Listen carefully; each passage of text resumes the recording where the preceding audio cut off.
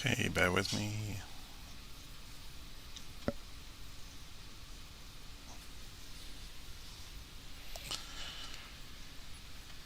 We'll be taking off in a couple of minutes.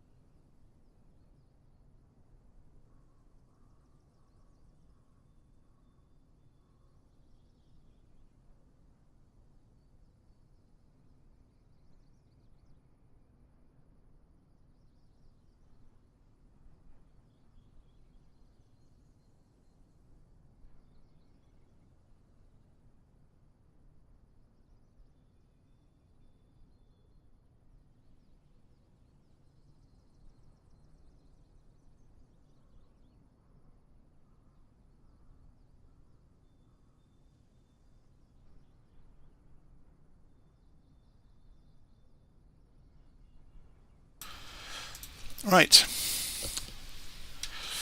let's get this show on the road, shall we? So we're in the Globe Swift. We are going to be flying the length of Italy. Let's just make sure the sound levels are good, and they're looking okay, which is good. Flight sim's looking remarkably quiet. We'll see how that goes once the engine's running. Oh, it might be because of this. That will be why. That's looking a lot better. I'll turn that down to 20. Okay, it's a while since I've done a live stream, and we're going to use this little aeroplane, which is a fun little aeroplane, but it's not without its issues. So there's the master switch for the power. I can see the various needles are moving, and we've got mixture is rich. We need to make sure we've got the controls on the right configuration around the place. So we're on a single engine, which is fine. Resume. Okay, so let's push the mixture into rich. Let's go and set the parking brake is on. Fuel pump, we don't need to fuel pump. Let's go and turn on the nav radios and the comm radio. And I think we should be pretty good to go. The lights are under here, aren't they? So we want the pitot heat on, we do want the strobe and nav. We don't need the internal lights. We're not going to be using ADF because you're hard pressed to find an ADF station anywhere anymore. Okay, so we turn the magnetos to both and we pull the starter.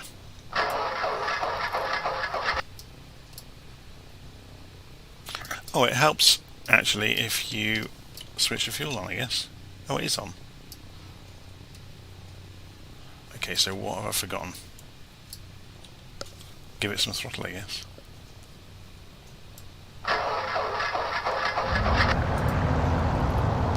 There we go.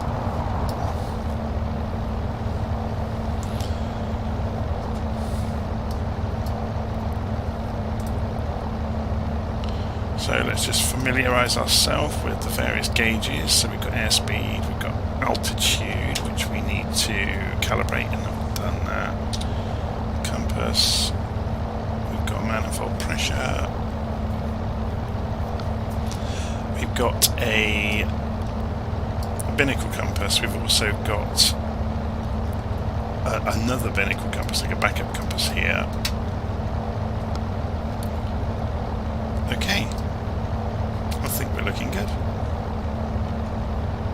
So along the way we are going to use little nav map. We're going to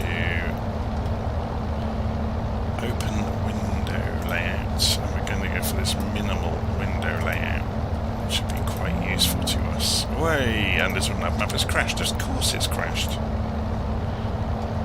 Because how could it dare even to, be useful and be reliable? Good job I saved the flight plan, isn't it? Open window layout. Minimal.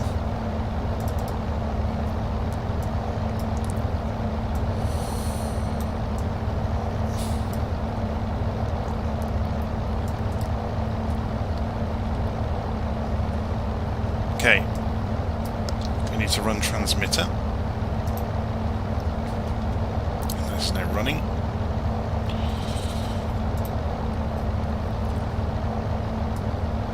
So our first leg today is from Albenga.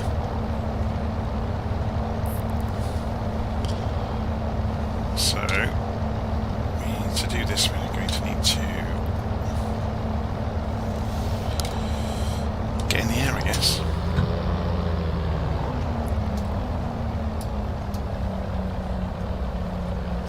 So how do we navigate around this airfield? Let's just make the map bigger for a moment.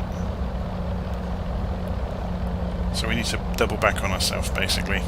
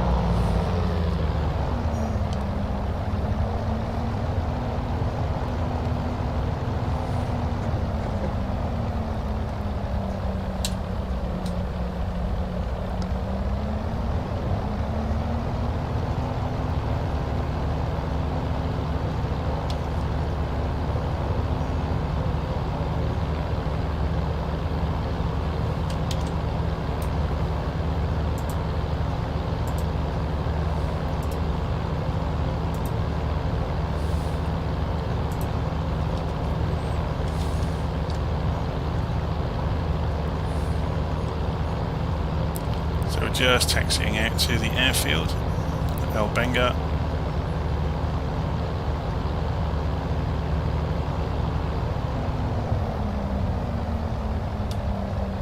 That's a good point actually. How much fuel have we got?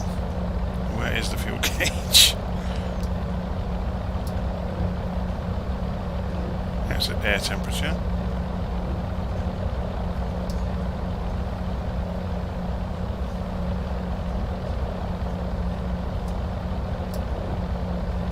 Let's bring this to a halt for a moment. No brakes on. Airspeed, oil.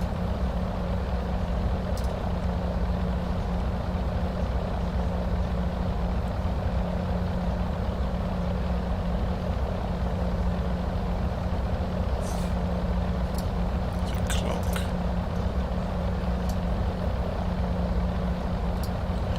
So if we check in here, we've got half a tank. But how do we know this from inside the aircraft? Am I being dim? Welcome to the school of learning an aircraft while you're flying it.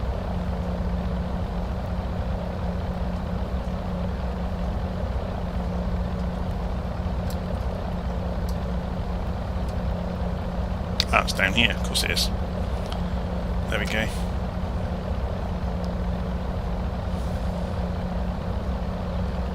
So what I'm going to do is run across the airfield, get a fuel can and fill it up.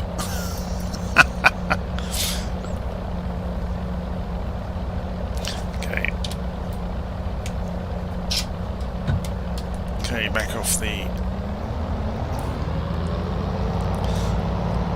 parking brake and we're going to taxi out to the runway again. Okay, so Globe Swift, to take off you do not use flaps because it's not very powerful. And the undercarriage causes a lot of drag.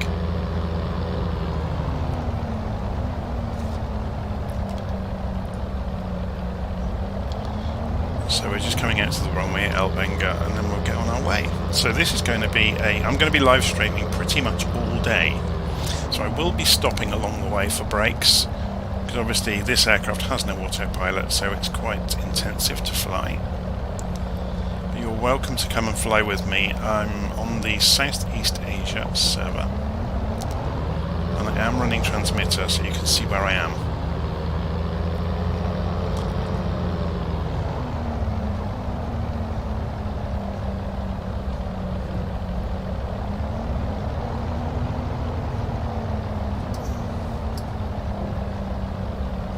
There's a gigantic runway here, so we're going to have plenty of room.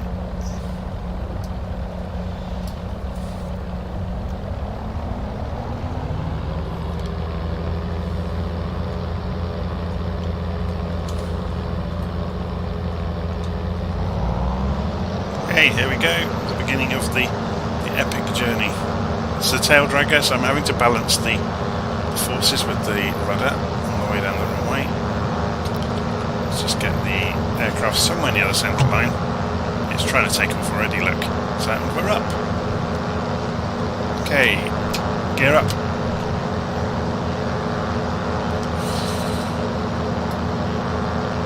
So we'll do a quick circuit of Albenga before we continue on our way. So just pull the throttle back. We don't really want to blow the engine to bits on the route.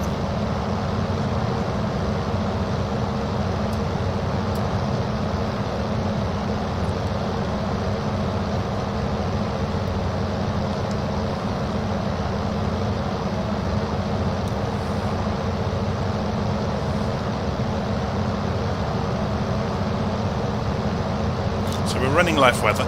It's going to be a lovely day in Italy. We're going to go all the way along the coast and then down through the mountains the length of Italy and eventually end up in Sicily. Probably by this evening, I would imagine. It's about 1,000 miles, I think. We'll check the map in a bit. It's going to be, we'll be flying all day.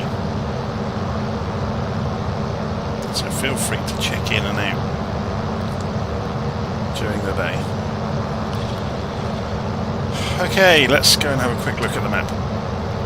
So we are going to fly along this coast, which makes it very easy to get to Sestri for the first leg.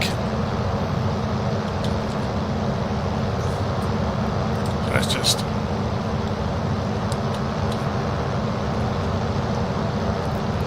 get an idea of trimming the aircraft out. So we've got vertical speed here, we've got indicated airspeed, altitude.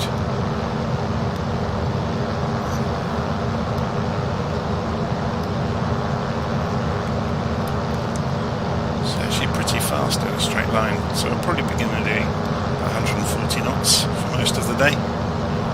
Let's just check the sound levels, see if you can hear me over the engine. Yes, I think you can. It's actually quite noisy though, isn't it? Should we turn it down? Okay, so you can hear me over the engine a little bit better now.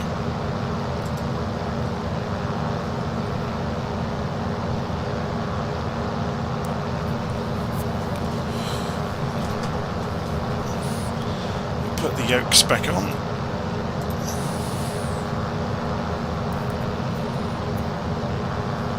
It's going to be a bit of an adventure today.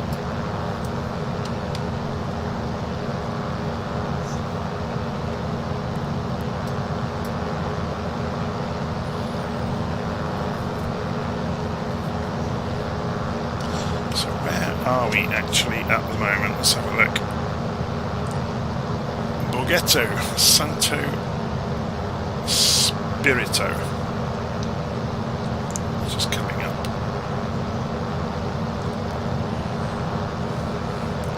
So we'll look at this aircraft from outside for those that are interested. It's a lovely little plane. This is the Globe Swift.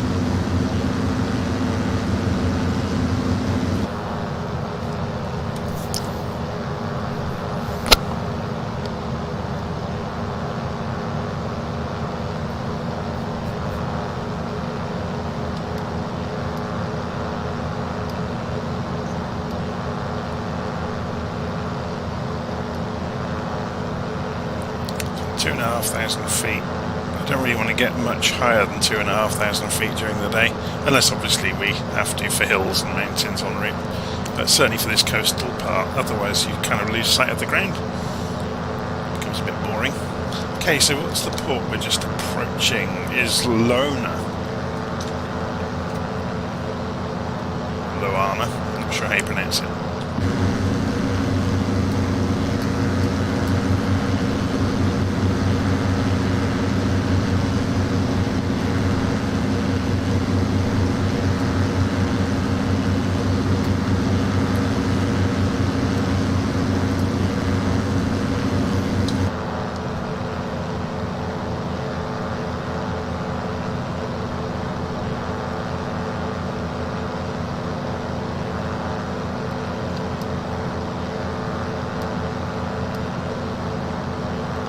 Actually doing 160 knots, not bad going really.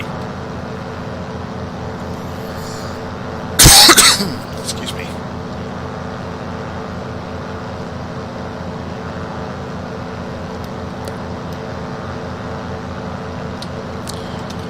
Let's just have a look at a little nav map.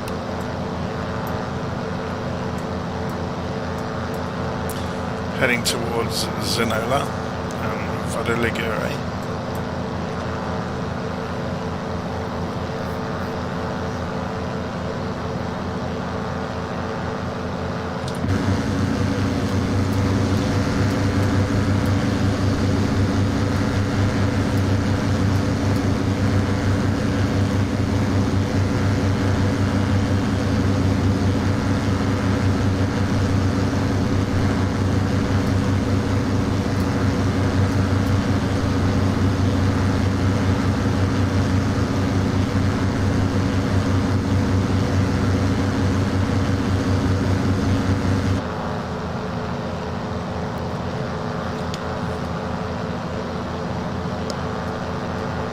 To trim all the time, so this is going to be interesting. I wonder how tired I'm going to get during the day from continually flying and trimming and trying to avoid putting the plane into the ground.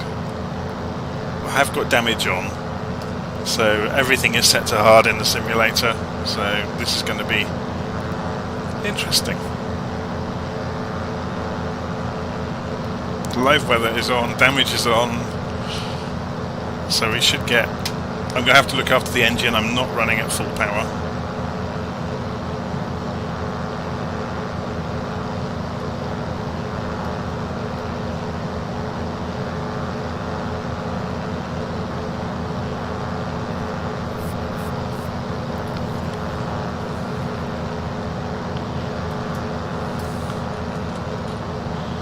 Oh, interesting that we can move the camera view outside of the cockpit glass. Not all planes allow you to do that.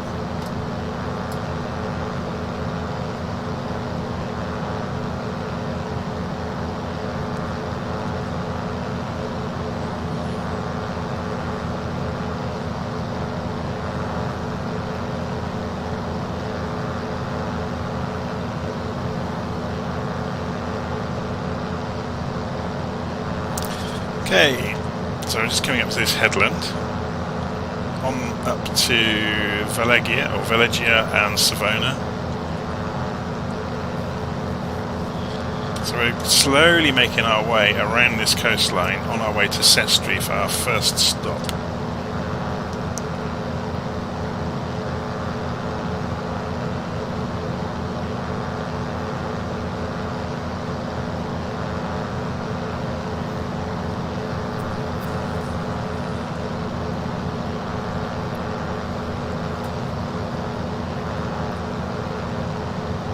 Apparently the Globe Swift will do about 690 miles on a full tank, so we filled right up on departure, so we should be able to get a good few airfield hops into the route before we're needing to refuel.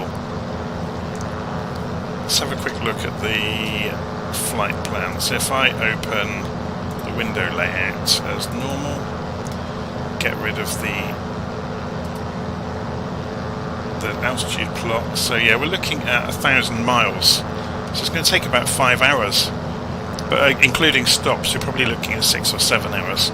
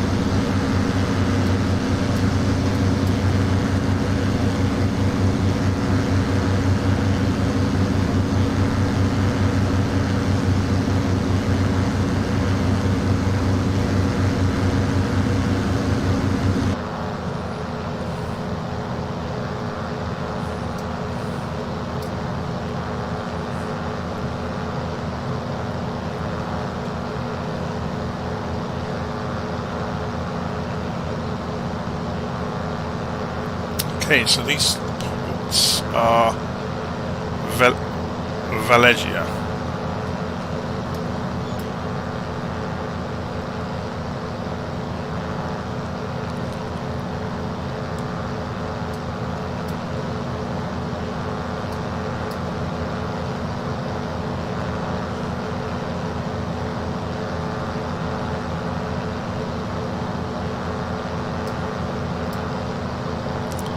So we're going to continue on along the coast along here.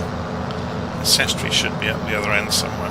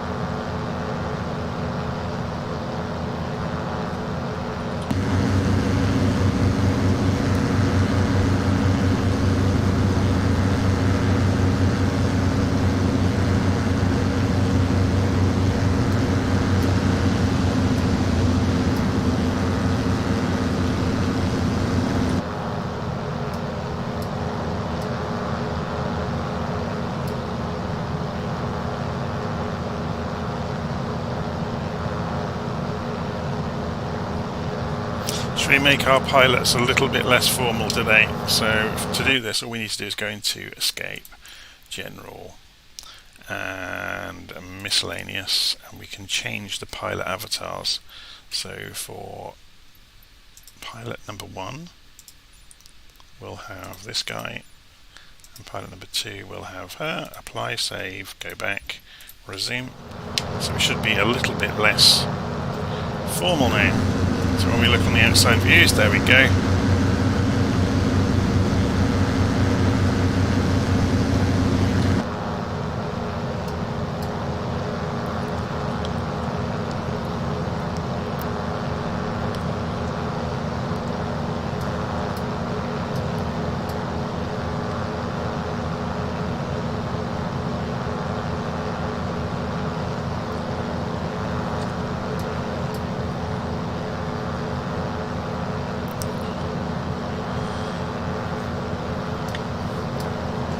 When we get to Sestri, I will be stopping for a few minutes to go make a quick coffee, but then we'll get on our way again. So you can see we're winding our way along the coast. We're about to go past Varese, which is down here.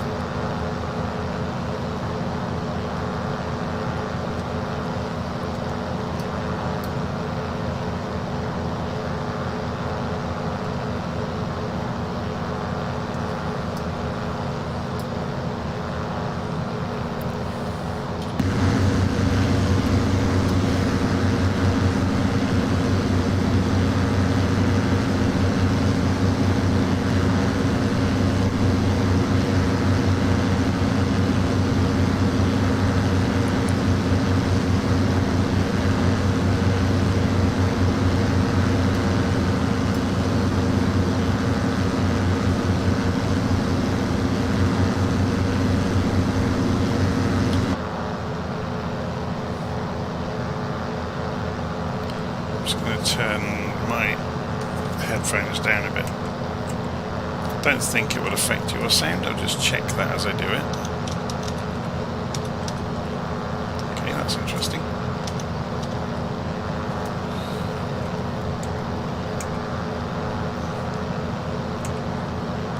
No, it doesn't affect you, that's fine. You can still hear me over the engine.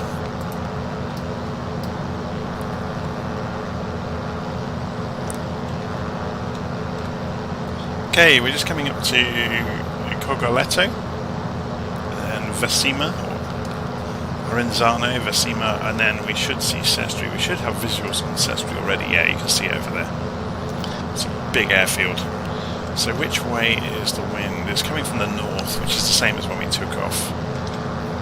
So we're going to have a slight crosswind at Sestri. Nothing we can't deal with. And it's a big runway. We're not using ATC today. But we may well do circuits at each airfield, just to have a good look at the airfield before we depart. Also before we do our approach. So I'm live on Southeast Asia on the servers, so if you did want to join in, feel free.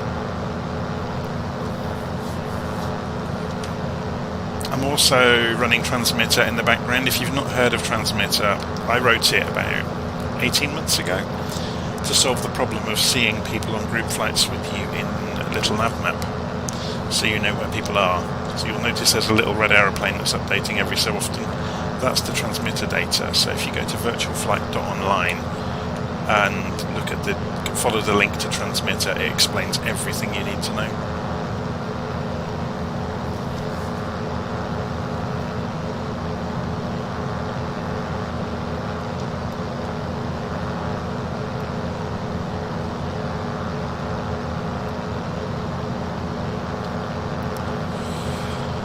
Okay, here comes Sestri.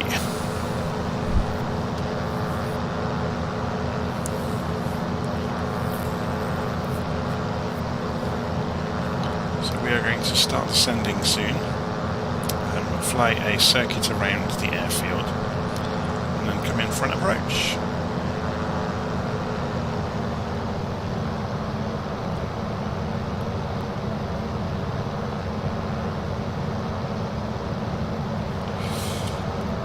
Straighten our view up inside the aeroplane. Give ourselves some visibility.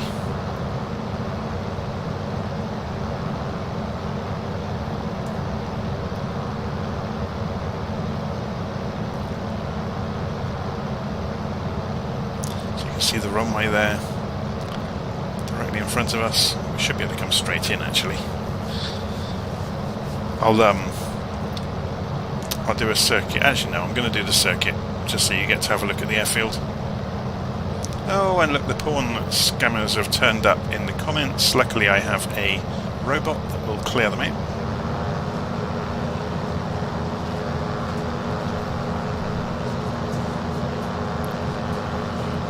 It's a shame that they haven't got the physical objects for the containers in the ports of Sestri. There's obviously a container ship there as well, or several container ships.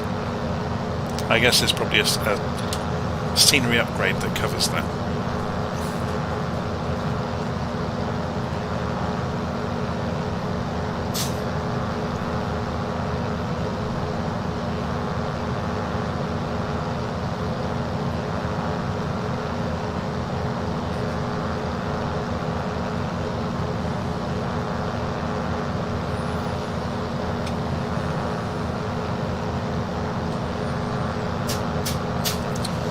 Second.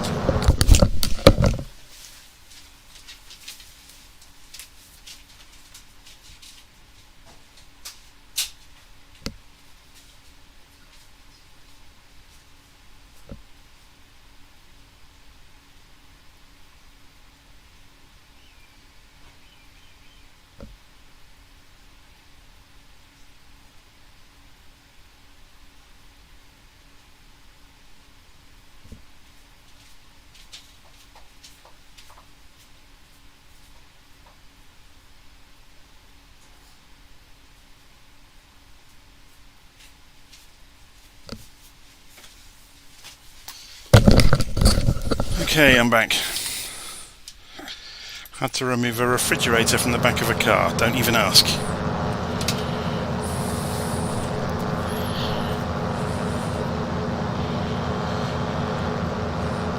Okay, so it would appear that people are using runway 10, which makes sense because obviously there's a hill in the way with the other runway.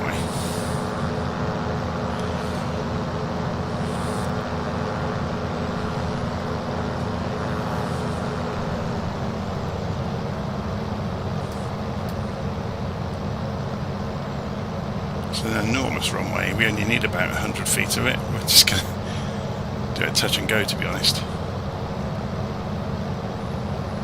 So we're just going to circle the airfield and come in, do our touch and go, and then we'll be on our way.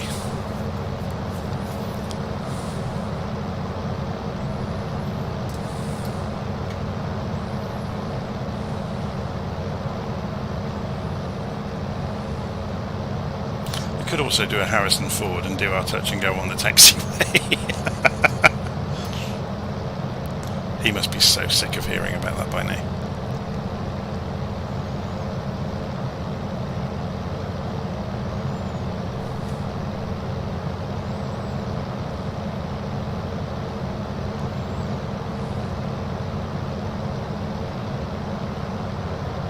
Yeah, a fair amount of turbulence over these buildings. Oh, it's the hills, isn't it? Because the wind's coming in from the hillside, so we're being hit by it as it tumbles over these hills. That's what's moving us around.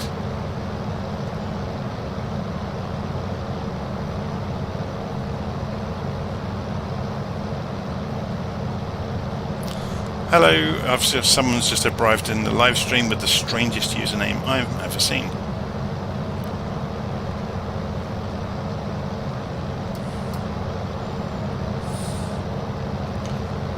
I'm not going to read out the username because it's obviously an advertisement for something.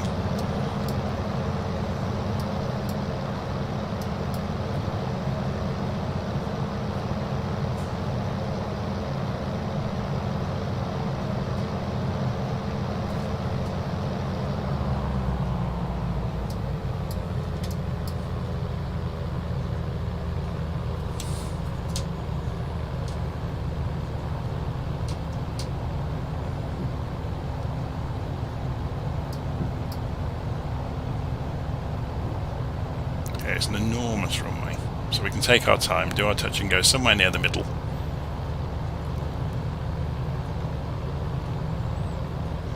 So we get a good look at the airfield as we come in.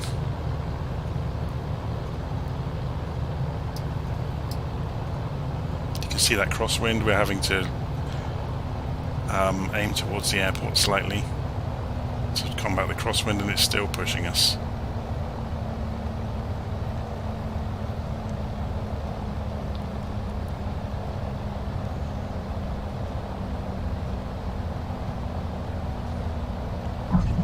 Whoa!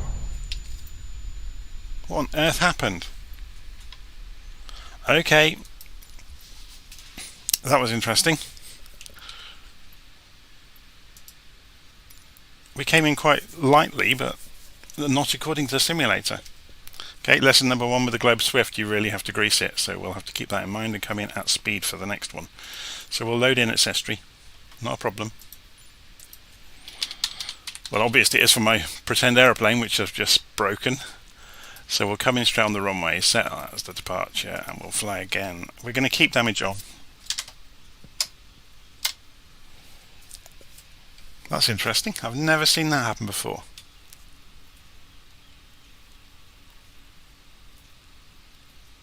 Pilot Olaf, freeze. No, that was the damage. So we're going to have to be very careful then with the Globe Swift. It tipped over, which is the interesting thing. So you have to do a 3-pointer then with it, which is interesting. So I'll have to just be much more careful from now on. Okay. Let's just check where the settings are. Yeah, they haven't put any lights on. Look, I started it on the runway and none of the lights are on, which is interesting. The magnetos are obviously on, so everything else is fine. Okay. So I'm just checking this to see if it will tip over on the parking brake, and it won't. Which is interesting that we came in and it did tip over, so I'm going to have to make sure I come in with some back stick pressure. Whoa, that crosswind is really kicking us.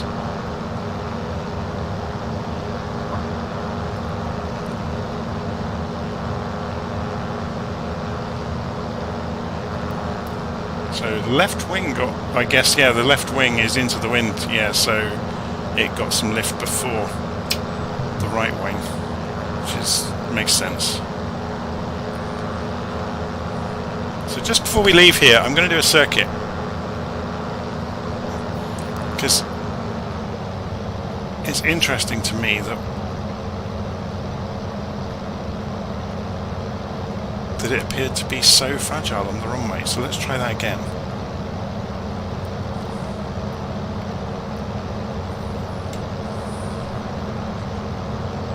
So Ryanair down there, several business jets.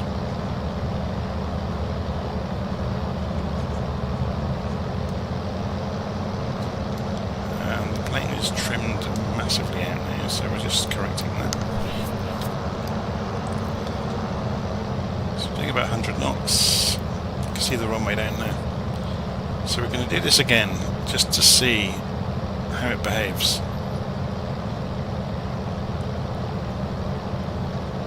It may be for touch and goes we don't go for full flaps, although I think the flaps in this are pretty much a switch.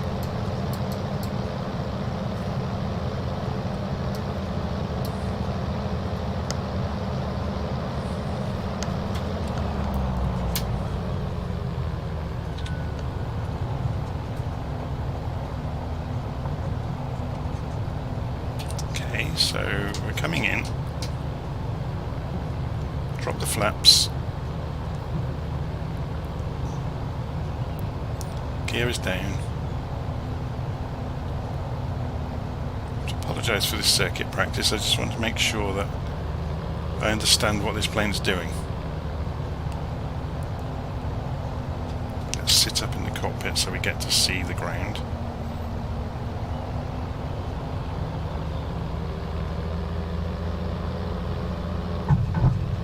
Okay. Yeah, so you do have to be careful then. On touchdown it will try to pivot.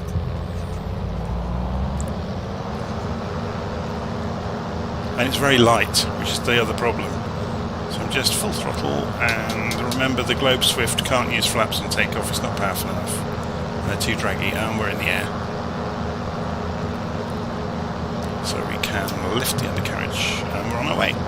Okay, so now we've had our small circuit lesson with the Globe Swift, which I really should have done before doing this flight. We're going to carry on our way. So engine back to 85%. Oh, when we respawned, we will have not as much fuel as we had previously. Yeah, so we just need to stop somewhere en route for fuel. That's fine. Okay, so we're leaving Sestri now.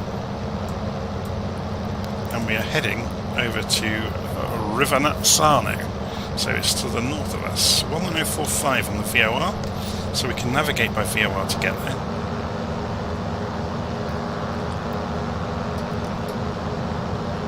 Interestingly, this thing's so old, it doesn't have a CDI.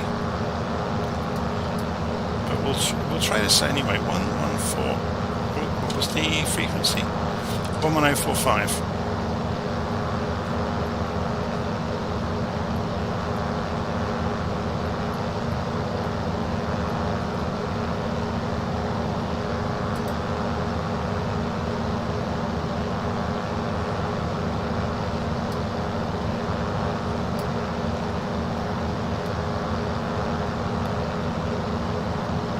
So what does that actually give us in this ancient cockpit? I don't think it actually gives us much at all.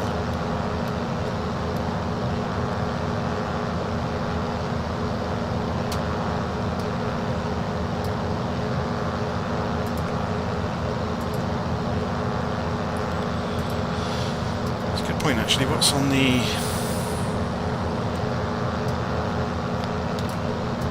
Yeah, we're just going to do this visually, I think.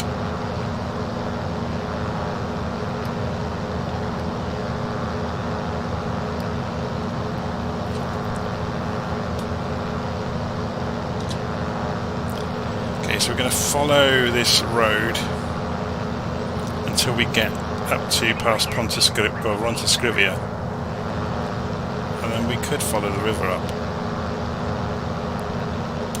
So basically we're looking for 10 degrees magnetic along the way. So we're going the wrong way, obviously. Not looking where we're going. Okay, we want 10 degrees on the compass then. So we're going to have to start navigating now and not just following the coast. So we can follow this river.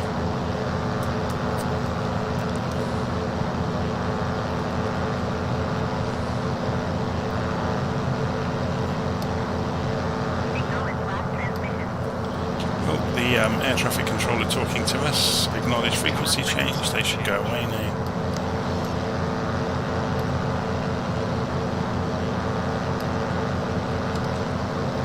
So yeah, we need to be mindful then on landing the Globe Swift that it doesn't try to rotate over forwards. So you almost need to 3-point it on purpose, because it's a tail dragger. So it will try and tip onto the nose if you don't get it right. But now we know that, we're all set.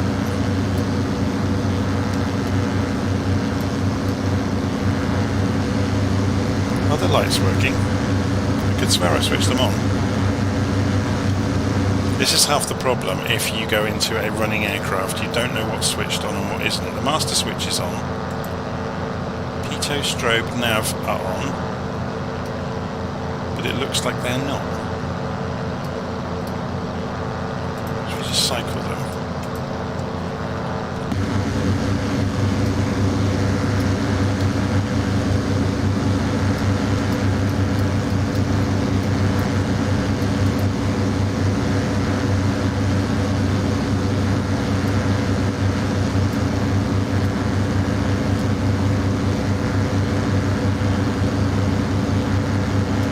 Maybe it's just because it's a sunny day and they're not particularly bright.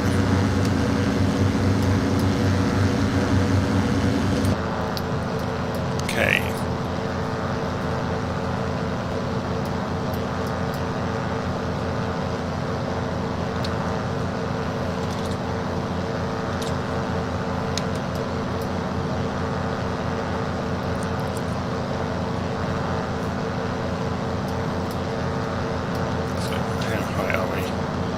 Coming up to 4,500 feet, so we can probably reduce the mixture.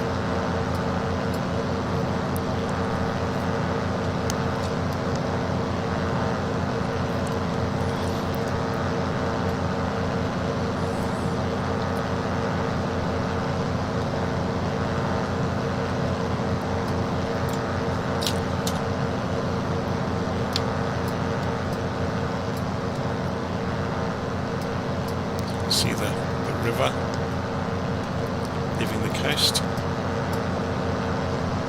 So what's the name of that river? You can see the mountains in the distance, look. They look pretty impressive, don't they? So the name of the river was... Oh, it doesn't quite have it on the map, which is a shame.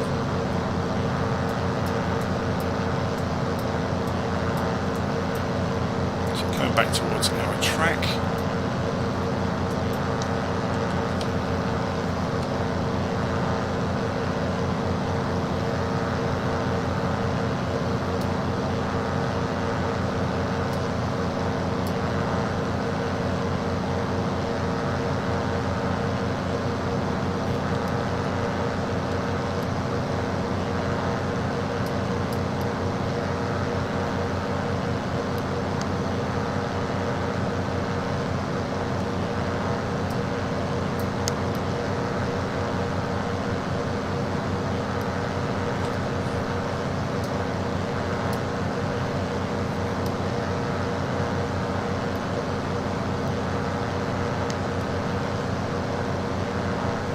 Yeah, it's interesting. I've been streaming for a while now and recording videos with YouTube for a while. I always leave problems and issues in the videos. I never edit anything out because I think that everything's a learning opportunity, and this is a simulator, so a simulator is a perfect situation to learn things and to show things that can go wrong. So that first landing we did with the Globe Swift, yeah, the plane rotated on landing. I came in quite heavy and there was no way of stopping its momentum, so you just need to be mindful of that. You can't really glide in with the Globe Swift. You have to come in under power, so you have thrust over the elevators. to stop it rotating if you come in too heavily.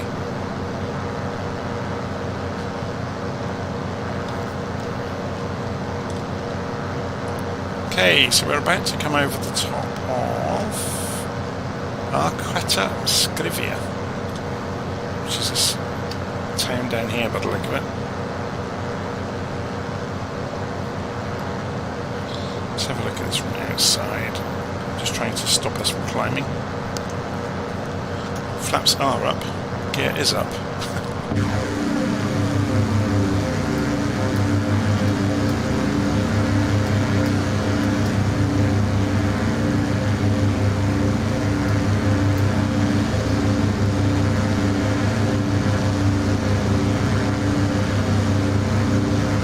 It's being buffeted around by the wind quite a lot.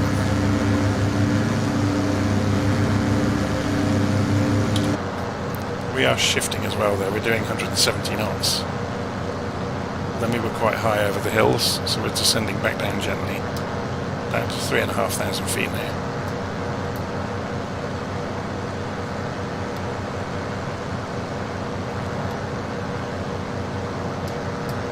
Not sure if it has a maximum speed marker on the indicated airspeed. No, it doesn't, so I'm going to be a bit careful. I don't really want to go much faster than 160 knots really. It doesn't like it.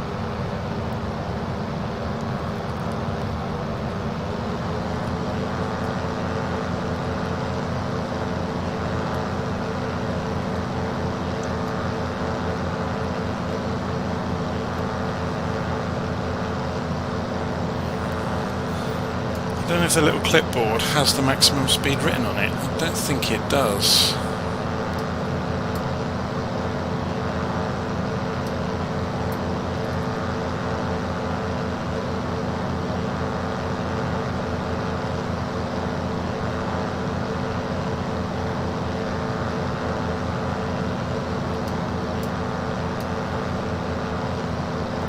Funny, at a glance I thought that reflection on the windshield was a contrail, but obviously it's not, it's a reflection.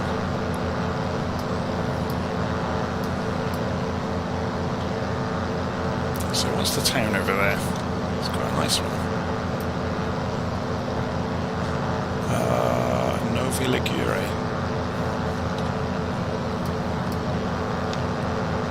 So we follow this river up here. This will take us pretty much to Rivanazzano.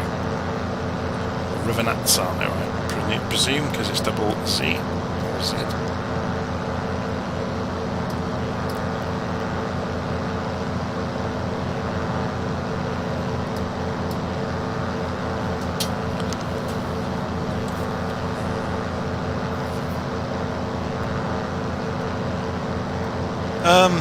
I'm just reading back through the live stream. Dirkster said, surprised to see you live streaming.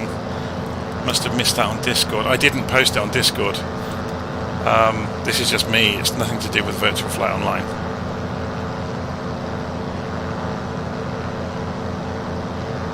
Lots of glass on that canopy of the globes. Yeah, there is. It's cool though. It's a nice aeroplane.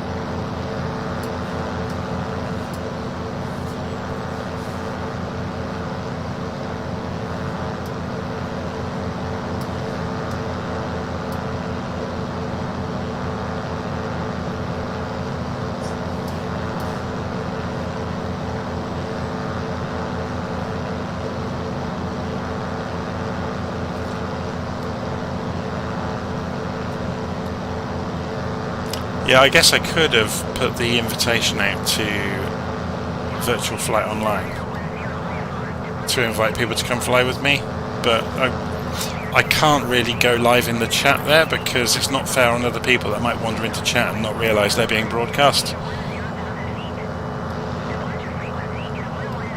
And ATIS has woken up, so we are going to detune the radio.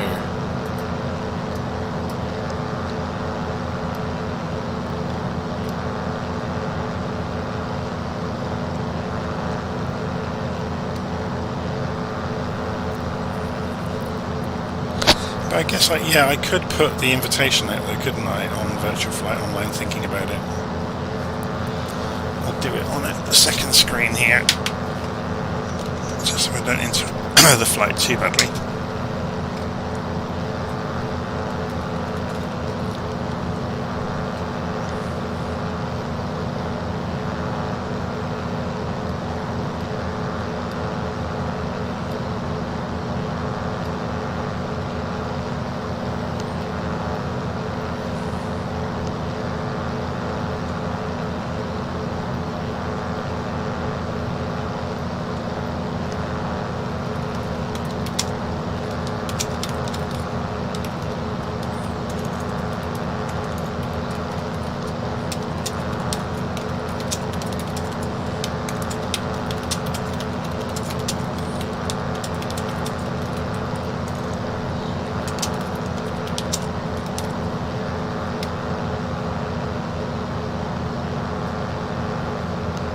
In the outside view while I'm doing this.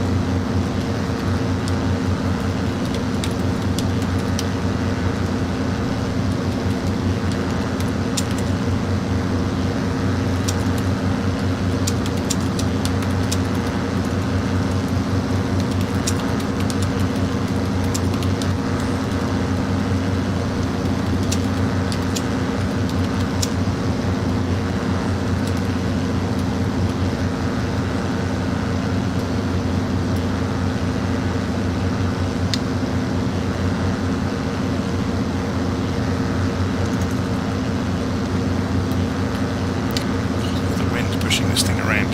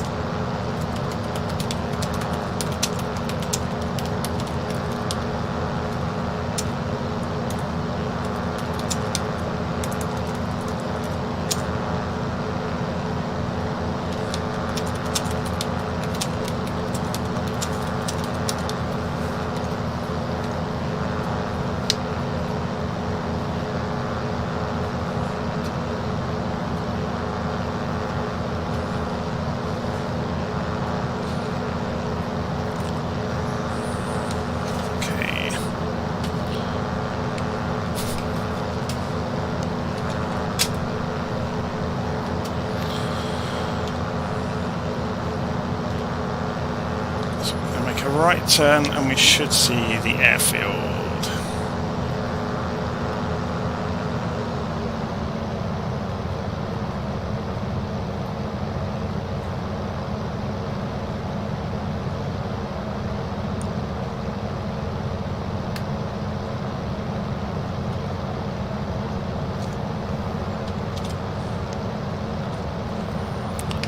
That's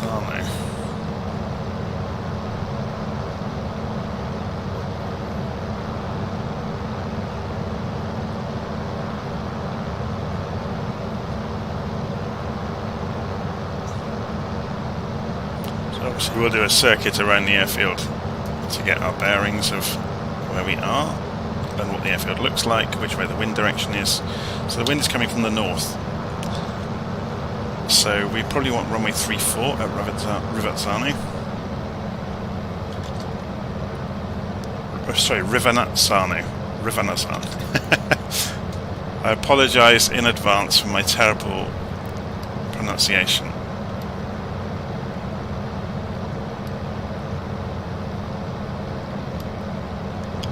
Vernazzano.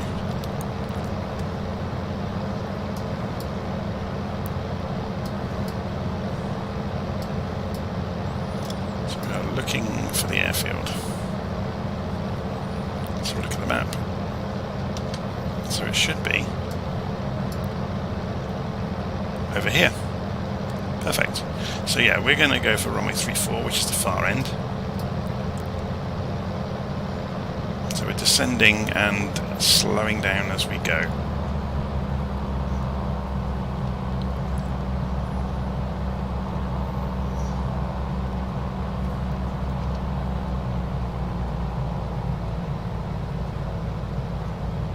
This is going to be a touch and go.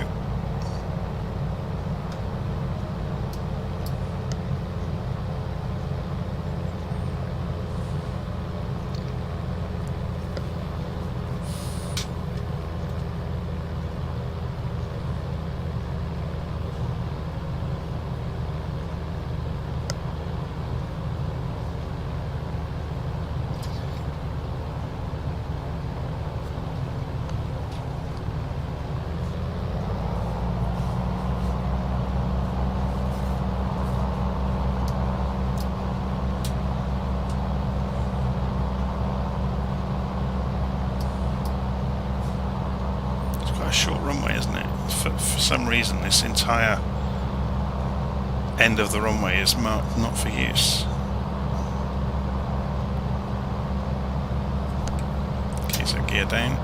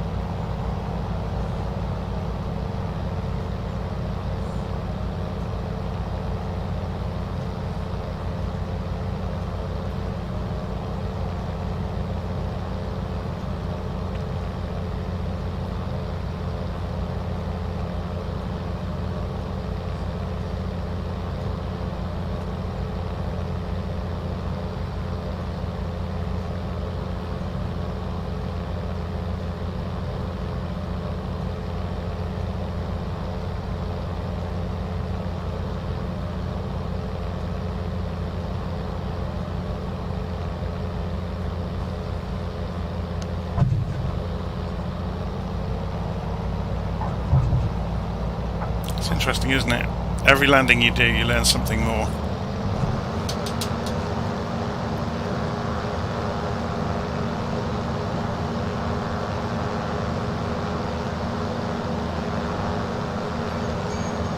So it's still a bit not as smooth as I would like, but it was better than the first go.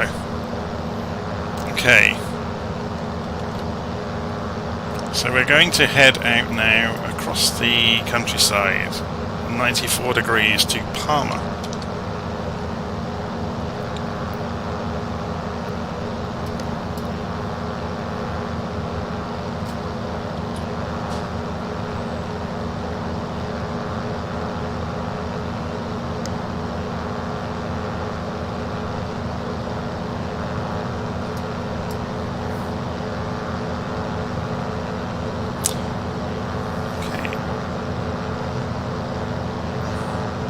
Quite nice to have a map, wouldn't it, on the screen. So what we'll do is go to the window, open window layout, minimal layout, and do that.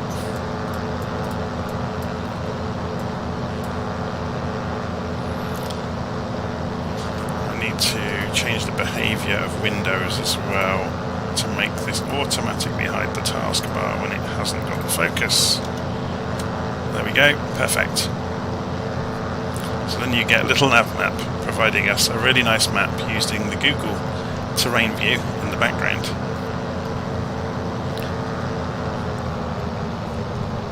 So gear is up, flaps are up. I'm just trimming the airplane out for the next part of the flight. So we've got 55 miles across the hills to Parma.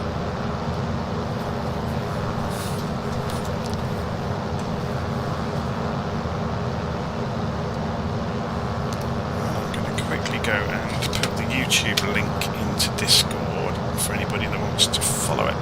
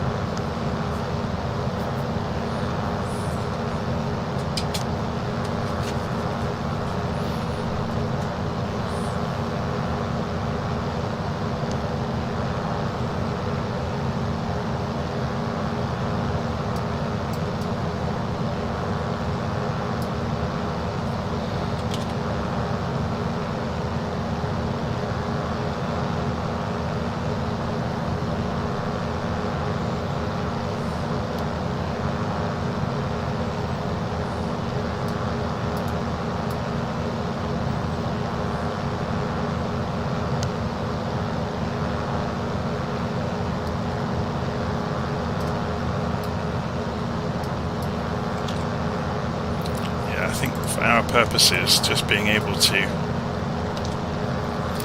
look at the map now and again is good enough. We don't need to have it up there the whole time.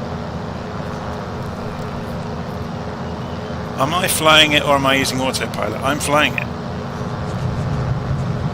as you can see.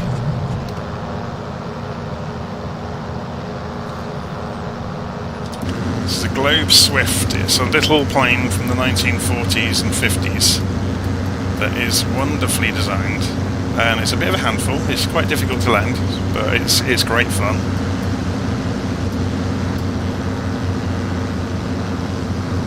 And we're taking it for a trip across Italy, or the entire length of Italy.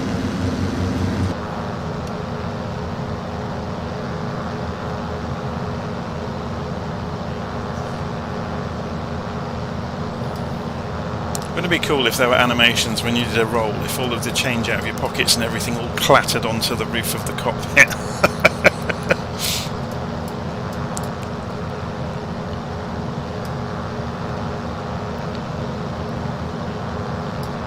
It would make me laugh anyway.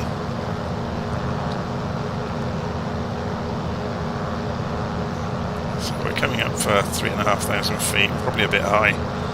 Not going to see much of the scenery up here. So let's slowly descend back to about 2,500.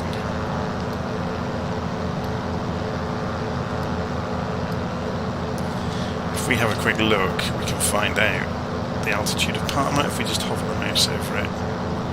Elevation is 153 feet, so it's almost sea level.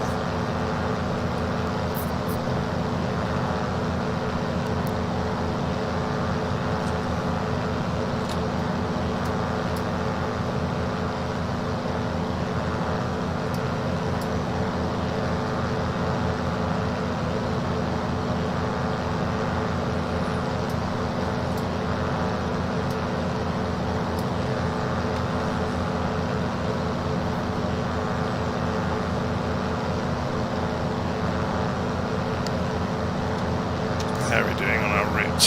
We're a little bit to the north, so we'll cut back across.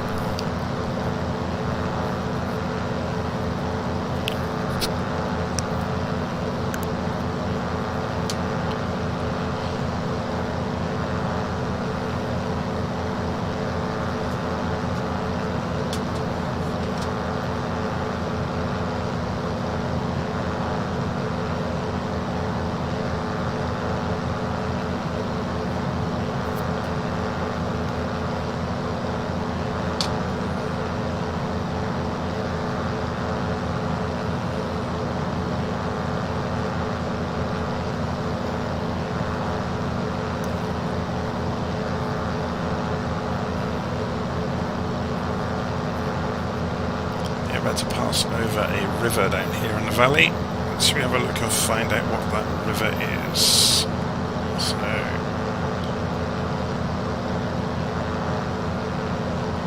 can't quite see a name for it unless we go further upriver maybe. No, it doesn't tell us. That's a shame.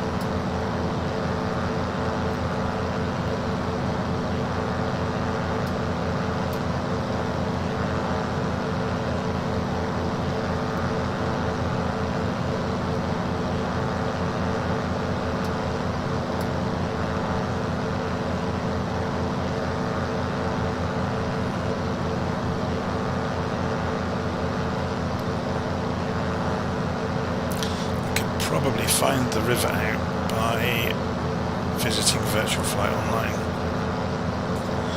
and looking on the Who's Online page, which will give me a full Google Street Map view, which will be quite nice. So, Italy. I've just found myself. So the river, we couldn't get a name on, doesn't have a name on Google either. That's really useful.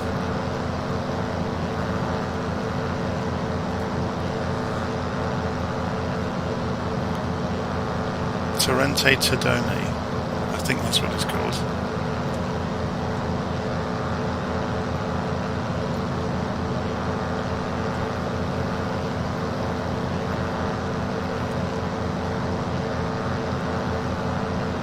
Yeah, it's the Torrente Tadone.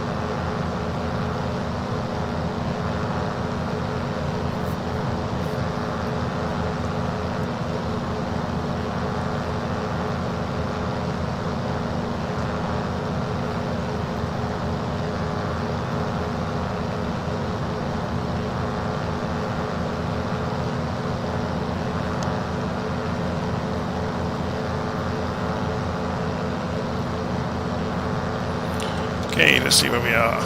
Suddenly fairly near the route, which is good.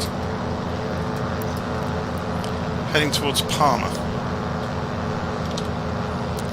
So I quite often get asked when I do videos on YouTube what the mapping solution is I'm using. This is called Little Nav Map. It's a free download and it connects to Flight Simulator.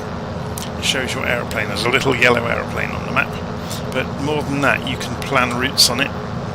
And you can do full IFR routes as well with SIDS and stars and altitude restrictions, the whole bit. But it's yeah, a great application. Give myself a bit more fuel mixture.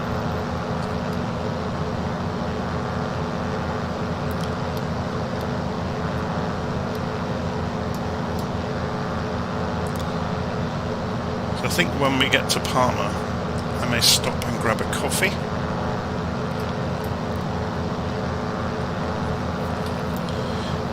And maybe something quick to eat. So I may go and park up the aeroplane at Parma. I'll leave the stream running, obviously, but I may mute my microphone so you don't hear me munching on a sandwich. Or I guess being in Italy, I ought to go and make myself a nice coffee. So we're about to pass an airfield. Which one is that? It's the Piacenza Military Airport.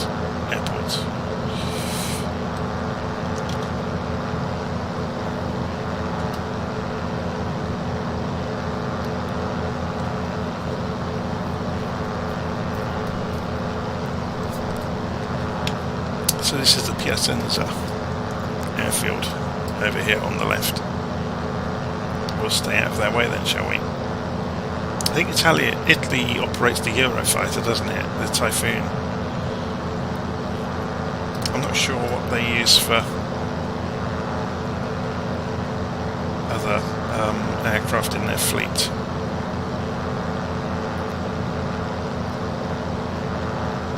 I'm not sure if they're buying the F-35 or not.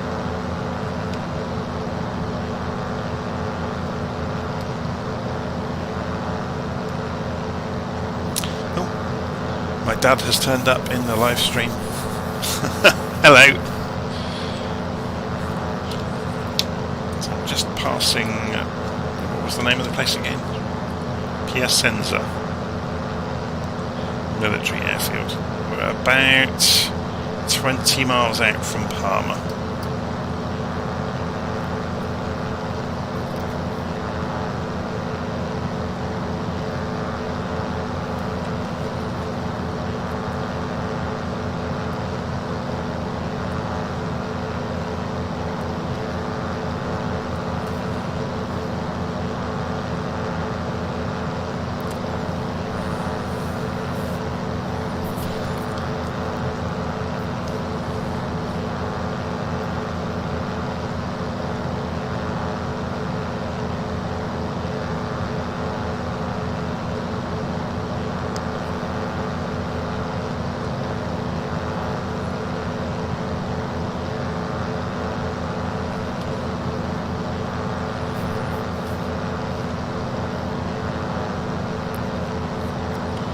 So I need to start flying about 90 degrees-ish soon to get to Parma.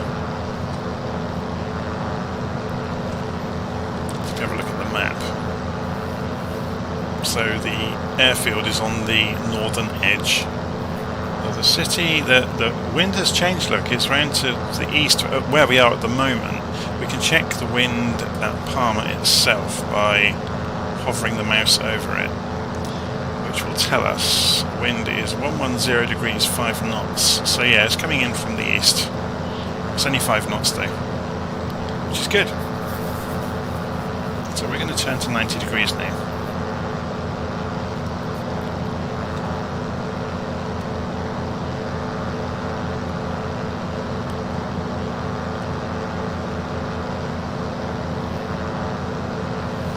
So it seems to be about 85-90% throttle. The Swift will fly quite happily at about 150 knots cruise, which is good, at a couple of thousand feet.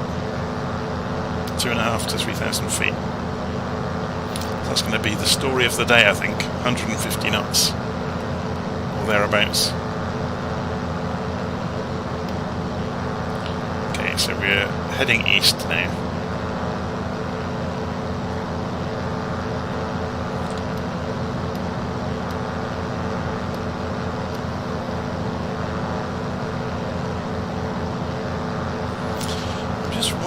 Why the Globe Swift has a nav radio when it doesn't have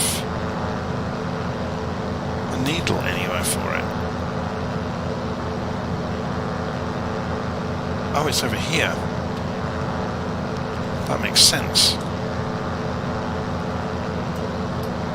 So if we went for 11045, which is behind us, and the radial to Parma would have been about 94 degrees.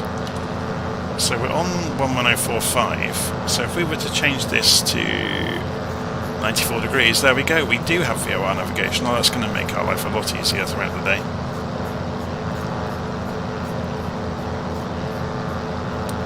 And there goes the needle, perfect.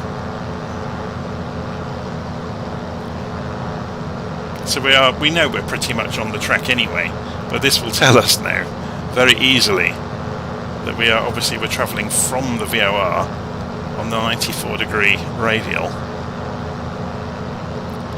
and this will take us straight into the airfield, which is perfect.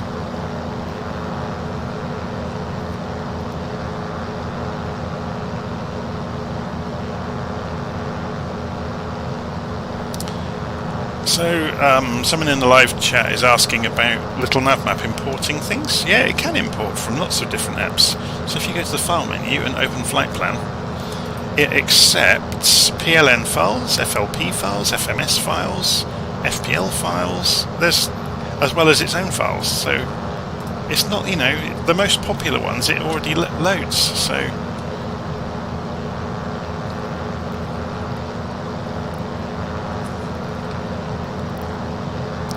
be really nice is if PMDG sorted their life out and actually had a tablet that could load the flight plans into the FMC of the 737s. Although I suppose the problem is the flight plan format doesn't describe the SIDS and stars in the same way that the flight management computer of any of the jets might describe it. It's for the same reason when you load a sim brief plan in, you don't get the full departure and approach data.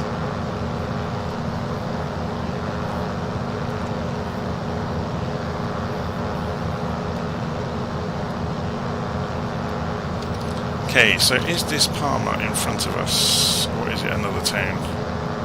No, that's Fidenza.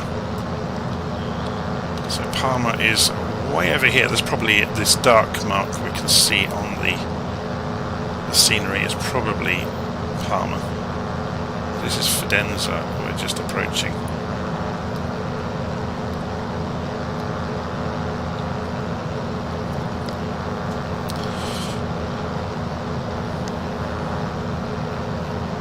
How are we doing on fuel?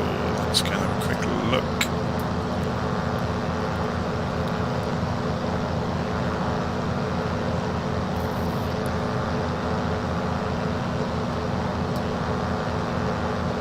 I've forgotten where the fuel gauges are again. There's the oil pressure and temperature, which is all fine.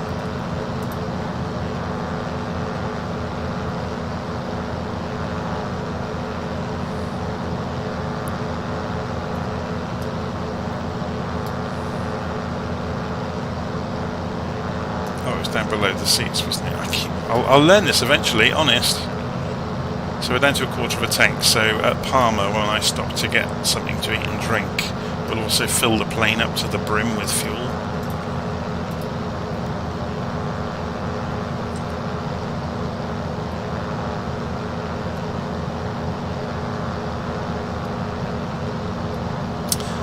Yeah, I'm just reading the live stream.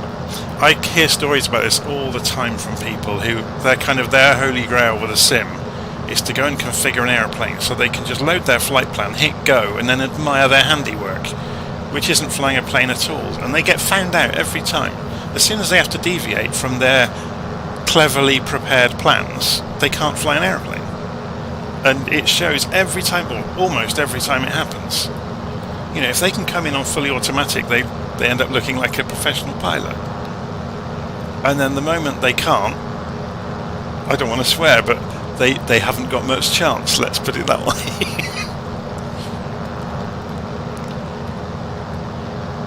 So yeah, I'm not a huge fan of flying things on flight management computers. I mean, they have their place obviously for the big jets and long haul journeys. And there's a whole skill set around reprogramming an aircraft in flight, which is, you know, fascinating. Typically, as soon as I get, you know, as soon as I'm on approach with visuals on the airfield, I'll go manual every time. And yes, I'll probably use ILS to guide me, but I won't switch it on. You know, I won't use approach mode and auto land typically, because otherwise, what's the point of you sitting there? You may as well just be sat in the back with the rest of the passengers.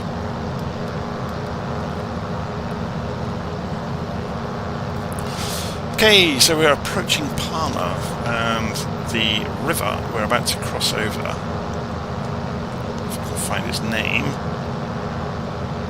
is the Taro. So wind is from the east 6 knots, so we can go runway 2 or 20. I'm going to turn left to do a right circuit into 20. So we can see the airfield down here. So when we get closer, I'll turn left. So let's just descend. I'm going to cut the throttle.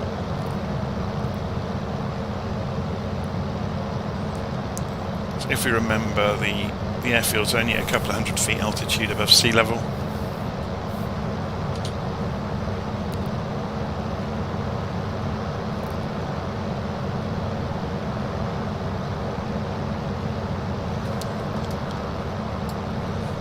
Just descending down. So I will be stopping at Parma for 5 or 10 minutes to go and grab something to eat and make myself a hot drink. And then we will be continuing on with the flight. I'll be refueling at Parma as well. It's a good point actually, we need to find out where the refueling point is in the airfield.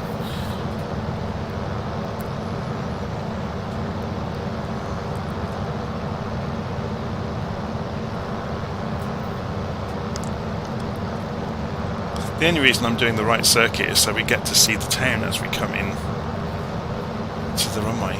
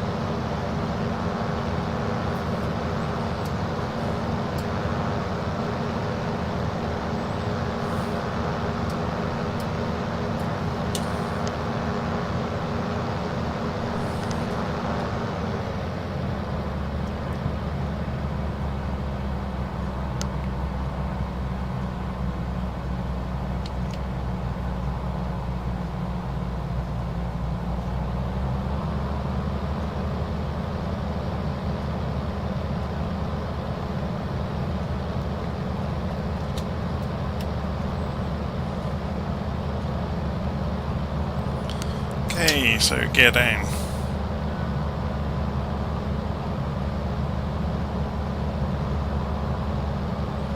We use this road as a reference point to make our turn towards the airfield.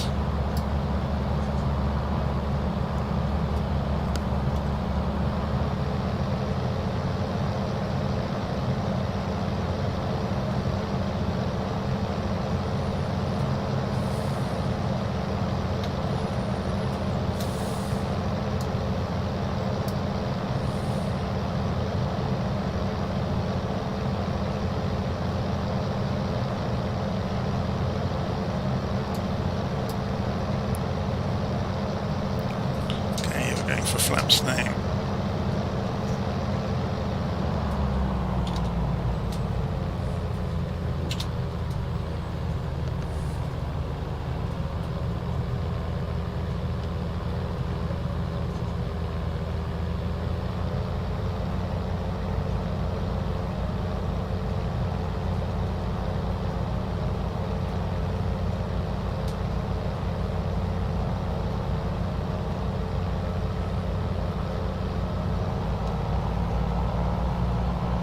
A bit of turbulence kicking us around.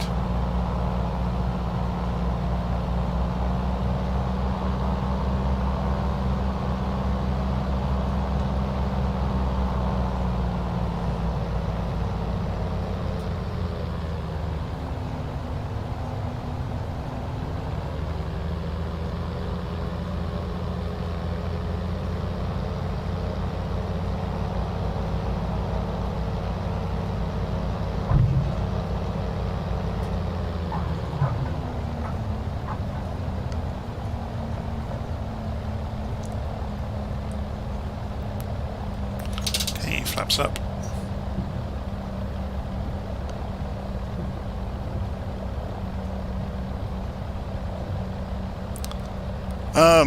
Sorry, I haven't been reading the live stream. I've been concentrating for the last few minutes. So you're not a fan of VATSIM? No, I love VATSIM. I think it's great. It has its place, let's put it that way. And I think doing the whole radio telephony thing is an extra string people can add to their bow.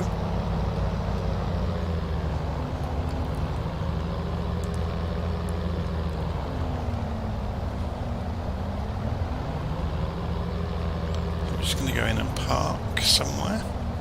Should we have a look from outside?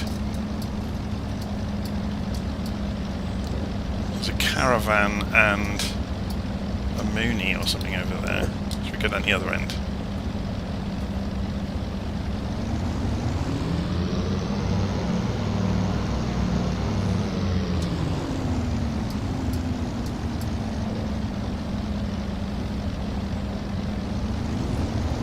Go and park near the terminal so we get closer to Starbucks and the sandwich shop.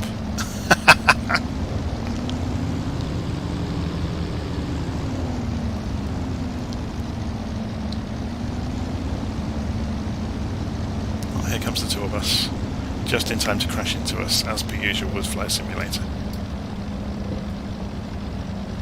I'm going to play Dodge the Tour Bus for a few minutes.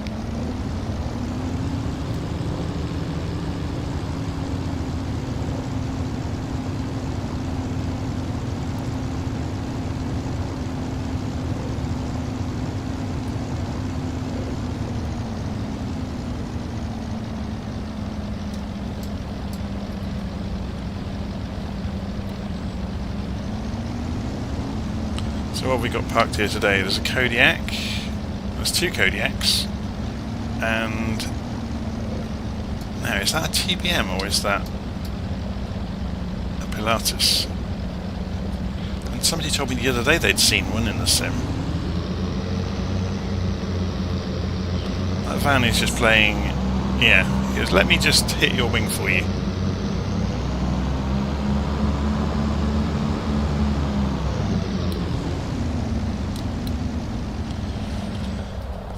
Okay, so parking brake on, pull the mixture, and magnetos off, electric master switch off, although I should have pulled the radios first. And we're good to go for a few minutes. Okay, so I'm going to go and get something to eat. Can we undo this? Oh, we can. Oh, was that not locked? Interesting. Perhaps it does open that easily. I know these come down as well, so... well, they should do. Have they got locks on them?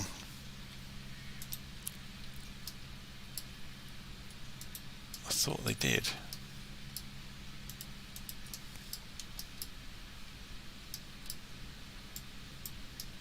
Anyway, I'm not going to worry too much about that. I'm going to go and grab something to eat, and I'll be back with you in a few minutes. Let some fresh air into the cockpit.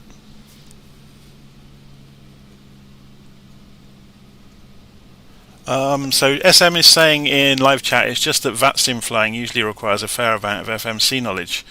Yeah, it does.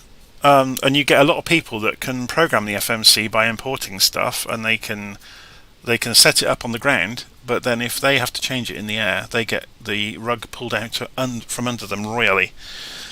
So yeah, I always keep impressing on people, it's not, the skill isn't in just programming the FMC from cold, it's in changing what you've done and understanding how the FMC actually works. Anyway, I'm going to go and grab something to eat, so I'm just going to mute myself for a couple of minutes, and I will be back in about 5 or 10 minutes time.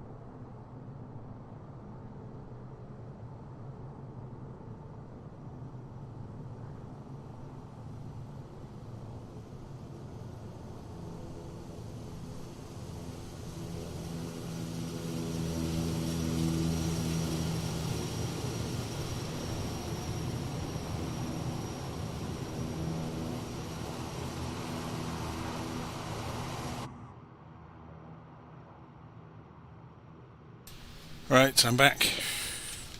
I see I have some visitors at Parma.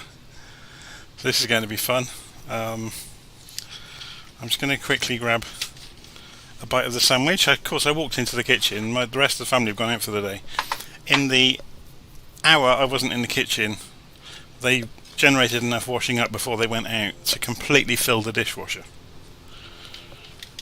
So I've just gone and cleared that so I don't have hell on earth to go and walk back into when I finish the flight later. Anyway.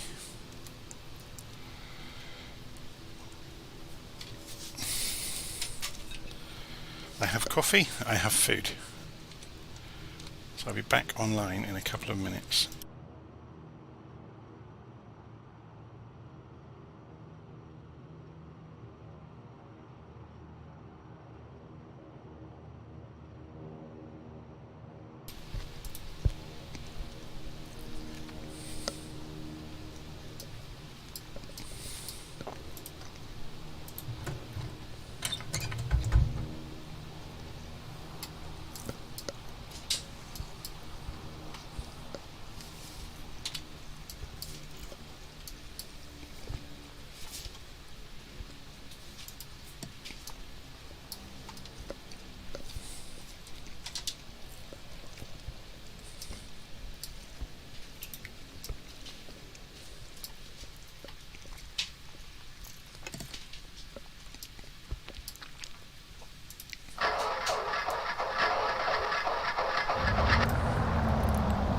Oh, I need to refuel, don't I? Okay, we have an aeroplane full of fuel now. That may help with the balance problems actually on landing.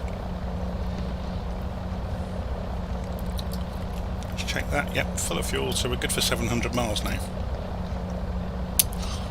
So, next leg after Parma, we'll take off runway 02. It's going to be 17 miles, 112 degrees over to Reggio Emilia, which is just alongside the hills as well to our southeast. So 112 degrees, so let's just have a look at where we are in relation to the runway. So we can taxi directly from where we are and then take the Bravo taxiway into the runway, so parking brake off.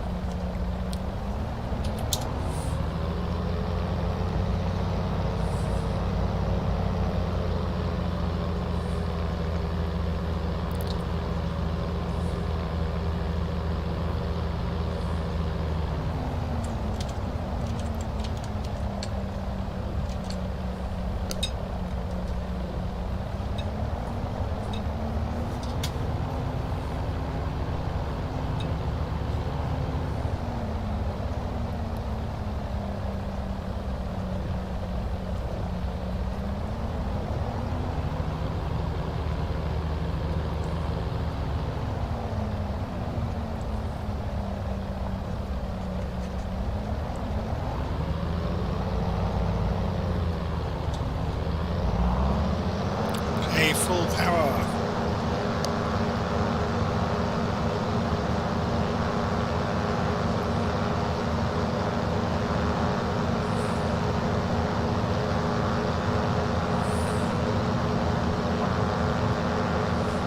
And we're airborne. Gear up.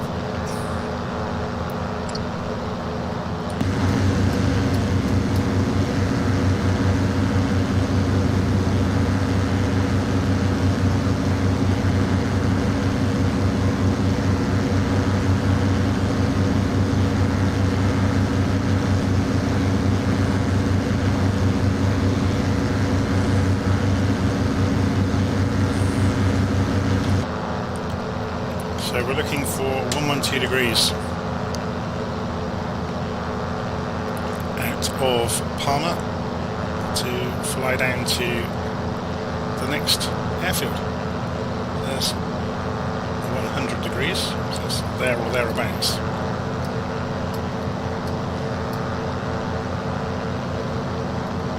Just trimming the aircraft out. I am now going to mute myself while I munch on my sandwiches for a few minutes, so you will please excuse me from not partaking in voice chat for a while.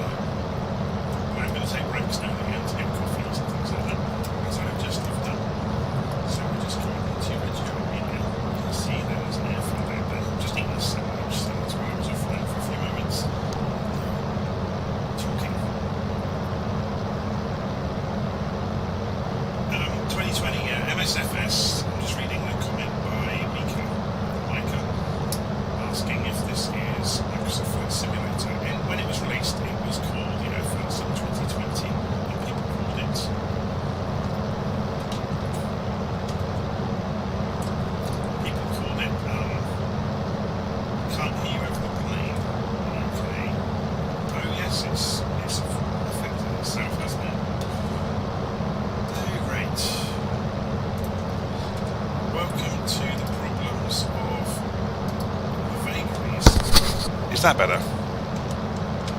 Can you hear me now? Yeah.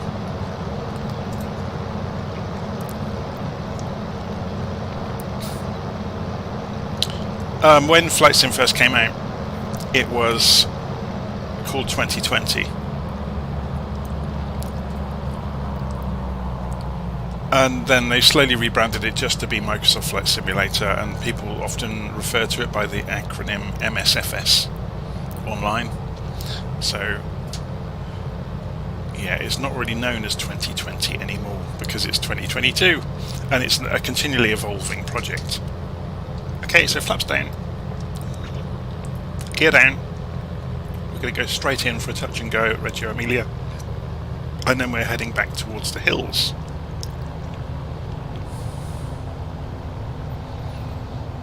Open the engine up. I don't want to be going much slower than somewhere between 60 and 80 knots based on experience so far this morning.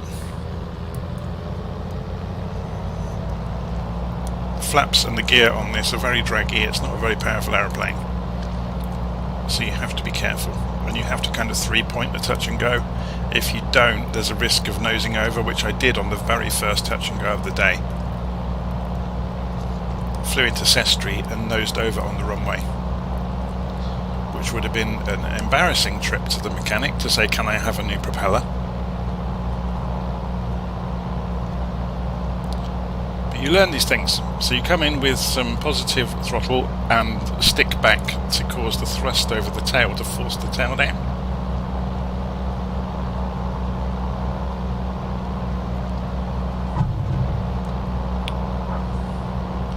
Go, so full throttle, remove the flaps, boot full of right rudder,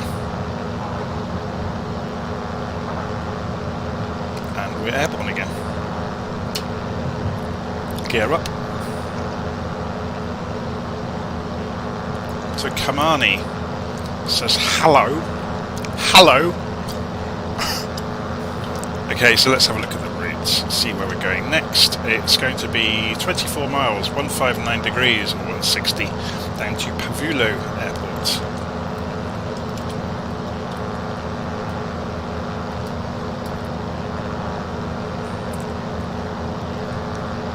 So we're looking for 160 on the compass. Engine back to 90%, or 85%-ish.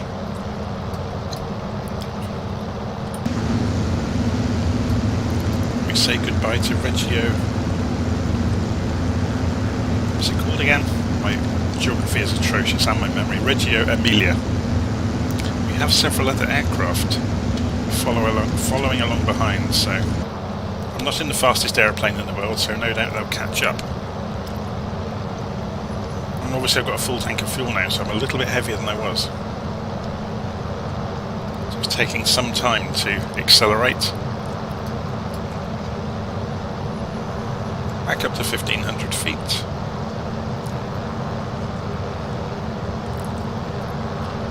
Do we have a VOR in the distance anywhere that we could navigate by? No, we don't. Not the direction we're going anyway.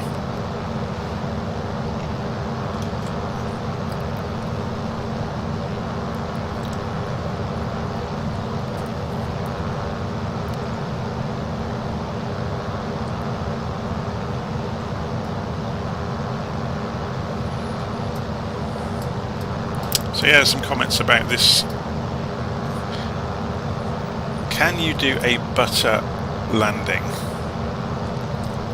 Well, I can, but this plane's quite difficult to do that with because it's old and it tends to bounce very easily.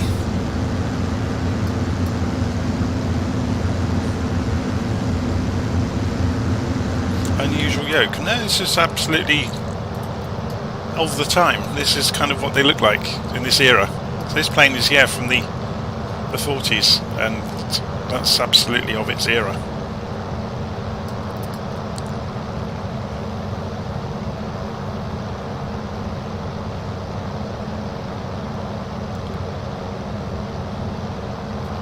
So I am losing power. Why am I losing power?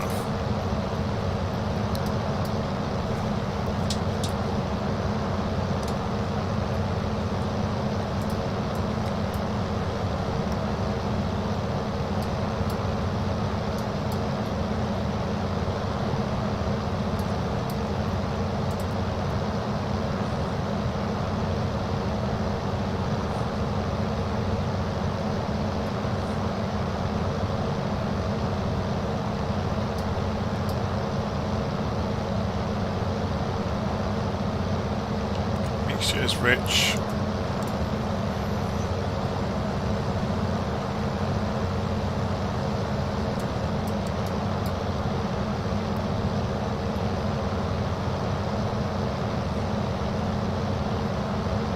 This is saying the flaps are down, which they are absolutely not. Now, did the plane get confused with itself there?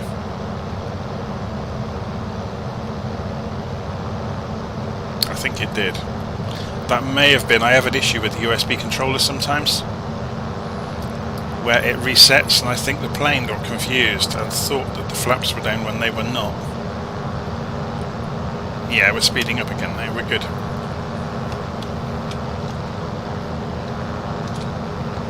Interesting. I have to keep an eye on that during the flight.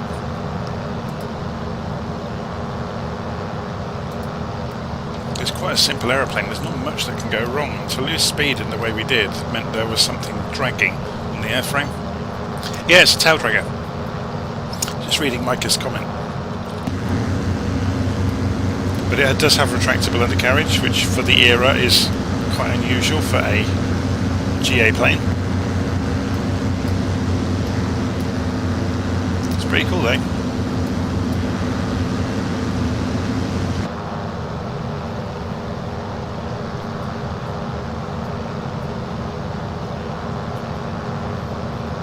Yeah, but I'm just reading the comments, somebody saying it looks like a steering wheel. Yeah, but a lot of the planes of this era did have yokes like that. Most of the Second World War bombers, for example, all had yokes that looked like steering wheels. Even the Spitfire, for example, the top of the joystick was a circular handle.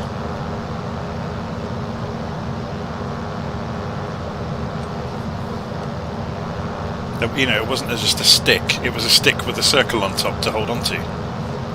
Okay, it wasn't as big as this, but then it's a much more cramped cockpit.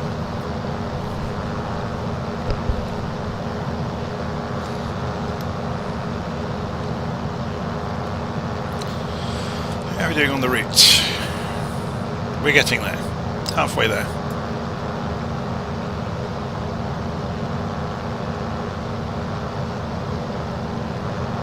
Pavulo we're heading towards, which is in the hills. I'm just going to mute myself for a moment while I eat a sandwich so you don't hear me munching away.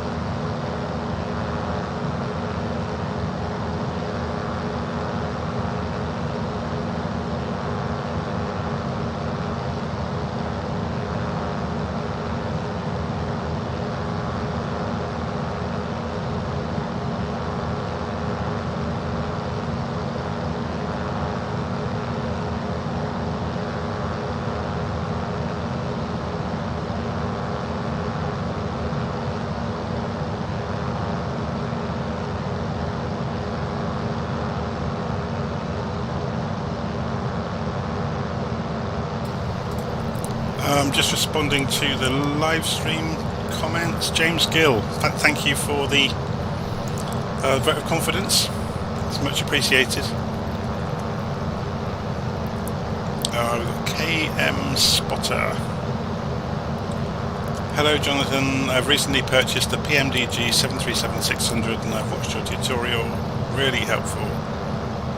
One thing I need help on is my throttle controls. Don't tell me you've got the Airbus Quadrant. Everybody has trouble with the throttle controls with the 737.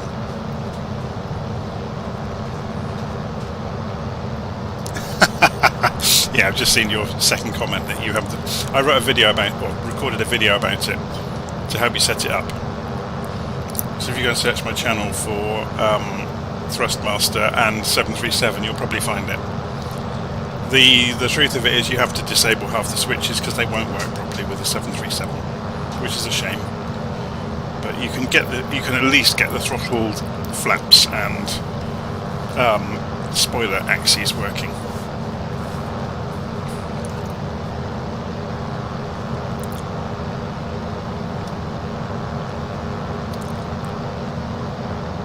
Which airport am I headed for? We are headed for Pavulo, which I should be approaching very soon, and you can see it just as we say that. If we look down there, we can see the airfield. So I'm going to cut my throttle. Which way is the wind? Wind is... so we're going to fly a circuit around the airfield. We're going to fly around this natural bowl and come in at the far end, because it will suit the wind better.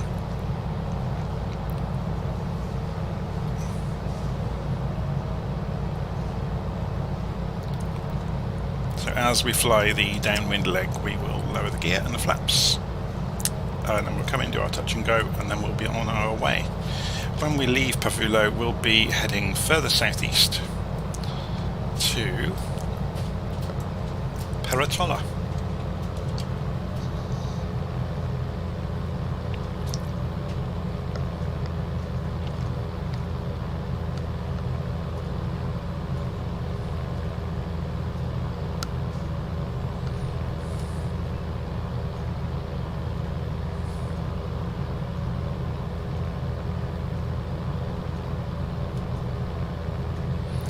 Things you can switch off with the Airbus Quadrant. Well, you'll absolutely have to make a new profile for it because, yeah, it doesn't work well with the 737 at all. You'll have to unbind the undercarriage lever and the parking brake, as far as I remember, because neither of them will work reliably with the 737. And the reason for that is because the 737 has the three-way switch for the undercarriage. It hasn't got an on-off switch, so it's going to mess it up. And plus there were some design decisions that were ever so slightly wacky with the I'm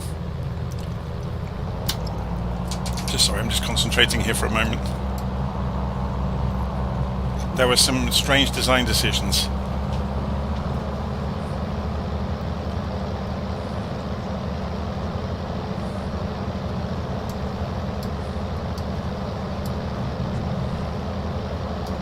Just going to come over this hill and drop into the runway, hopefully. There were some strange design decisions with the Airbus Quadrant in the way that the simulator relates to it, and they actually worked in concert with a SOBO, so there are some really strange mappings you can do with buttons that have to be constantly on, for example. So yeah, you're better off just disabling a lot of those switches and using the in-cockpit buttons with the mouse to control it. Okay, let's see what our speed's doing. That's 70 knots, which is fine. So we're just doing a touch and go, remember.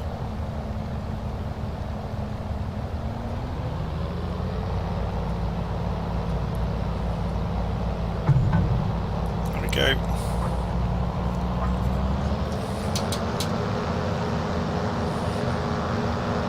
Flaps back up, full power, speed increasing, and rotate, and we're back up. So yeah, this plane's quite accurate. It isn't very smooth. It's not as forgiving as some of the other aircraft in the simulator, which is absolutely correct. Planes do move around, and this does. and it's a bit of a box of frogs when you get it on the wrong way, so you have to kind of, that's why I had to concentrate. Okay, so we're going to turn around right now to 149 degrees at 150 to Peretola. So throttle back to 85%, flaps all the way up.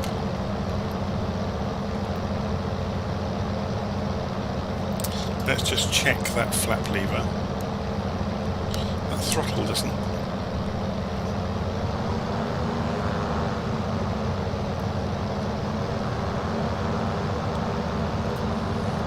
What altitude are we at?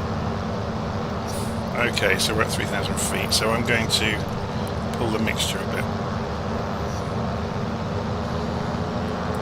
I was forgetting we're getting higher altitude. So I'm just keeping an eye on just the mixture. Flaps, it does say are up this time. So I'm struggling a little bit with the controls, but it's okay. So we wanted 150, was it? For the next part of the journey. So I'm just trimming the aeroplane out, so I don't have to use the stick all the time. We're gently accelerating.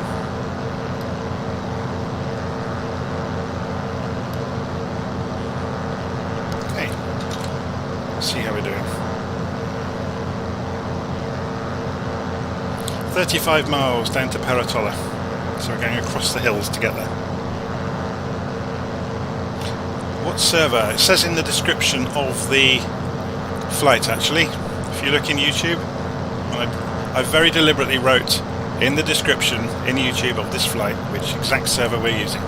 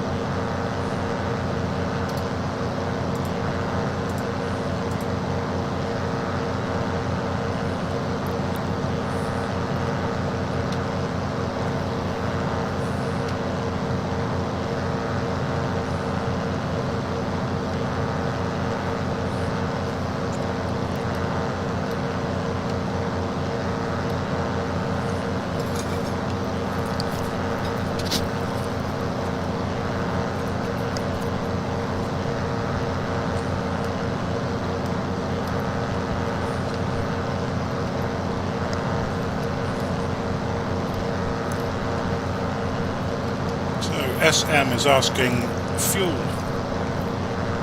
I have lots of fuel. I've filled up. Yeah.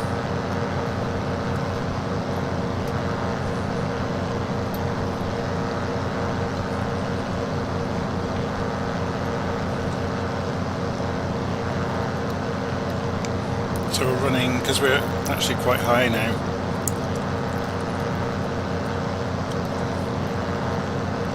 .6,000 feet. We're running at 50% mixture.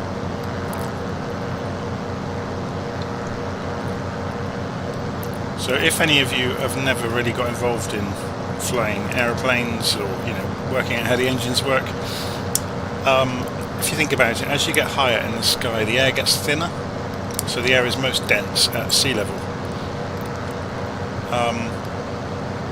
An aeroplane or a combustion engine in an aeroplane works by injecting an amount of fuel and an amount of air into a cylinder, and a spark plug ignites it. and that mixture is sensitive to burn all of the fuel that's in the cylinder. So you can't easily vary the amount of fuel going into the cylinders, but you can vary the amount of air going in. So the mixture lever in your aeroplane, in a combustion engine aeroplane, is controlling how much air you're letting into the cylinders. So when you have a rich mixture, that means very little air, and it will explode. So that will work because the air is dense. So at sea level, a rich mixture is, the way the engine is designed to run smoothly, will work perfectly on a rich mixture at sea level with the most power. As you get higher in altitude, the amount of fuel you're putting into the engine will not be burnt, because there's not the amount of air there, because the air is less dense. So you can lessen the mixture by reducing the amount of fuel going into the cylinders. So having a lean mixture means you're putting less fuel into the cylinder to match the less air pressure that's in the cylinder, or the less dense air.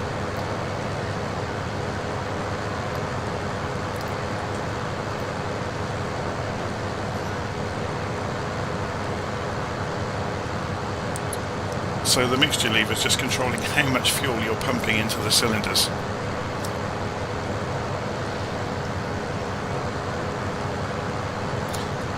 Okay, KM Spotter saying, also, can you help with another problem? So KM Spotter, here's a question. Is it KMS Potter or is it KM Spotter? I have tried to put the zero fuel weight on the FMC and tried to copy it in the zero fuel weight blank space, but it says invalid entry.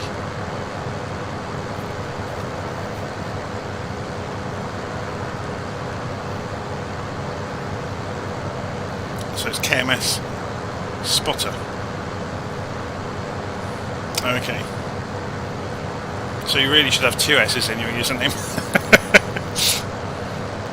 Let me just have a quick look at the navigation chart, because we're going way off track here. So I need to... This is the problem with talking and flying. It's very, very easy to become disoriented.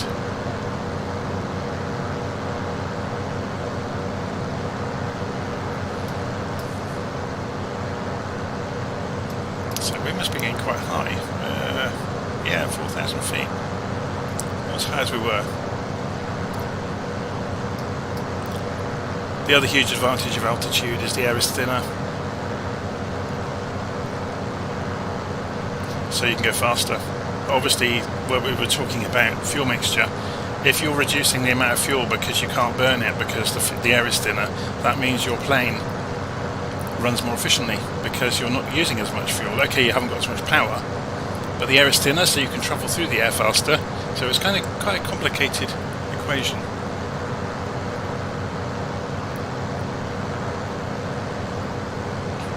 I don't know about that zero fuel weight question without playing with the FMC in front of me. It's a difficult one to answer. I know on the PMDG 737s it calculates the zero fuel weight for you. So you just select the empty field and it will calculate it, put it in the scratch pad, and then you can drop it straight in. If it won't allow it, it may be that you're putting a number in that is not in the valid range.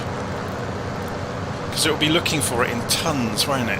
Or it depends if you've got it on metric or imperial in the flight management computer settings. But I think generally if you're flying in the US you'll be operating in pounds. If you're flying anywhere else in the world you'll be operating in kilograms.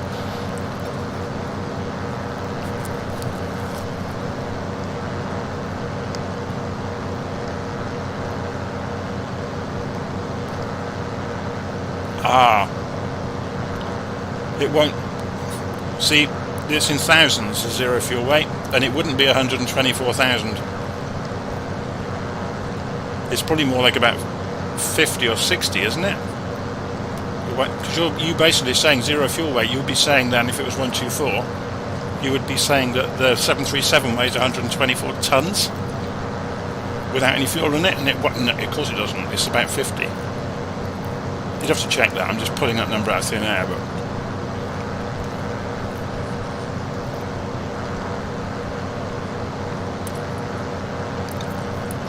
So I don't know where you're getting that zero fuel weight from, and what units you have it in. That'll be the thing to check.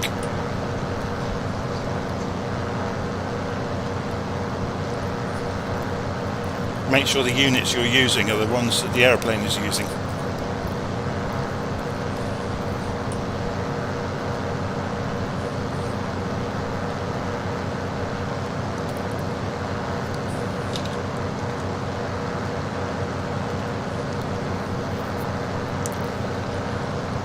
Okay, let's have a look at the map. I am flying all over the place because I'm busy talking, I'm not navigating.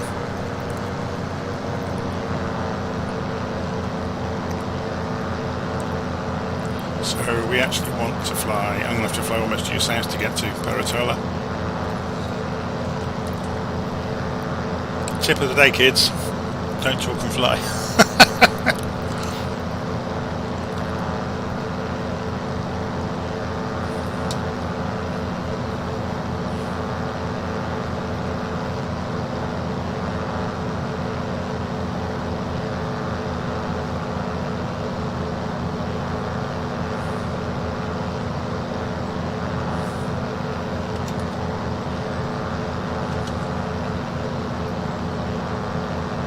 So if you look at the map, Paratola's down there in the plain. So if we centre this up, so we'll follow this valley down, and then we should be able to get good visuals on the airfield. The wind indicates runway 05. Whether that's true of the airfield down in the valley though is another question. So let's hover over the airfield.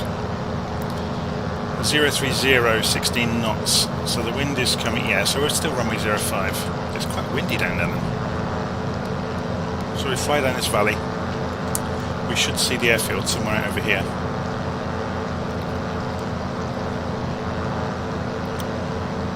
Maybe that's it down there. Yeah, I think it is.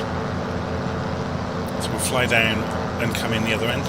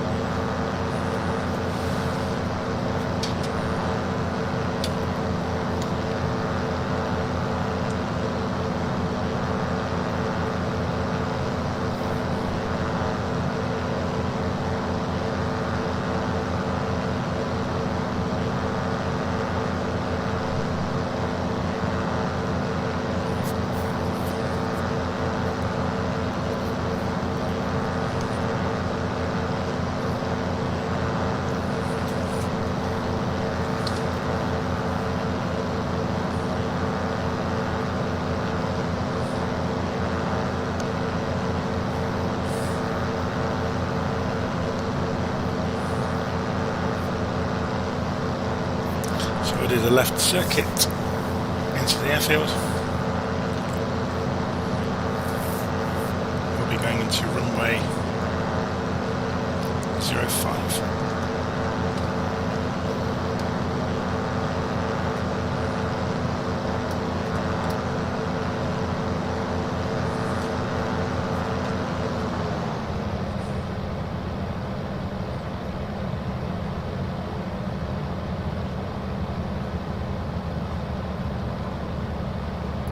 Big old runway, so we're going to have no problems in this tiny little aeroplane.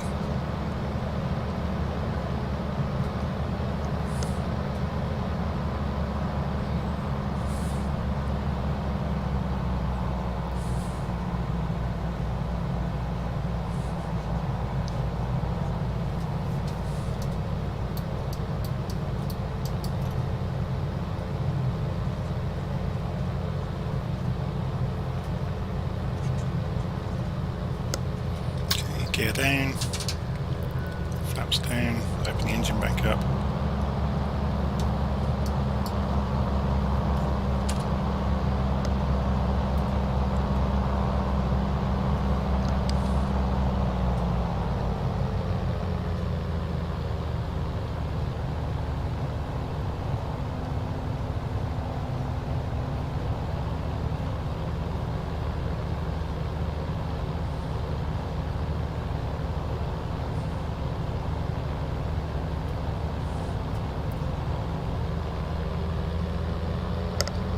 It's quite windy, you can see the plane's being thrown around a little bit.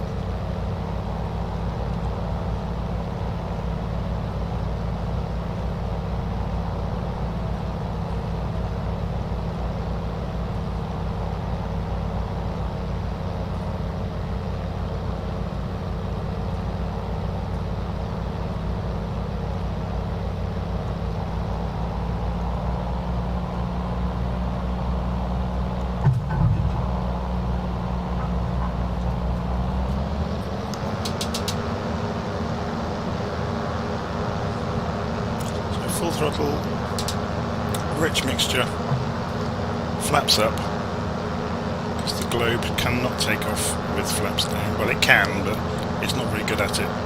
Okay, we're back in the air, gear up.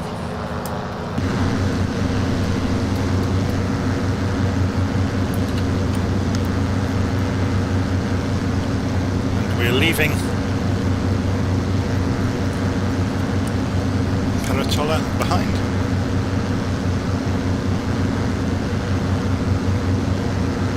That crosswind. It's quite interesting, isn't it?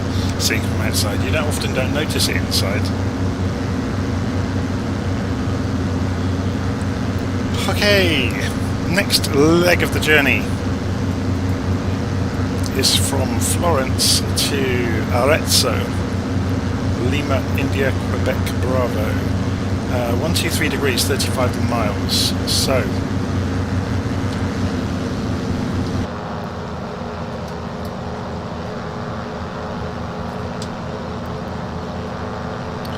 flaps are up, gear is up, we're looking for 123 degrees, so that's 140 coming up, 130, no, it's the other way around, isn't it? 140, 130, we want 123 degrees.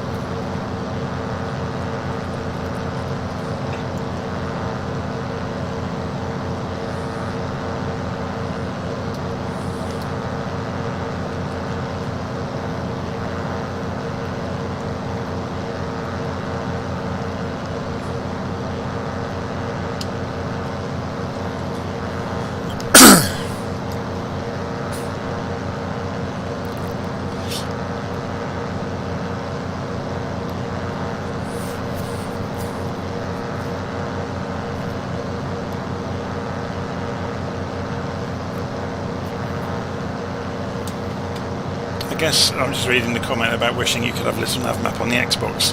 I guess you can use the VFR map, but it's not that great, is it?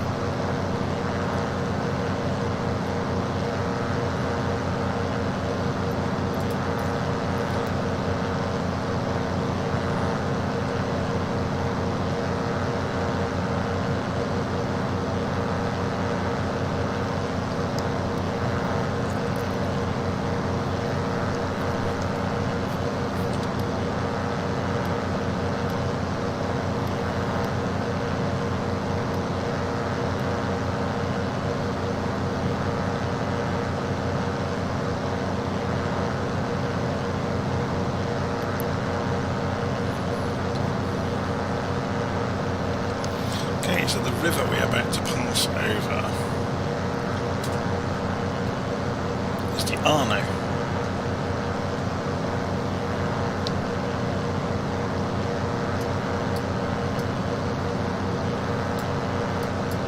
You can see it better from overhead, can't we?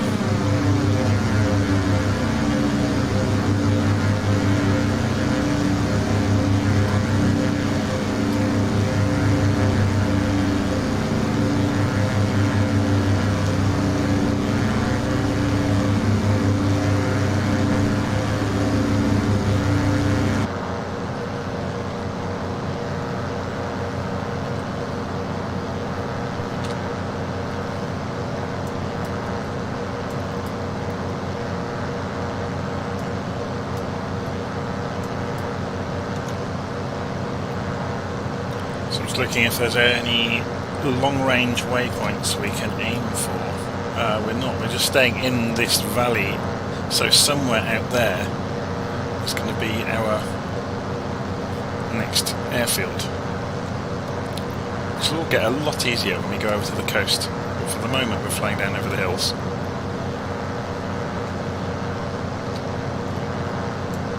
So it's going to be about 4 or 5 airfields time Pescara. We go more for the coast once we get to Pescara, so it becomes a lot easier to navigate. It's quite a way off yet. Arezzo is the next airfield down in about 25 miles time.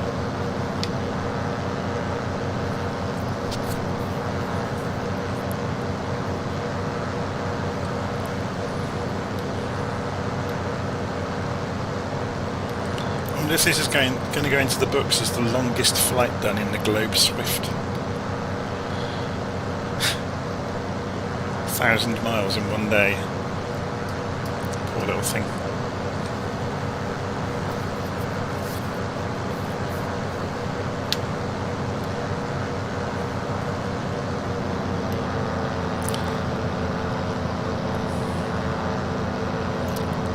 No, I'm not using unlimited fuel. I'm stopping and I'm taking rests along the way. So when we were at Parma, I went and got something to eat and had a coffee, and I filled up with fuel at Parma. I think the Globe Swift will do about, in ideal conditions, do about 700 miles, 690 miles.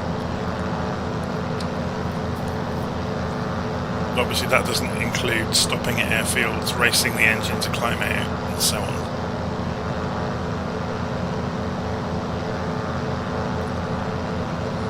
So this river we can see below us, does that river go all the way? It almost goes to Arezzo, doesn't it? So we could fly the river, just to make it a bit more interesting.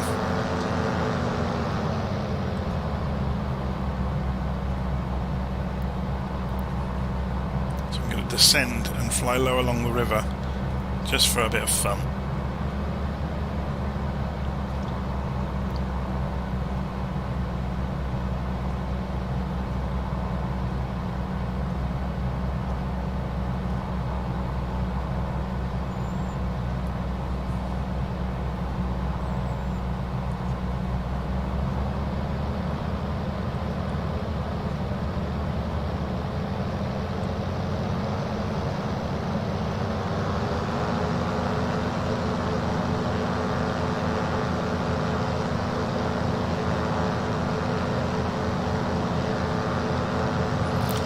If I fly alongside the river, then rather than directly over it, so if you go along the railway line, for example, then we can see the river. As long as I keep the compass in view. There we go. Perfect.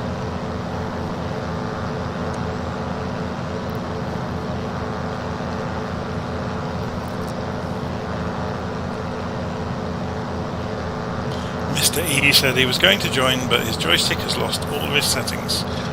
Just copy the default profile.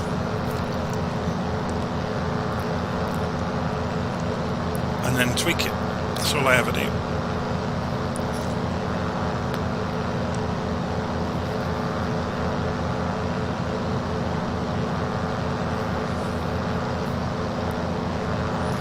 Coffee Guy. Hello, Jonathan. Hello, Coffee Guy.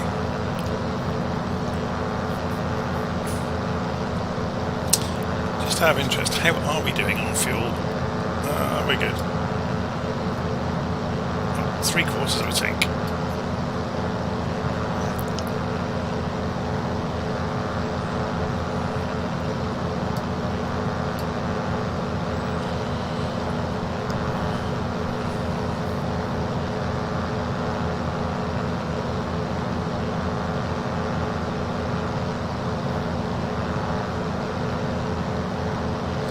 So the river we are flying along,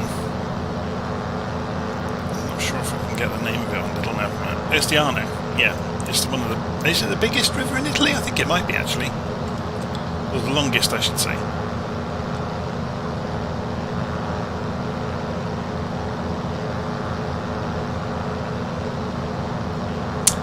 Oh no, for some reason it always comes up in crosswords, doesn't it?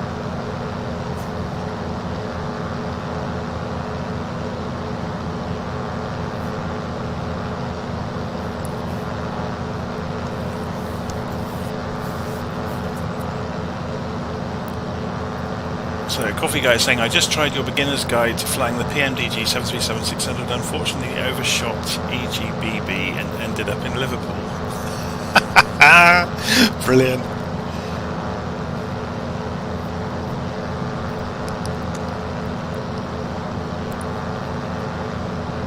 If you need help setting up, have you got the Airbus throttle quadrant? Because if you need help setting that up, I've got a video on that. We were talking about it earlier on the stream. It's not straightforward. It's a great guide, but I got distracted. Yeah, well, it's like me, look. While I was busy talking to the live stream, I went about 10 miles off track earlier.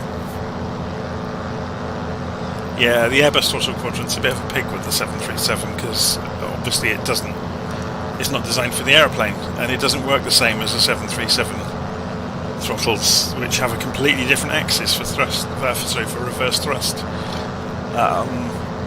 So yeah, it's fun and games, and you end up having to switch off the switches off, like the undercarriage switch just won't work. The parking brake won't work reliably, things like that.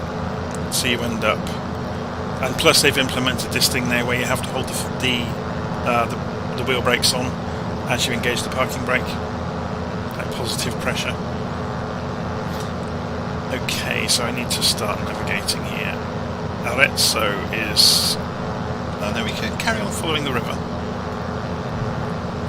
Which way does the river go is the question. Is it supposed to wiggle right at this point, or is that a different river? That's a different river. One of the problems of being low. There's the river.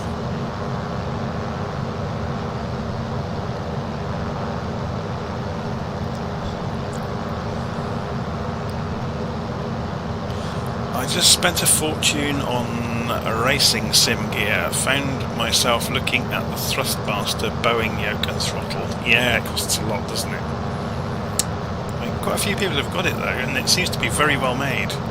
Not that I'm trying to talk you into it.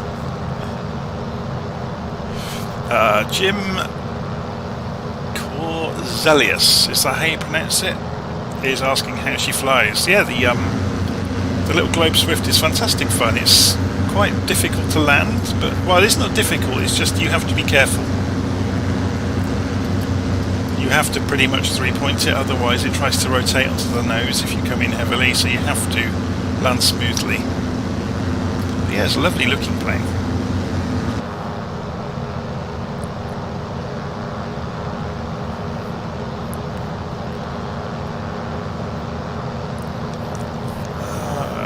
In terms of the route, so looking at the wind, I'm not sure which, we're going to have a crosswind, so it's probably straight in runway 12 at Arezzo.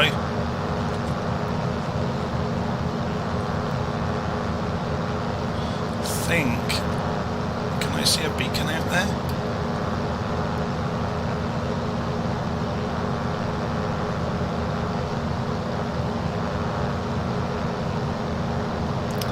I saw a beacon flashing, but maybe I was mistaken.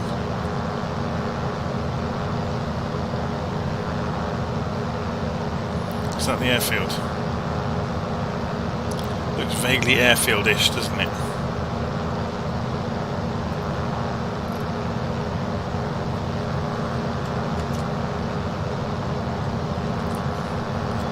Although, is that it over there? No, there it is. I can see it just off the nose.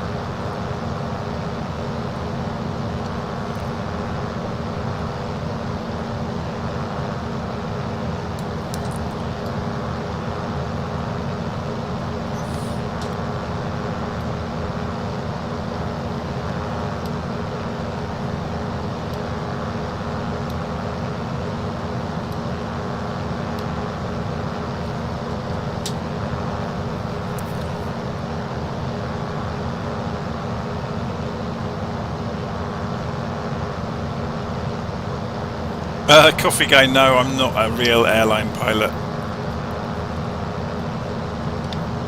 I just like aviation, just interested in aviation, and I've been flying sims for years. So over time, you obviously amass knowledge. The times I will be found out are when things go wrong. A real airline pilot will immediately start going through procedures. Or even a real cheap general aviation pilot, if something goes wrong, they'll be immediately pulling procedures out of their hat to do with shutting the engines safely and all that kind of thing. And I would have to think about that, but they will do it, because they have practiced and revised it, and they've sat tests, they've been examined on it, they've had people question them on it, and I haven't. So yes, I can operate an aeroplane, and I can talk like I can operate an aeroplane, but there's a very big difference. Okay, so we're coming in, I'm just watching the speed come down, and then we'll drop the gear when we're about 120-ish.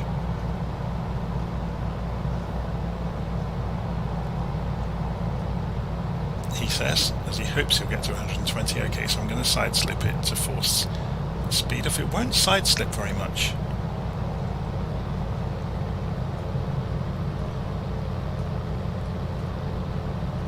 There we go.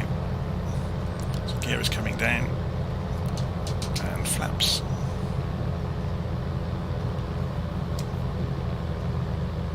So look at the speed falling off with the flaps and gear.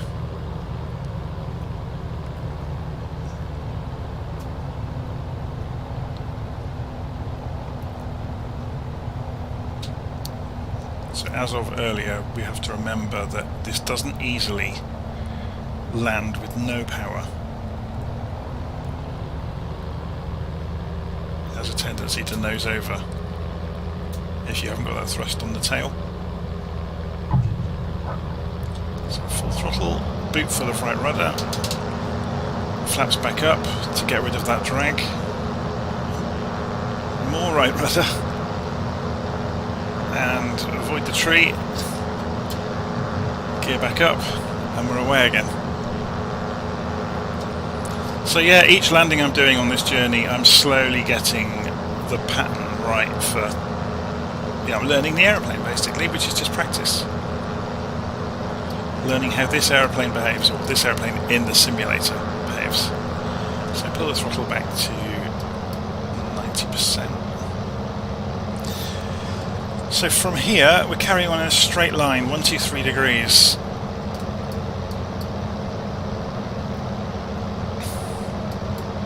I'm just keeping an eye on these levers that they're actually saying what I think they should be saying. I need to get over that hill, so I'm going to have to go for full power for a while. And in doing so, I better keep an eye on manifold pressure, I guess. Although it seems incredibly low.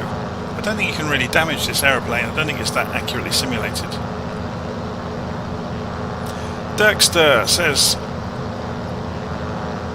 were you talking about the Boeing Thrustmaster? Yes, we were. I haven't got it. It's worth saying straight away. Yeah, Coffee Guy's looking at buying it. He's got some money burning a hole in his pocket.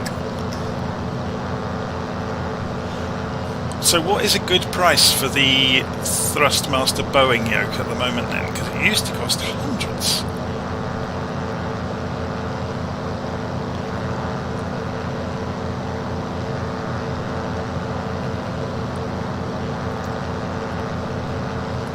So coming up to 3,000 feet, we're going to have to start pulling the mixture slightly. 350, yeah, that's a lot for a joystick, isn't it? Basically for some metal and plastic and some switches. So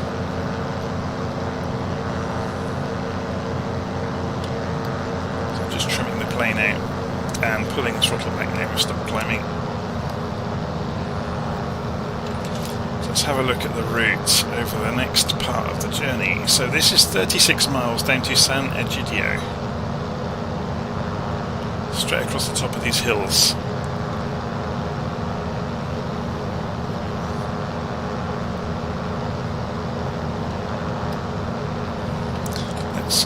See, what we could do is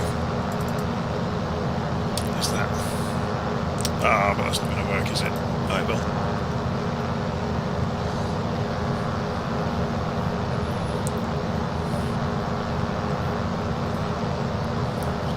I want to change the view slightly though.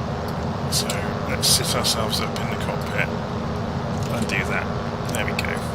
So we get to see out the window, see the cockpit and see the route.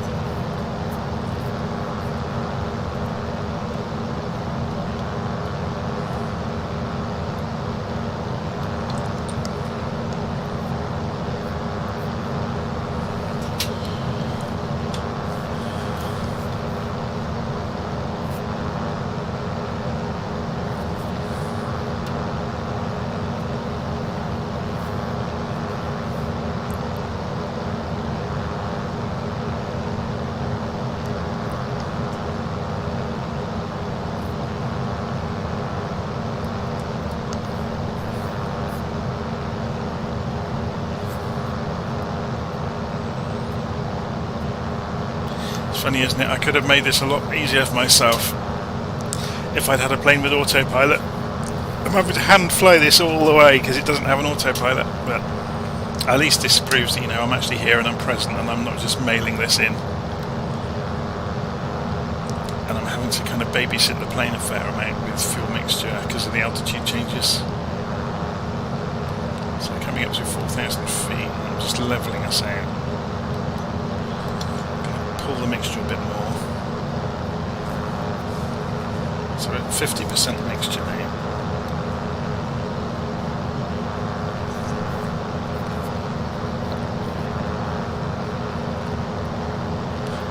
It's interesting seeing you guys in the live chat talking about the honeycomb. There's quite a few people have issues with the switches on it though. It takes a fair amount of configuration. A lot of people end up with installing a piece of software called X's and O's to get it to work correctly. I guess it depends what aeroplane you're flying, but it does seem it's not straightforward.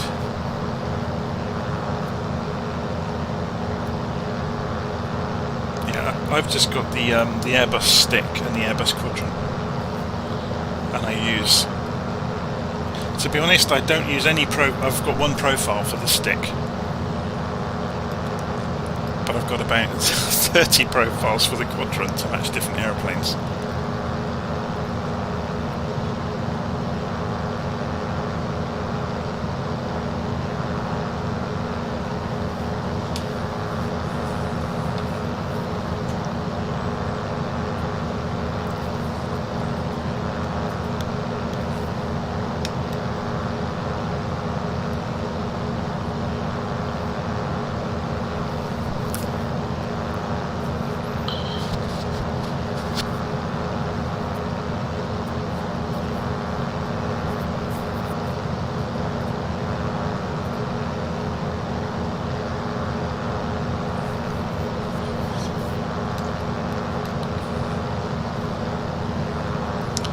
Yeah, just reading the live stream, Coffee Guy's on about looking at the tutorial. The only thing I really solved was how to get reverse thrust working, as well as forward thrust. And yeah, I had to basically work through the permutations of what you can do with the throttle, and it's not perfect. It's to do with PMDG's implementation of the throttle axes, which isn't great, but maybe they'll improve that. Maybe once they introduce a tablet, they'll improve it in some way.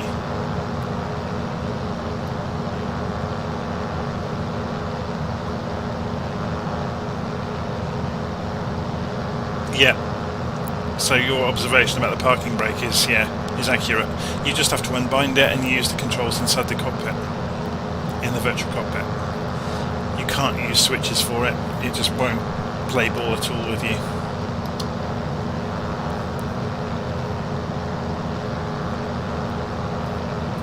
Really frustrating.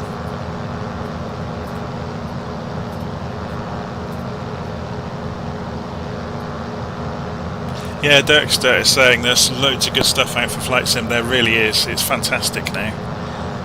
It's pretty much knocking it out of the park. Now the development community have got hold of it and had a couple of years to start to really learn how to build stuff. some of the aeroplanes coming out are absolutely brilliant. Looks like this little thing. This gorgeous little aeroplane. I mean, just look at the quality of the graphics.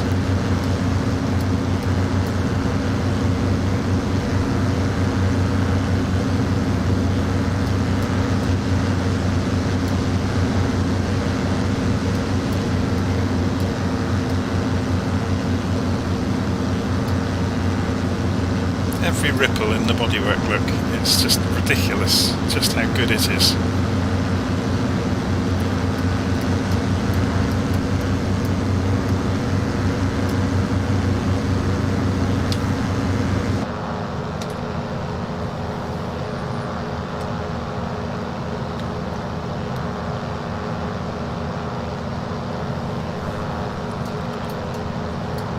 Right, we're up to 5,000 feet. I'm going to start descending. We're getting unintentionally high where I was busy focusing on the conversation.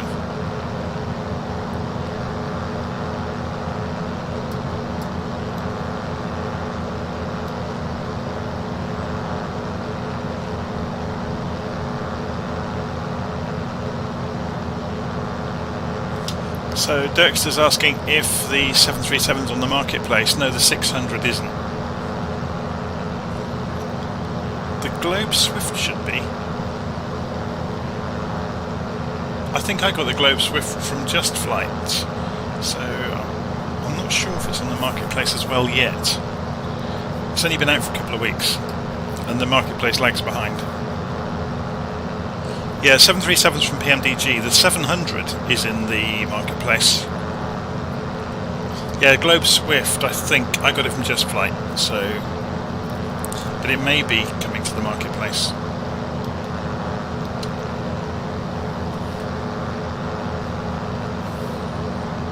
I think I got it from Just Flight anyway.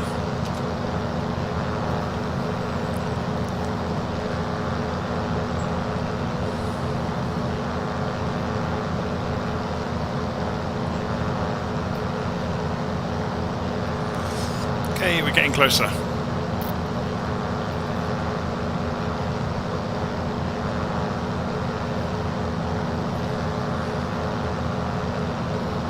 So we are about 20 miles out from San Egidio in Italy. After this, the airfields are going to come pretty thick and fast. If we have a look, we're going to go Foligno, is that? Campo di Volo, Platuro, and over to Pescara, and then it becomes very much easier. So I'll probably have another coffee break when we get to Pescara, because then it becomes, you know, following the coast at that point. Okay, let's just make it smaller. San Egidio.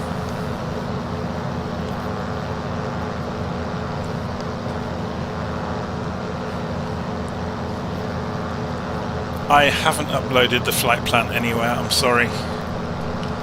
It's a bit of a strange flight plan to want to follow. All I did was went into little nav map and added a load of airfields together along, you know, at sensible distances. I can't imagine anybody would follow the exact same plan, because it's going to take them 6 or 7 hours in a GA plane.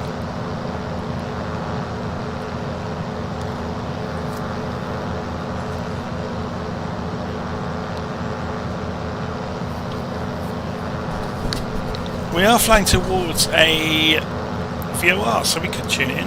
109.40. So 109.40, and switch that to active, and this should come alive. There it goes, and that will tell us the direction to it. We're travelling southeast. So there it goes. So we need to fly 120 degrees to get to the airfield, which is that way. Sorry, I always make that mistake. We are now flying directly towards the VOR, or towards Ish.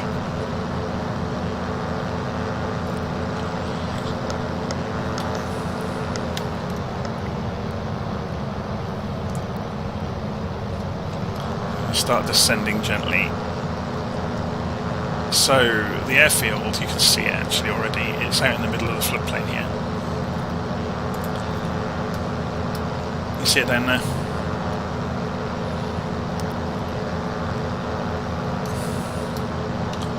So if we think in terms of the wind, it's coming in from the east, northeast, 8 knots.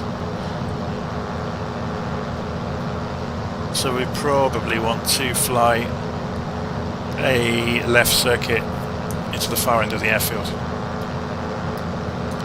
Go for runway 01.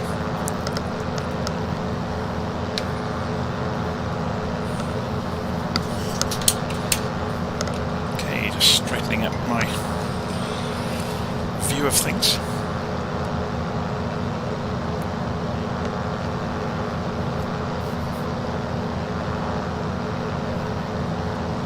So this is San Egidio. I keep meaning on these live streams to install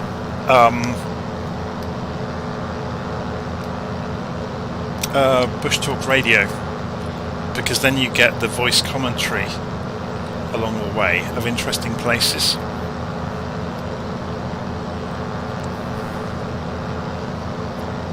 So as you get near to waypoints, you get like a museum narration telling you all about that place.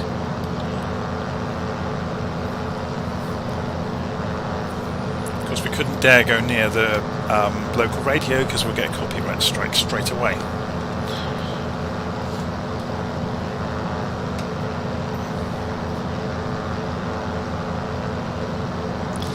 If anybody's wondering, that's the reason I don't have music on in the background of live streams anymore as well. Because even the so-called royalty-free music can be scuppered by any single artist changing their mind. It happened to the Lo-Fi Beats stream on YouTube, which had millions of people following it. They were pulled off the air by the robots at YouTube because somebody said, "That's my music." And it turns out it was entirely false and fictitious, but the robot still pulled the entire channel off the air. And it was a huge black eye for YouTube and their censorship system. Unfortunately, on the internet, we've got to the point where if somebody cries wolf, the cry wolf has to be investigated thoroughly, because so many people are just making stuff up all the time.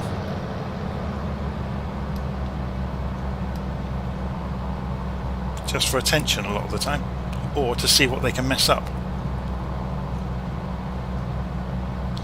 So we're coming back round in a moment, so we're just going to lose some height and speed. Don't need the map at the moment.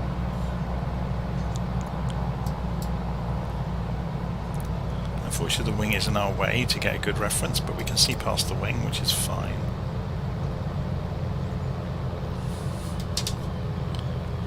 Go back to rich mixture, because obviously once we're back down at low level, we'll need the power to climb back out.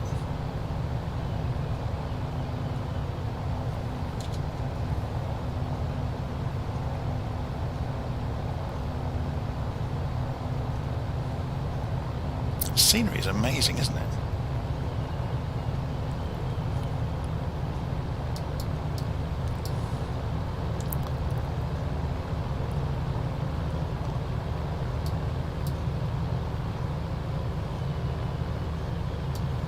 Okay, what speed are we doing? About 100 knots, so we're good to put the gear down and roll in.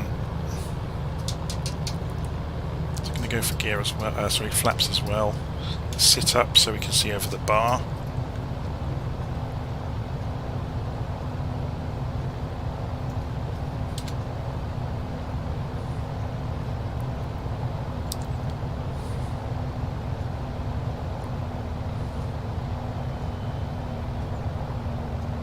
Roll in towards the airfield. Get ready for our touch and go. It's a huge runway. We won't need very much of it at all.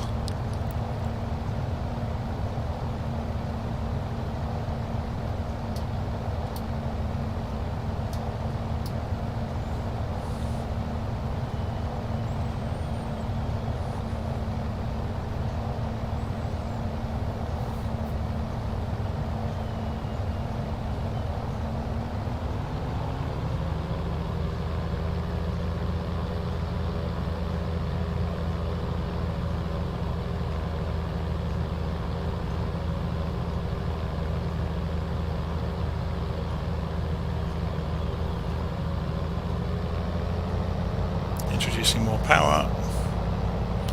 As I said earlier, the flaps and the wheels on the Globe Swift cause an immense amount of drag.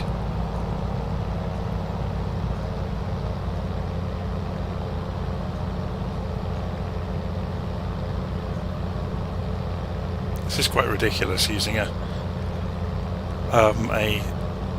huge municipal airport runway for a tiny little GA aeroplane. But it means we get lots of time and we don't have to worry.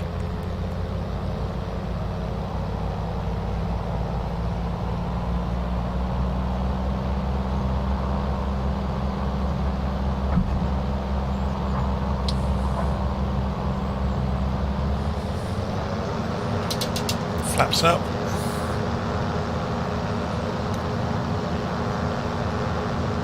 Holding the aircraft straight.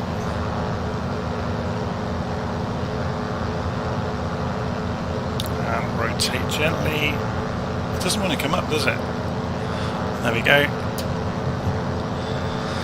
Gear back up.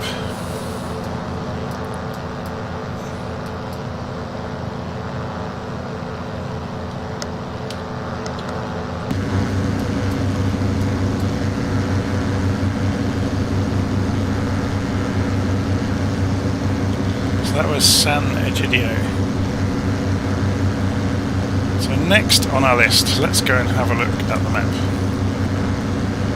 135 degrees. So we're going to do a right turn. But let's have a quick look at the map before we do it. There's no VORs in that direction, but we can fly 135 from the one we were flying into. So all we need to do is go and roll the Omni bearing selector to 135 degrees, and then we turn until we are back on that beam, basically. So we'll go to more than 135, then it will intercept it, and then we fly 135. So if we fly 150 for a few moments, then the needle will come in when we're on the 135 degree radial.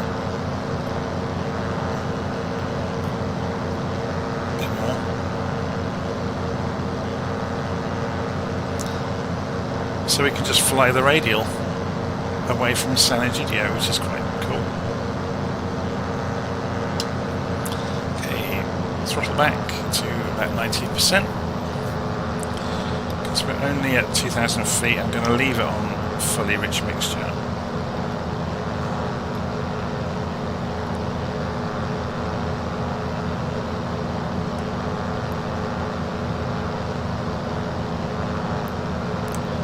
So we should see that needle start to move soon on the nav instrument.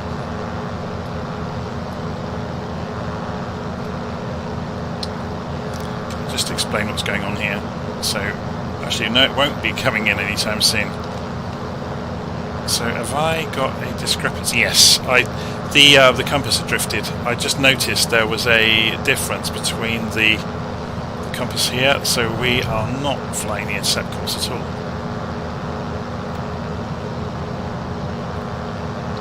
We are now. These compasses that are in the dashboard are driven by gyros, and gyros drift following any kind of manoeuvring. So with us flying various circuits and things, it caused the gyro compass to drift, and it's something, that's where there's a knob underneath it. So you can bring it back in line with the magnetic compass over time. And I hadn't done that, which is why it was out by about 20 degrees. So we are now on our intercept course, look. So when we cross that line, you'll see the needle sweep across on the nav instrument, and then we'll straighten up to 135 degrees when the needle comes in. Here it comes, look. So we're coming in at quite a sharp angle, which is why it's coming in so quickly.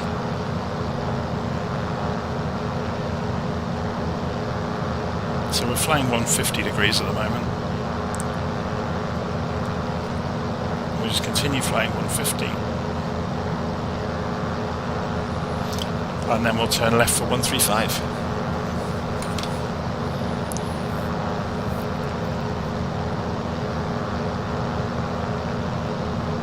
So wait for it to get to the middle.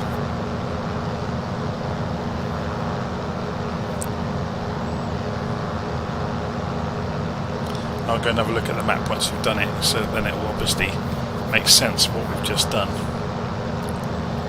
So needle's just about in the middle. So 140, 135. Okay, and you can see whether your wings are level versus the landscape by looking on these gauges here. So I'm just going to trim the plane so when I let go of it, so we're going to have to go over this hills. Anyway, let's go and have a look. So you can see what we did. Look, we flew an intercept course, and then we started to get the needle for the radial from the VOR station, and then we just matched the direction that we had tuned in. I've done loads of videos on VOR navigation. Once you get your head around it, it's really useful and it's quite easy.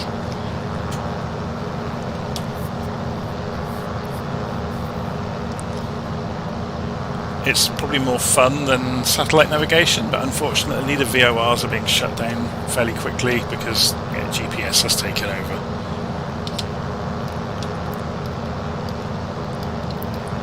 Obviously the radio navigation will still exist for ILS and things like that, but even the glide slope can be simulated in GPS, so that's kind of gone as well, or it's on its way out. So we can see the next airfield directly in front of us. Foligno, or Foligno, I'm not sure how you pronounce that one. Again, wind is going to be a crosswind, 8 knots. So we could go straight in runway 17, to be honest. So let's just descend down.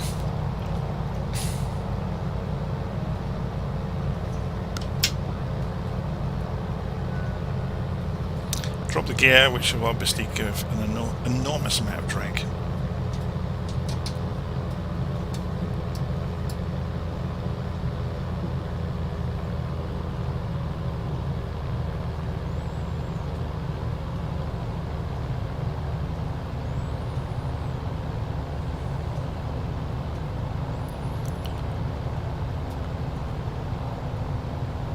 It's an interesting track down there, isn't it?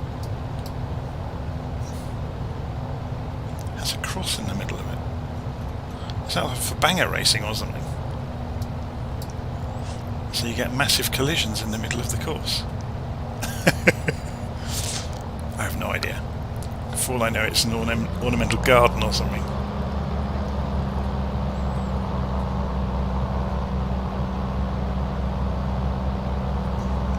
Okay, Foligno, or Foligno, I'm not sure how you pronounce it, but we're on approach. I'm going to sit up in the cockpit so I get to see over the nose when we settle onto the tail wheel.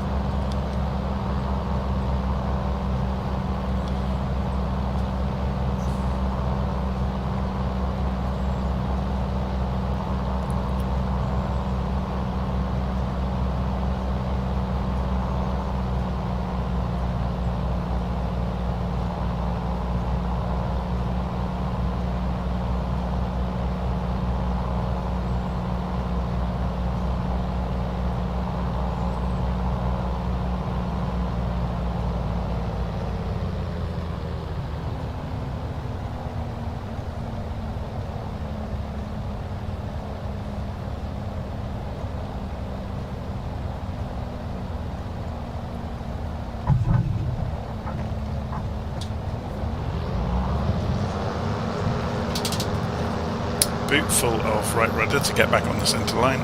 I'm still holding in about half a boot full. Get the speed back and rotate. Gear up. Not very neat landing that time, but oh well. Okay, so we have those hills to get over, so I'm going to immediately look at the map, see if there's a way around them. So if we were to follow the valley, no, there really isn't. So it's probably just as easy to climb and leave the engine on absolute full power with rich mixture. Just keep an eye on the indicated airspeed on the climb out. May have to play some fun and games with going for the lowest point. following the valleys maybe here and there.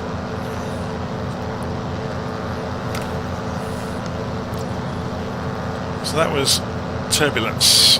So this is going to be fun because these winds are not weak. See, if we can get through this gap, we could follow the road all the way through. That's probably the way to do it, isn't it? Or maybe we backtrack and do what we just talked about.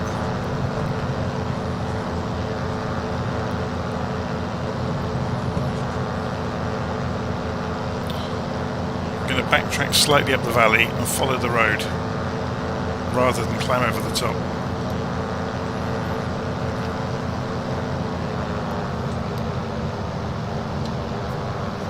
So let's just have a quick look. Yeah, it's a much easier method of getting through the hills.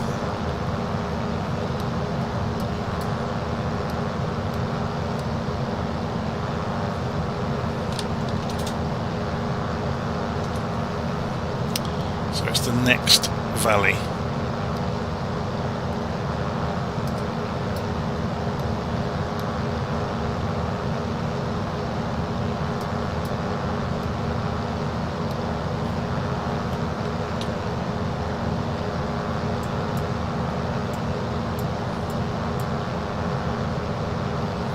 So if I make this smaller, although to do that we need to be able to see the cockpit. There we go.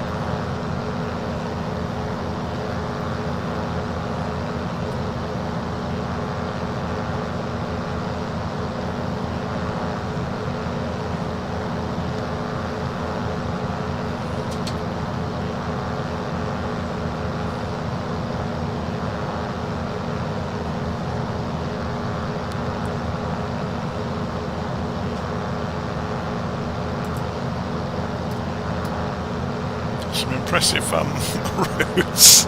It's a shame Microsoft's made a bit of a, sorry, Asobo made a bit of a mess of them, but you can't have everything, can you?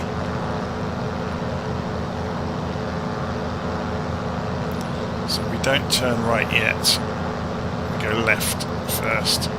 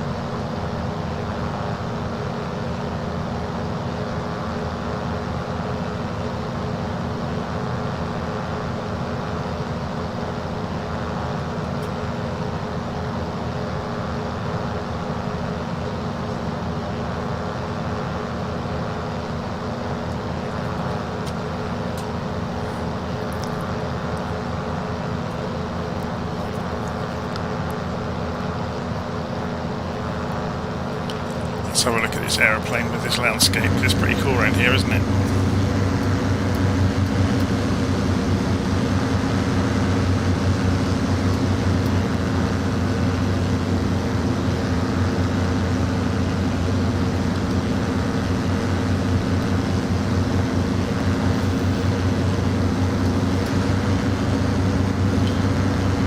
So yeah, there's a friend following along behind.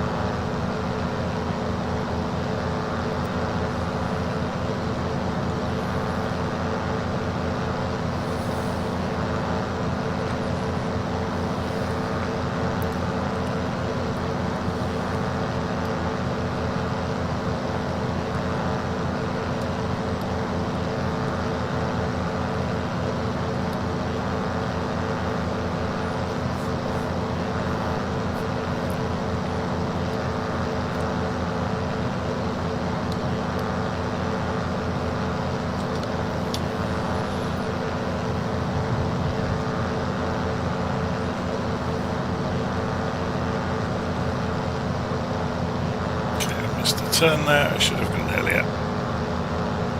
I was busy looking at something else. It's always a risk.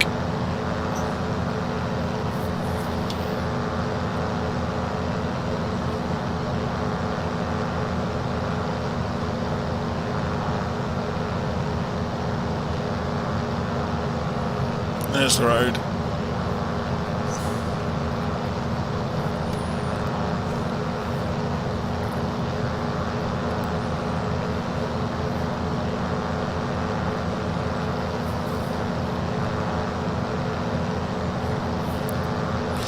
Okay, so we're approaching Campo de Volo.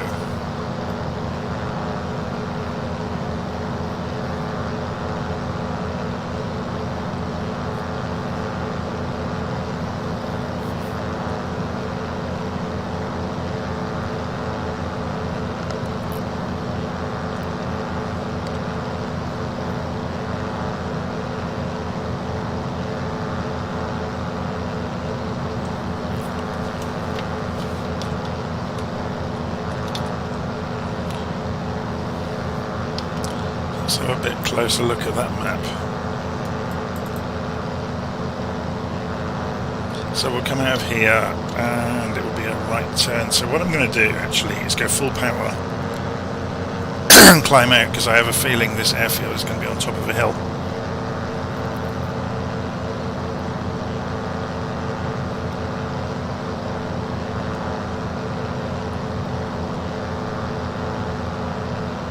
Is that it directly in front of us over there?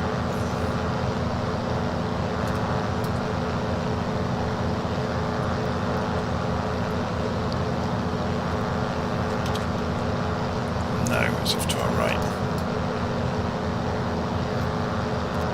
And there it is.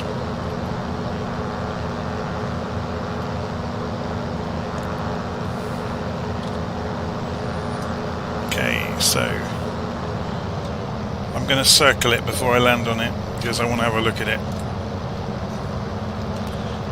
4-knot crosswind. There's no wind to speak of, so we can do a left circuit around it.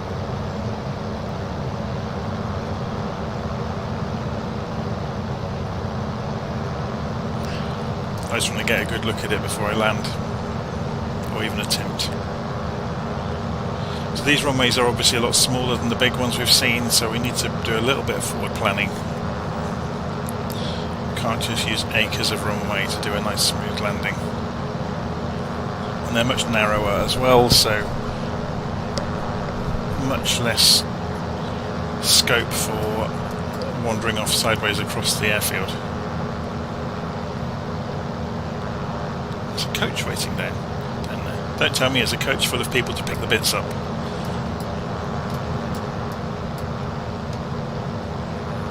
So, Campo de Volo. Okay.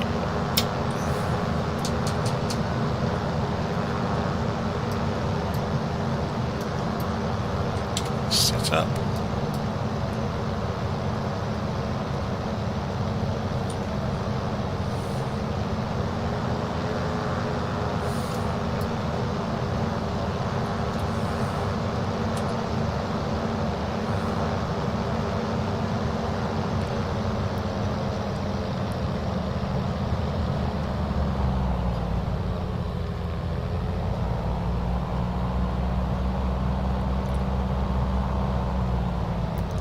Coming a bit shallower than normal, so I'm diving first and then I will pull the nose up and scrub that speed off.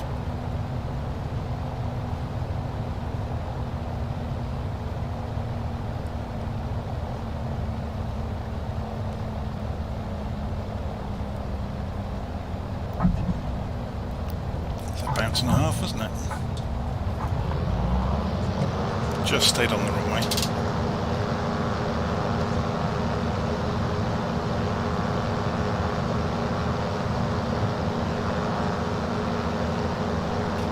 Just made it past the trees.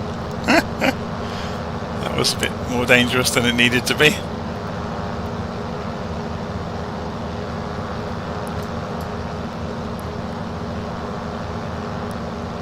We are not accelerating because I'm still having to try and climb.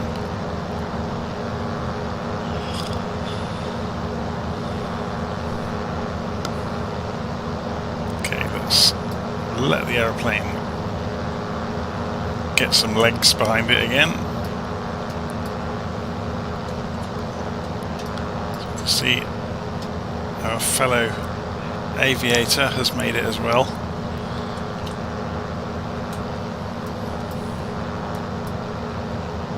So 146 degrees down to Proturo.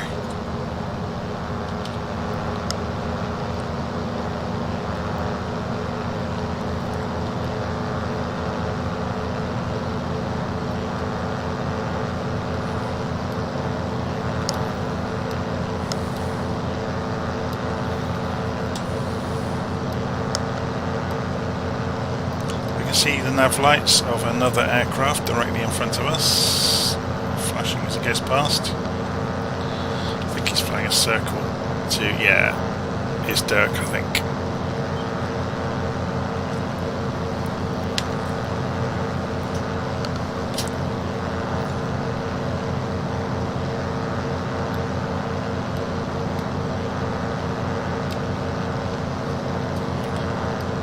Engine back to 95%, 90%.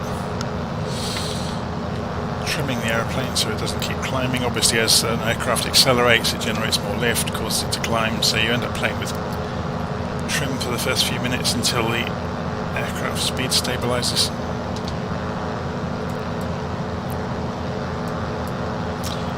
Down to Proturo. We'll have a stop at Pescara for 10 minutes just to have a break. Wind at Proturo, variable 4 knots.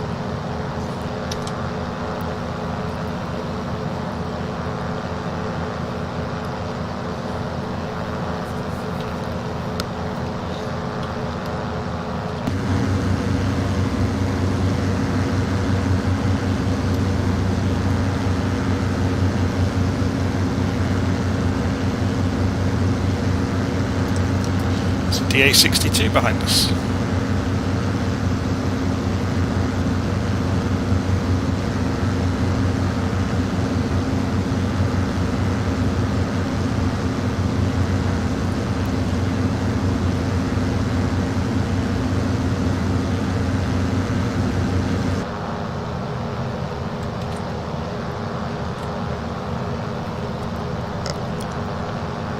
just looking at the map.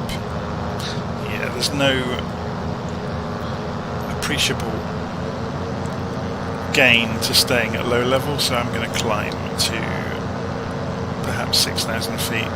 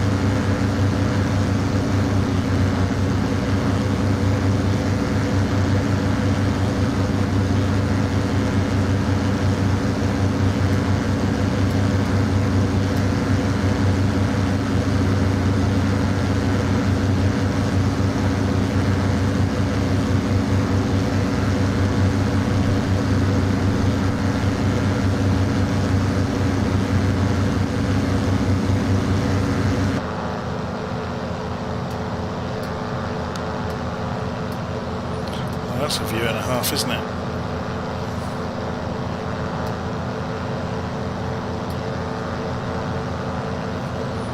Have a look on the map. Pretty much on the money, 146 degrees we should be tracking, so press D to correct the gyro compass. We're at about 130 at the moment, so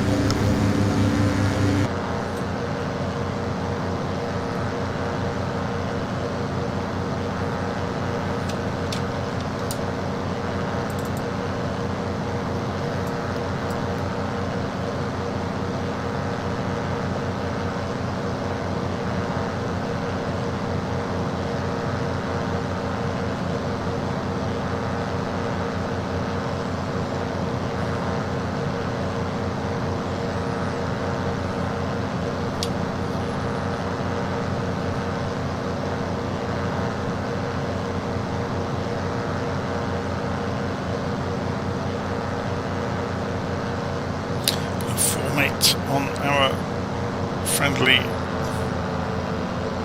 pilot here.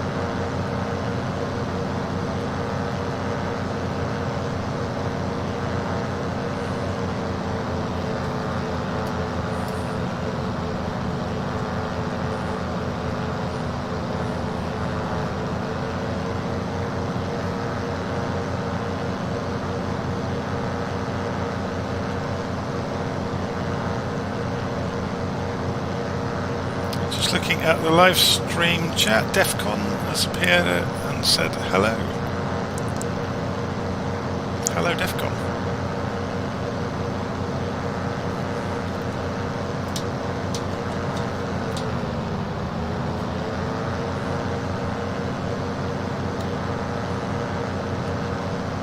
That's about as close as I want to get. Yeah, you start to go transparent. Anyway, enough fun and games. Let's have a look at the route. We're nearly there. Proturo is directly in front of us. You can see the runway directly in front of us in the valley. Let's have a look at the wind. So wind is from the southeast 2 knots, so it's hardly anything. But having said that, I'm going to do a left circuit to come in because the turn helps to lose the speed anyway. DA62 is a gorgeous aeroplane. I'm in my trusty Globe Swift, hand flying all day long. It's a bit of a tin can, but it's good fun. It's a bit unpredictable on landing. So we're just losing some height on the approach to Proturo. When we leave Proturo, we'll be going east over to Pescara, and I'm going to have a break at Pescara because it's been several hours of non-stop touch and goes. So I need to have a stretch, make a coffee, raid the fridge, see if there's anything worth grabbing. Maybe throw some clothes in the washing machine as I walk past it as well. The chores never end. Okay, throw the engine back to tick over.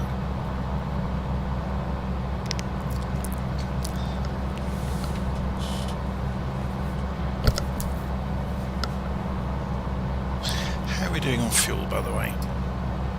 Little under half fuel left. So enough to get to Pescara, which is good.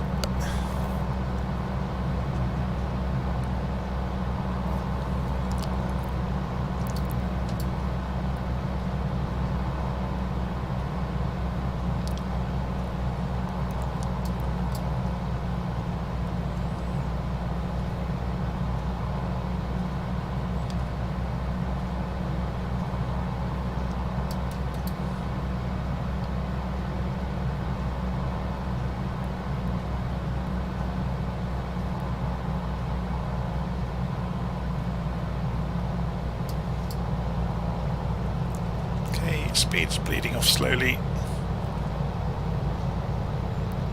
There we go, 120 knots, so gear down, flaps down, and we turn towards the airfield.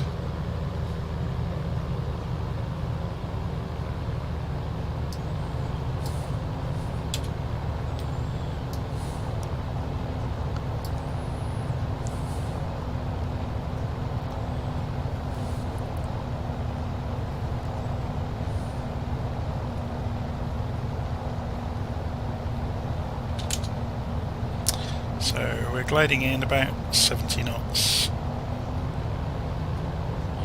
Remembering we need to have some power in this aircraft to get the airstream over the elevators, otherwise there's a risk of nosing over, and you have to pretty much 3-point it for exactly the same reason.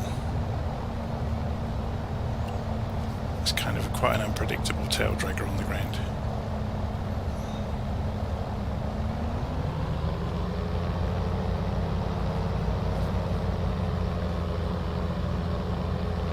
Has a habit of falling through the last few feet, like that.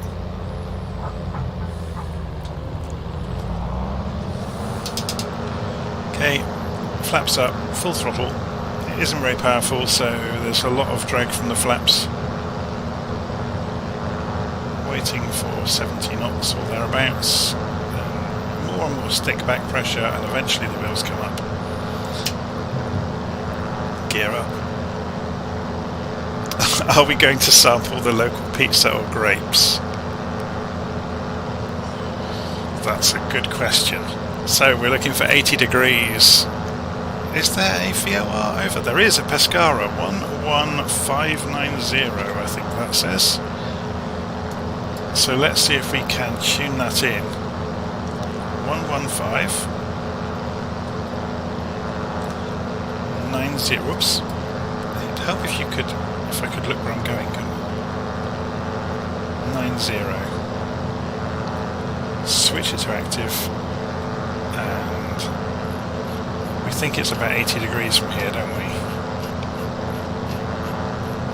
And it is! Excellently done. So about 85 degrees should get us there.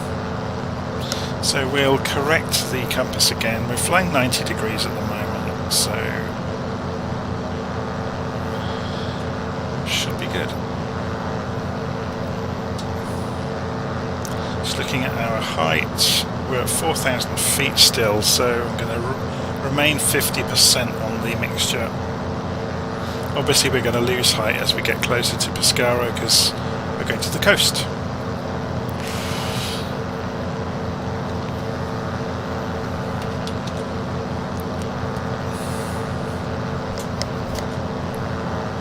Should we make the map go up there out of the way? Actually, it'd be better if we had a view across the cockpit. Wow, look at that view out across there.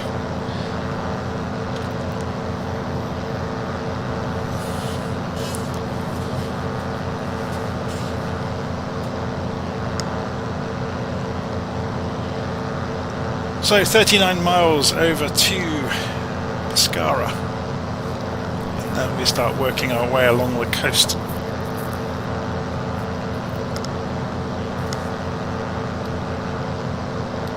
Stop climbing. Well, I'm going to climb gently actually because we've got these hills ahead of us to navigate. And okay, yeah, we could go to the right of them, but if we just carry on climbing 1,000 feet a minute, we should be good by the time we get there.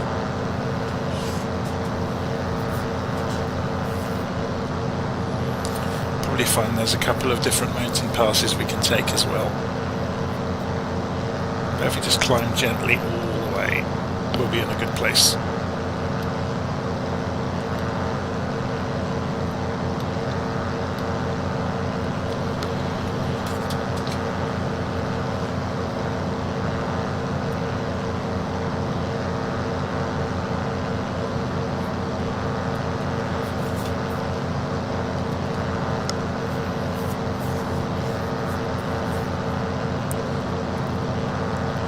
This poor little aeroplane, it hasn't been this far before, has it?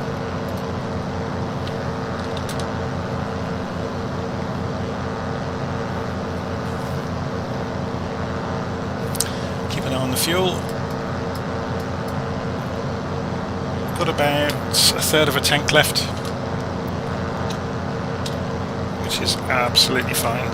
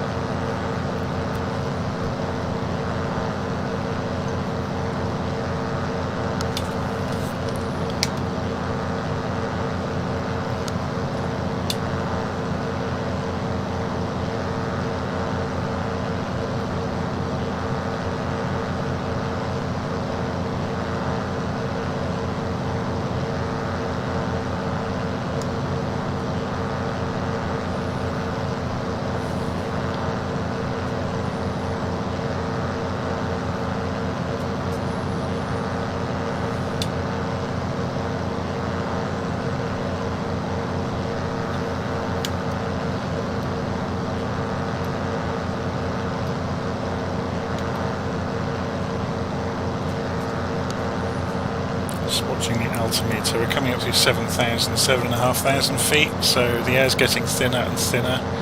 Might have to consider leaning the engine out even further soon. We'll see.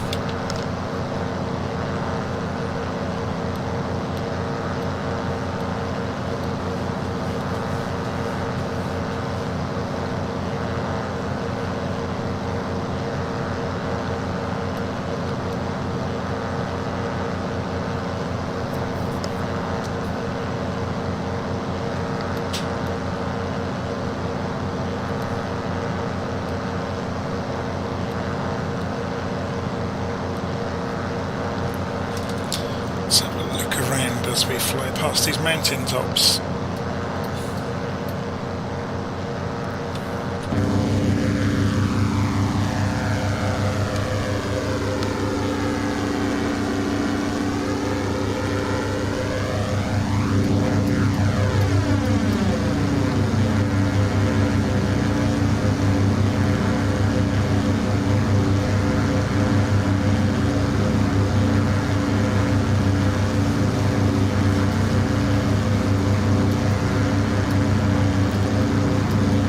Wicked rainstorm happening over there.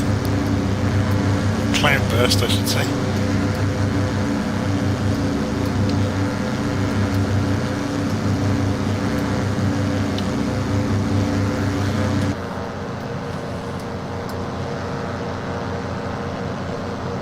Okay, we're still on course for the VOR at Pescara.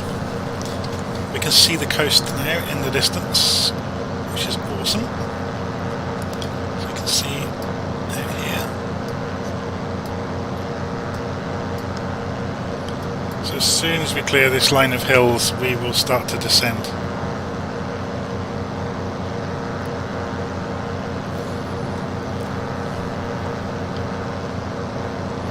Ernie module has appeared. Hi all, perfect thing for a Sunday afternoon. Love the aircraft. It is a cool aircraft, isn't it? It's just a shame it hasn't got an autopilot. You could imagine retrofitting one would be very useful, but hand flying is the thing to do sometimes, isn't it? Yes, I think you're right about the surfaces probably are fabric covered.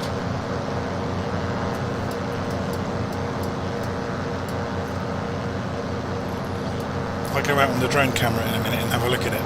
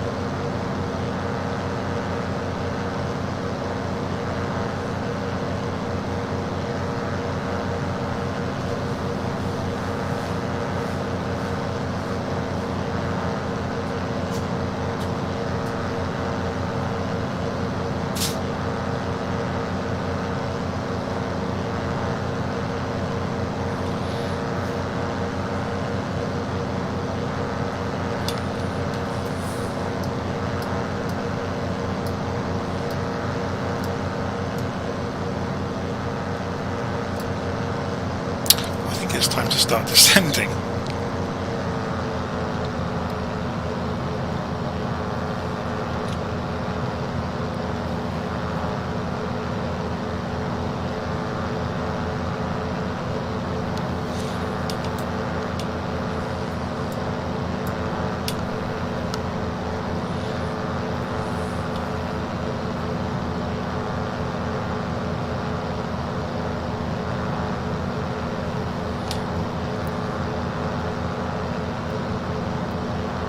Yeah, I think it's probably just painted a different colour, Ernie.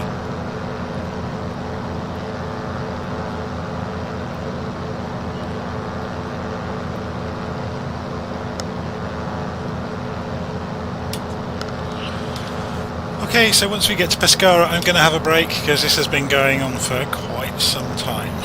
So what we might do is circle the airfield before landing.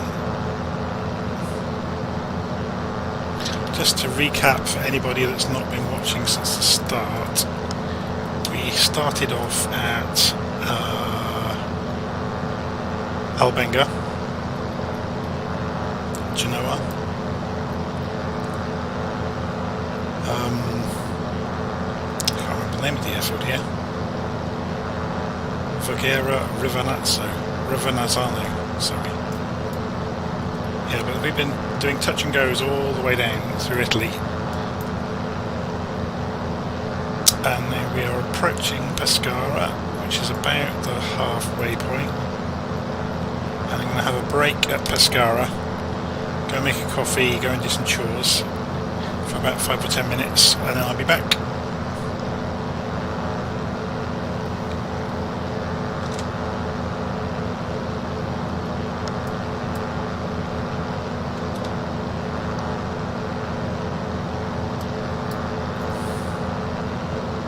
There's the airfield, I think, right there.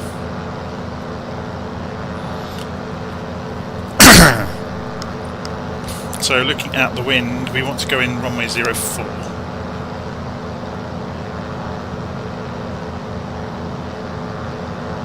So I think it might be nice just to fly over Pescara first though, before turning back in for the airfield. How are we doing on fuel? I don't think we've got much of a worry. No, we're down to a quarter of a tank.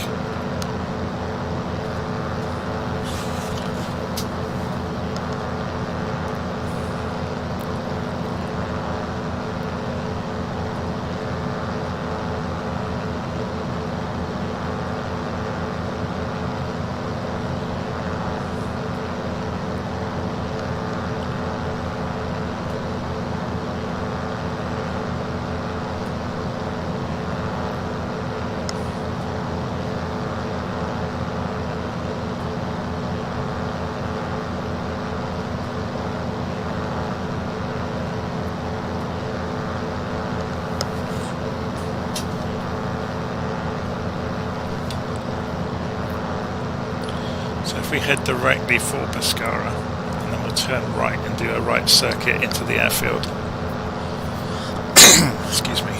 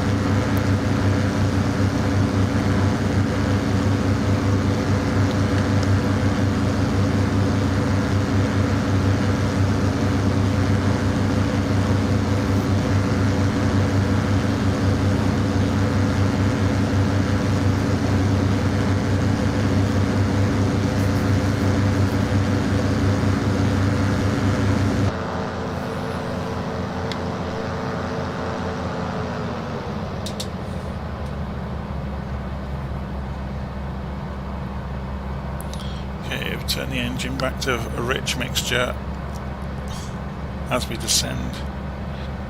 Coming down to 5,000 feet. We really were quite high, weren't we?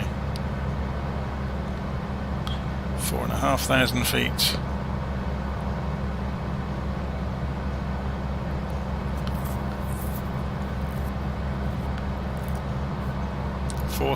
feet.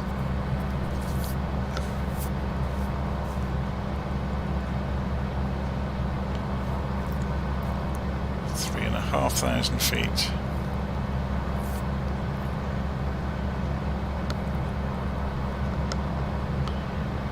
3,000 feet.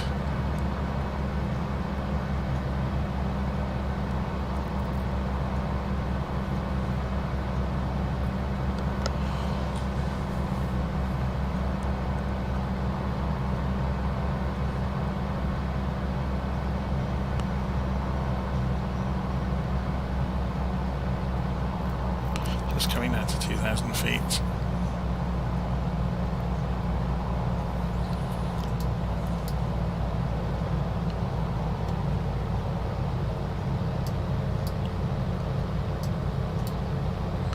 That's the runway.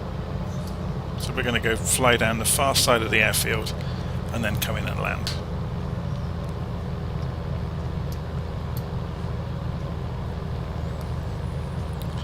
And then try and find somewhere to park. Power the airplane down. Well, there's a little football ground down there.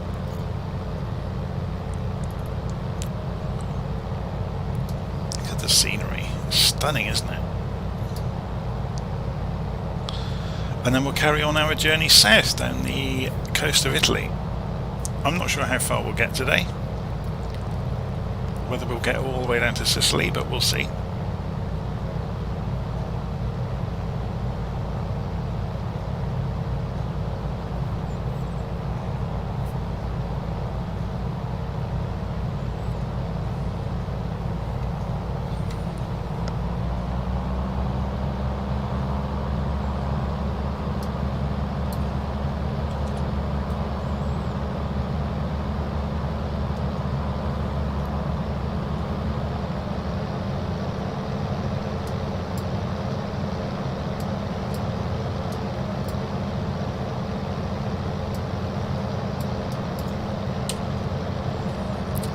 Outside.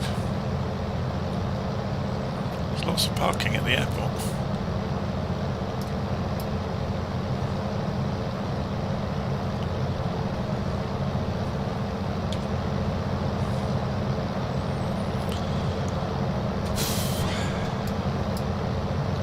Right. There's the beginning of the runway. So we give ourselves a little bit of a descent in, get down, flaps down, and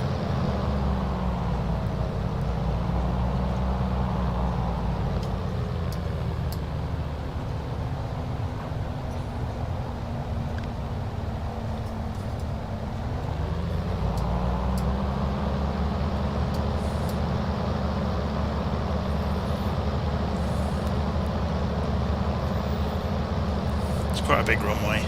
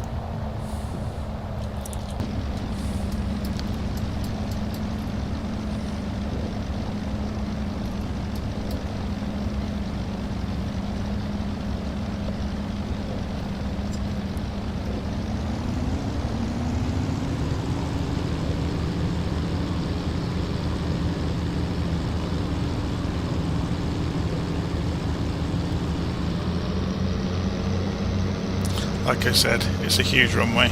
We didn't need anywhere near all of it.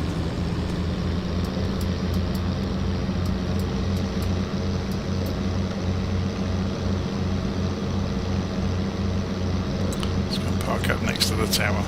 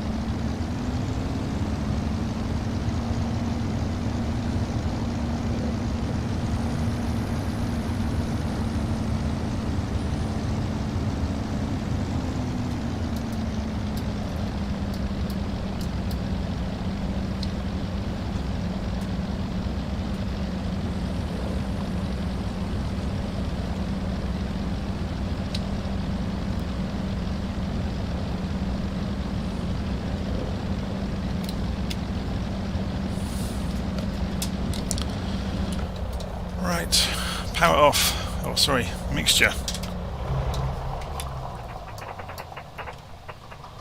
Shut the radios off. Magneto's off. And master power off. And that's pretty much it.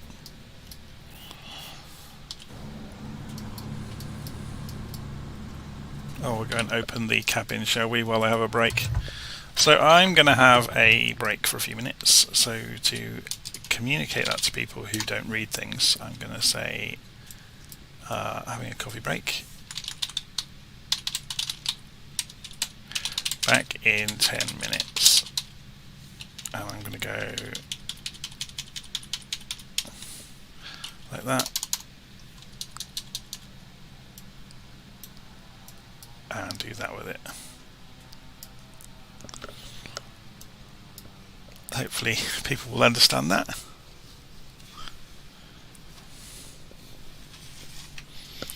And I'll put a similar message on the live chat.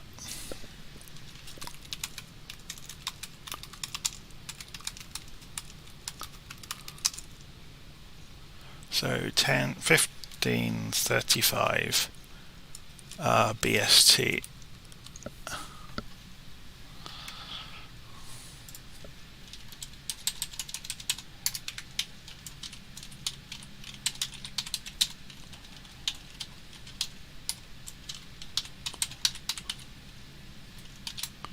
Oops, don't want to save it. Just leave it there. Cool. Okay, I will be back shortly. I'm going to go stretch my legs and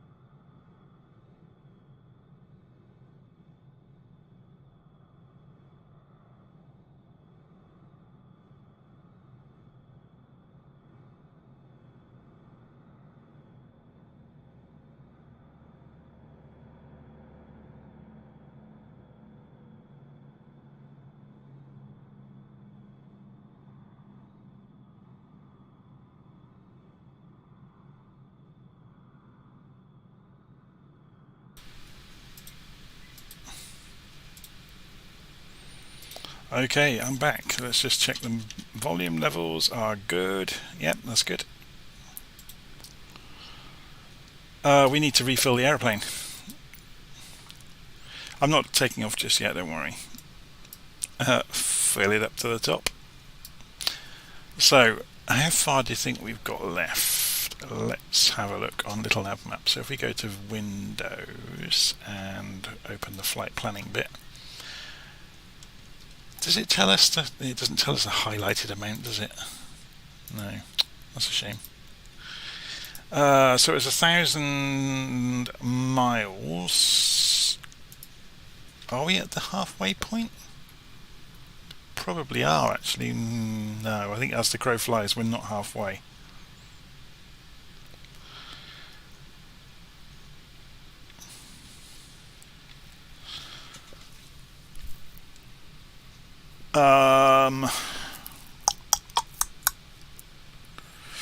I am tempted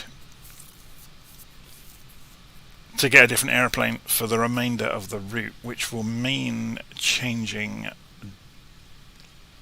the live stream notes ever so slightly.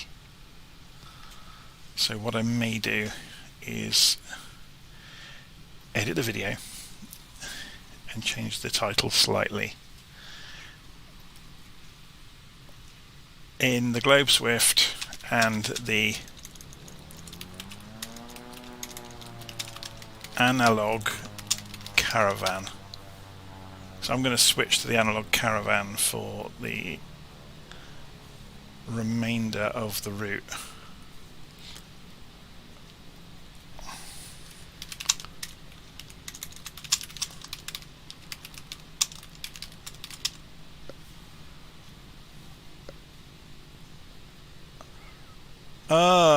Okay, so that's got that bit done.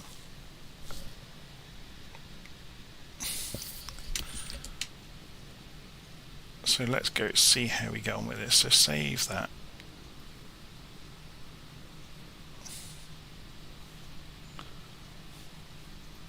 Your channel.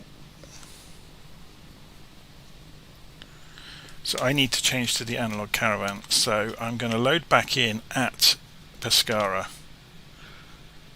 but I'm going to load back in the appropriate aeroplane. So bear with me for a moment. Continue.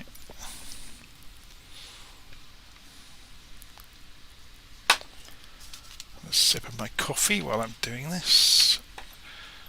So we want the black square.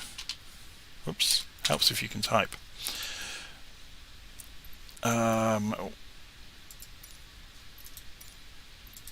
The livery we want, it doesn't make any difference. We want to take off from Pescara.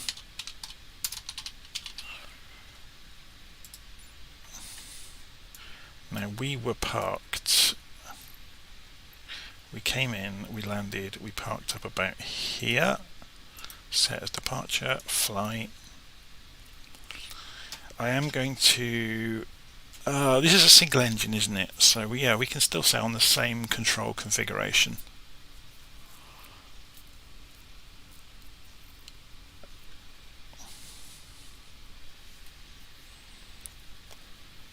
It's just that I've done my several hours of hand flying for today. The Analogue Caravan's got on autopilot.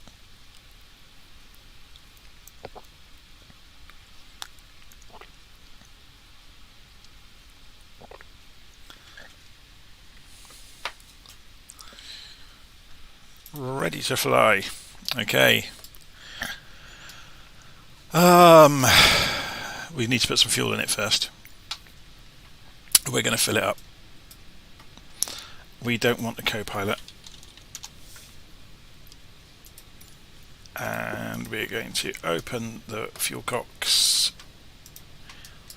We're going to go and turn on the battery. We're going to turn the fuel boost to norm.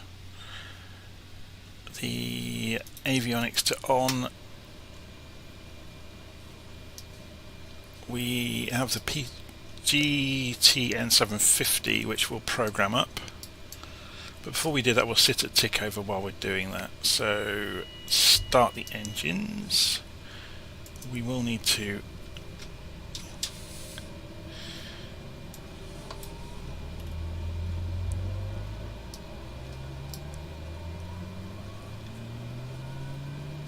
as we get power, the screens will come alive. The instruments will come alive, and then while we're waiting for everything to happen, yep, there we go. Everything's coming to life. We'll go into the flight plan screen and we're going to program in the rest of our routes. So LIBP is our origin. Wait for it to come up on the search result. Pescara, enter. Let's just have a look at this. And so insert after LIBP will be LIEP. LIEP. Enter. After LIEP we're going to LIBF. Insert after LIBF.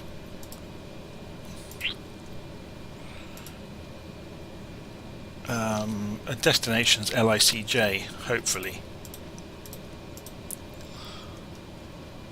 Punta Reza. See, that's put in the wrong place.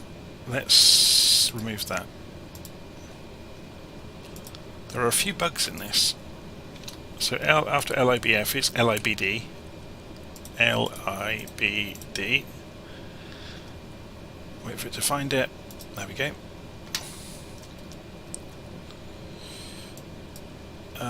After LIBD we're going to LIJS. LIJS. Aero Club Sit Bianca. After LIJS we're going to LINL. Lecce San Cataldo. LINL. And insert after LINL LIBG Grottagli. LIBG Grottagli. After LIBG we go to Aviosuperficie, which is airfield in Italian. LIQY. LIQY. I only know that because I thought I'm going to look up what that means, because you see it so often on maps. So yeah, Aviosuperficie is airfield. LIGT. Lima India Golf Tango. Enter. After LIGT we go to LIMD.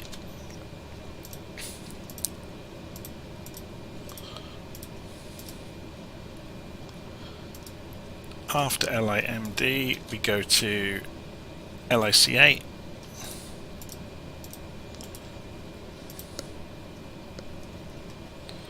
After LICA we go to LICR. LICR. After LICR we go to LICC.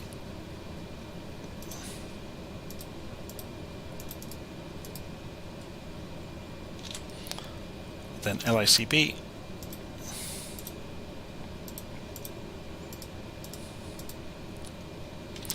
And finally LICJ.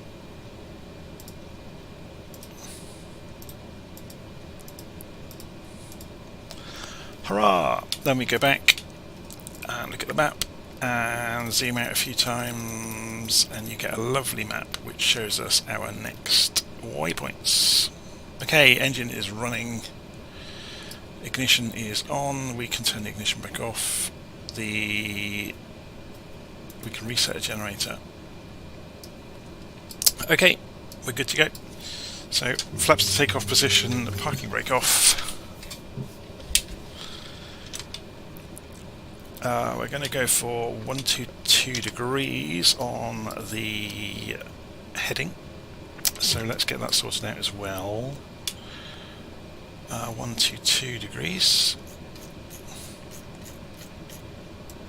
Just hold this on for a moment while it crawls around the edge of the compass.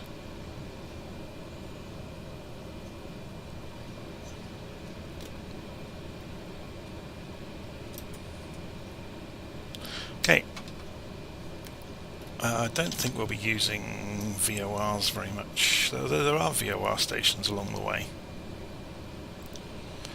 There's one at Gina Lisa, which that's not until the next airfield, so we'll leave that. We're going to leave then the GPS mode on, which has been reflected here, which is all good. What about altitude?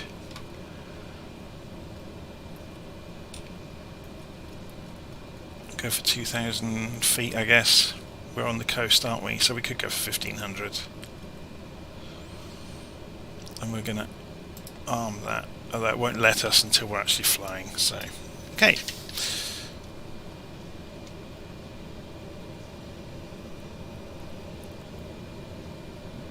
And we're moving. Just try and get out of his way.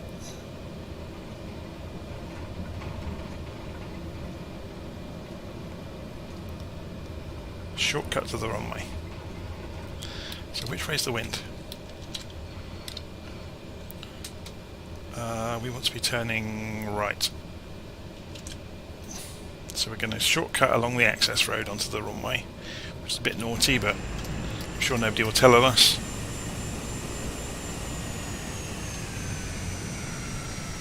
We haven't turned the lights on yet.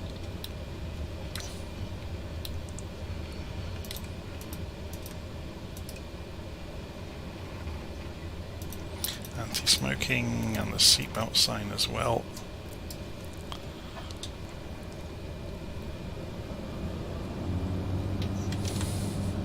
Whoops. Just checking the volume levels. So yeah, you can hear me over it, which is good.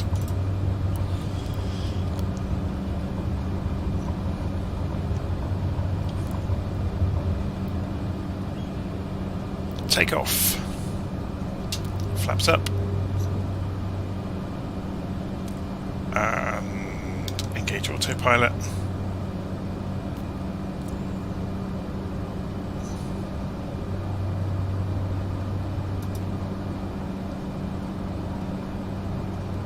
That's armed the altitude, then we can say go for 1,000 feet a minute to get there. Pull the throttle back. And we can go to nav mode, and the plane should turn right and follow the track, and it is doing so, which is perfect, which means we can now have fun and games with sightseeing and let the airplane do the flying while we look out the window and talk. So we're leaving Pescara behind.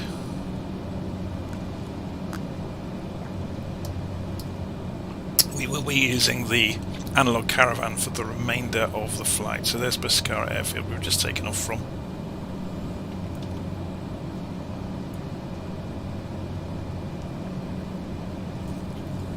You can see the beacon light flashing down there. Very cool.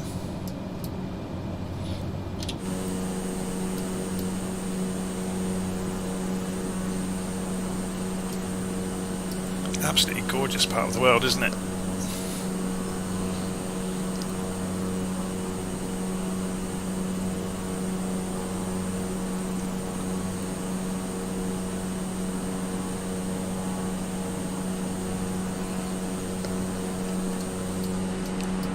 Okay, so one of the huge advantages we now have using a nice modern GPS system is we can get a distance to the next 44 nautical miles to our next target, which is 40. Yeah. So if we go and look at that up and cross-reference it on the map, we can see that's absolutely correct. So what it's doing, the plane is just, it will turn left any moment. So if we look at, yep, here it goes, look, it's turning left. It was just rejoining the GPS track to the next airfield, because obviously we had diverted slightly when we took off. So it's all good. Is this multiplayer? Yes, I'm on the multiplayer servers, so if you wanted to join me, you will be able to see me in the sky. I'm on the Southeast Asia server, as it says in the description of the video. So, yep, you're happy. If you want to fly along with me, you absolutely can.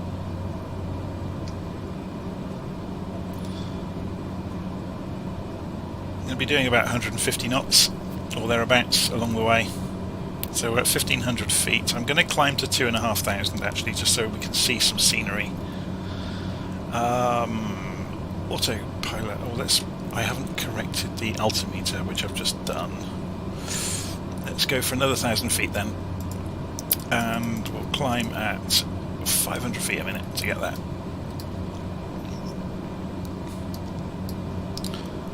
Oh, it's so much more relaxing with an autopilot and a modern cockpit.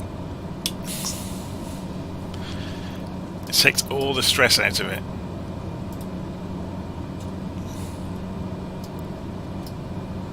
It's 39 miles to run. Shall we tune in a VOR station along our way? So we've just left Pescara. What's the range on the Gina Lisa? Or the Foggia VOR? So 60 miles. Oh, we might not pick it up just yet, but we'll tune it in. 11580.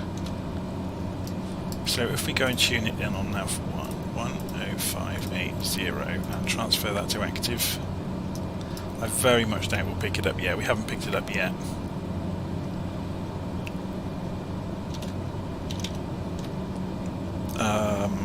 From us, it's about 130 maybe magnetic. So if we just turn this round, this is omni-bearing selector for nav 1. We'll know when it's working because the distance measuring equipment will come alive on nav 1. Although sometimes that can happen before or after the VOR.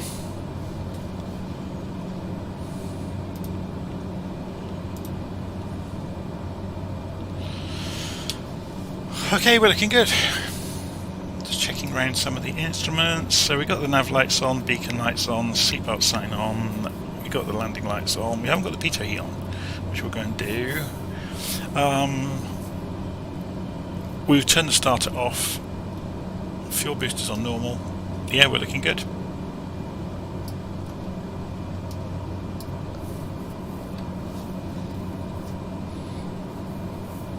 Next airfield we're heading towards is the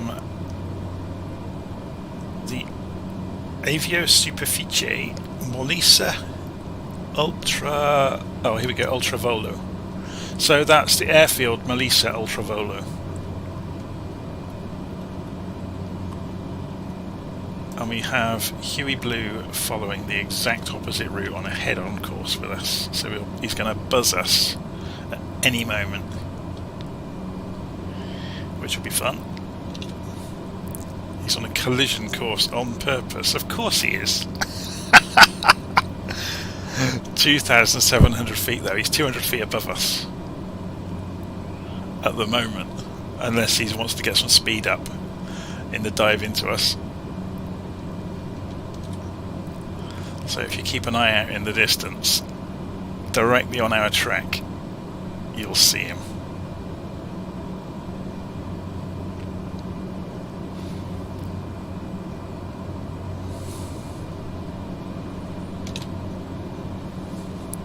It looks like we're going to collide at... Yeah, he's just dropped 100 feet. Looks like we're going to collide over the top of this, the church, strangely enough, or at least they'll be able to bury us easily, eh? I'm keeping an eye out directly in front of me for a nav light, unless he's turned the nav lights off on purpose. Just watching the closing speed. So I imagine this will be the Skymaster. I can see something flashing out there. There it is, where the mouse is.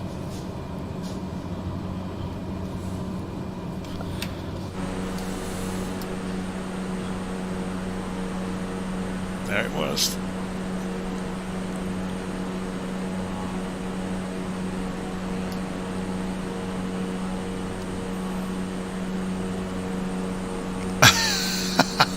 And now he's gone for a high G turn.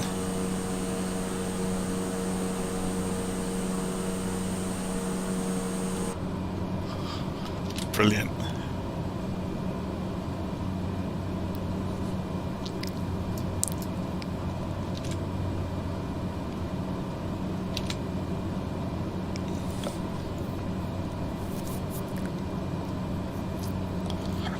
Okay, so we're about halfway over to the next airfield. I do apologise for my pronunciation of Italian place names. I never did Italian at school. The closest I get is watching Formula 1 with the various team names there. I have been to Italy a couple of times in my life, but only for a couple of days.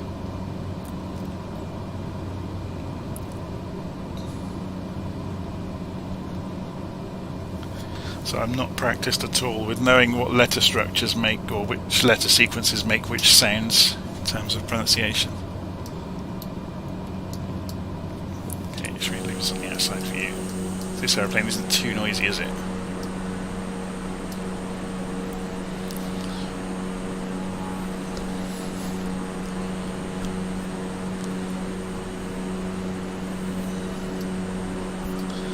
So we carry on straight past this headland. It's the next one, it's the one we're actually heading for. If we look here, it's there.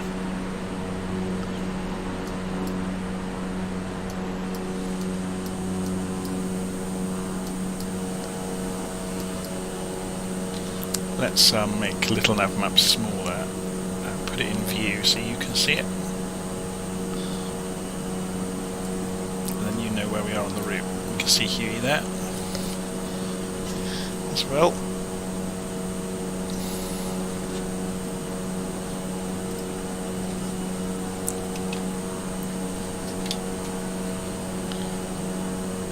Oh, and we have the DA-62 coming up into formation with us.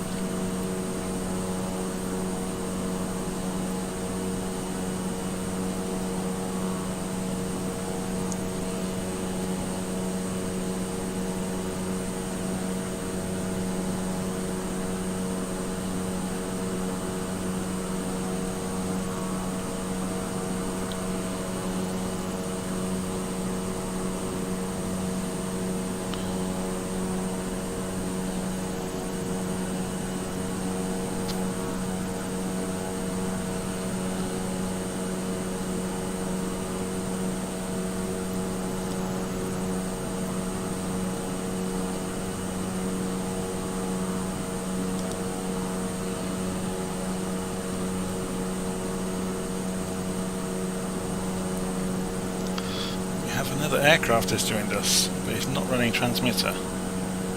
Or if he is, he's close enough. Oh yes, he is, sorry. Yep, we're all just in close formation now.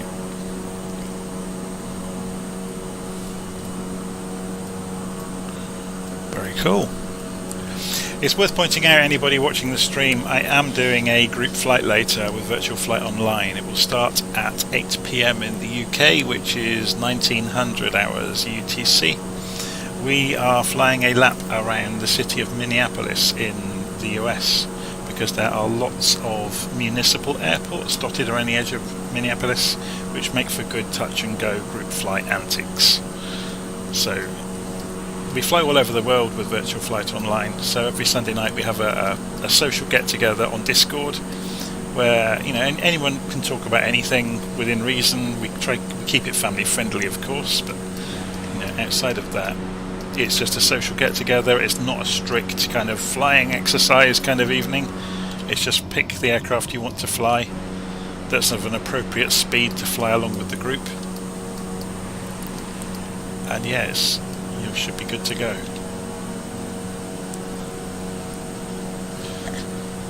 I will be streaming that live, I usually ask at the start of the stream and see if anybody has any objections to it. Okay, let's jump inside the aeroplane. How are we doing? It's all very serene, isn't it, in a modern plane with all the electronics in play. The Analogue Caravan has so many failures, it's funny. I'm going to have to be careful on the throttle with flying it. I'm going to turn off this, or turn the screen back to weather radar actually. Not that we have any weather to read about, but when you put the weather radar on nav mode, it shows you failures on the aircraft. Whoa! Close pass from the DA62. Very cool.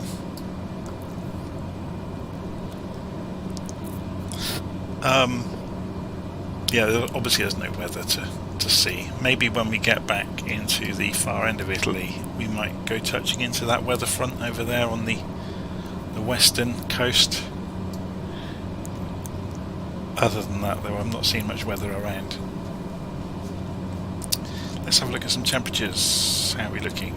ITT is inter-turbine temperature, so it's the gas inside the turbine. Oil temperature's good. PSI is in the green. Fuel flow is good. Fuel quantity is, obviously I have enormous quantities of fuel, so it should be good to the end of the journey, to be honest.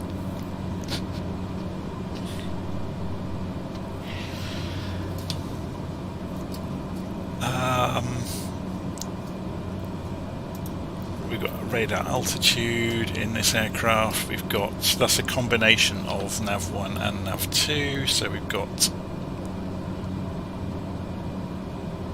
the nav 1 instrument here, we've got nav 2 over here, which we're not using at the moment. Oh, we did talk earlier, didn't we, about the picking up the DME potentially.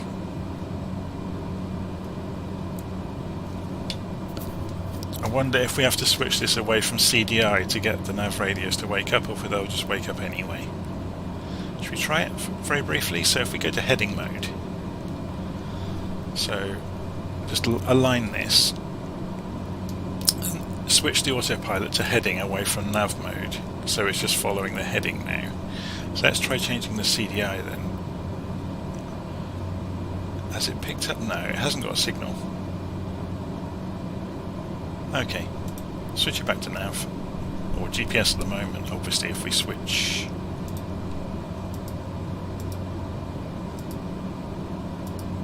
Oh, maybe it is working. Yeah, because it knows it's got a 2 reading.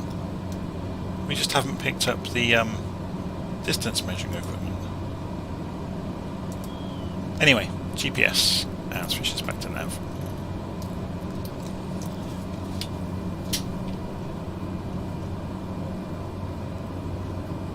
Very close pass from the diamond, just reading the live stream.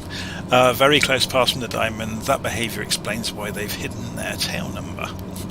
No, unfortunately all tail numbers are blocked out like that in Flight Simulator. Because I guess the reason is the tail numbers are not drawn in at runtime. They are modified in the texture when you load into the simulator. So it can't do that for other people. It can do it for you, but not for others. Gamma Boy Pro. Was that supposed to say gamer because you've spelled it wrong? I hate to tell you this. You've actually written Gamma Boy Pro.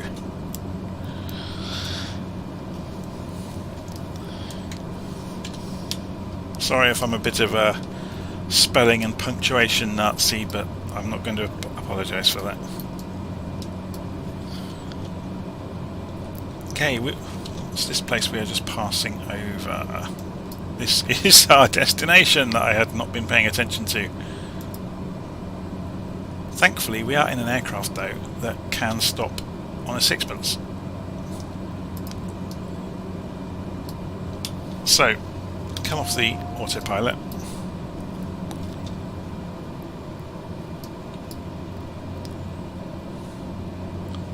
Turn away from the airfield, which I'm about to go look for.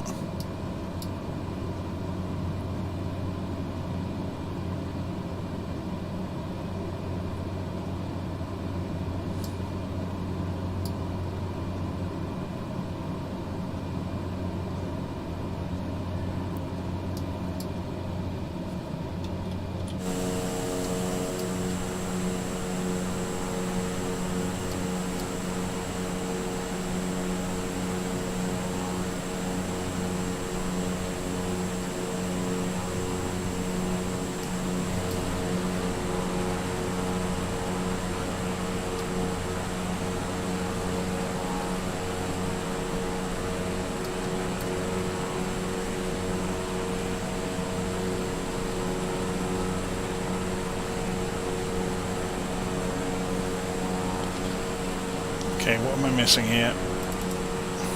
I know it's a grass strip, but okay, I'm right over it. I'm just trying to get visuals on it.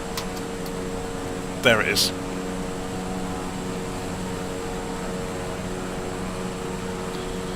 So based on the wind, which is 8 knots, we need to come in the opposite direction, okay.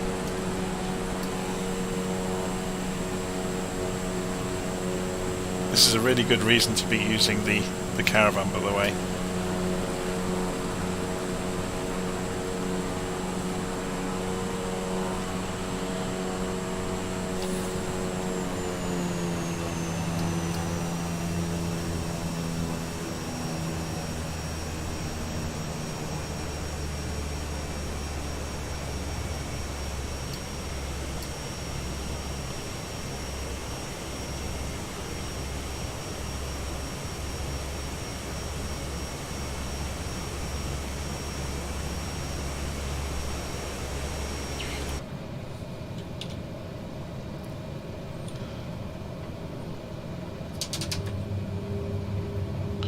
Flaps are down. We don't have to drop the undercarriage in the Caravan because it's got a fixed gear.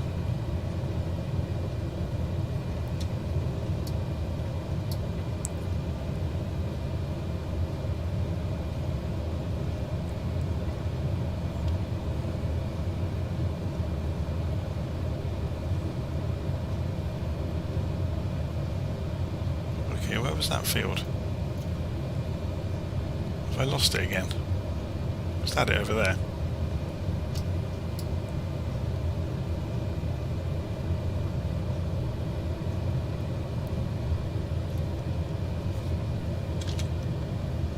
No, I've completely lost it in the turn. There it is. The one with the 737 in it. Okay, I'm gonna do a very unconventional approach here.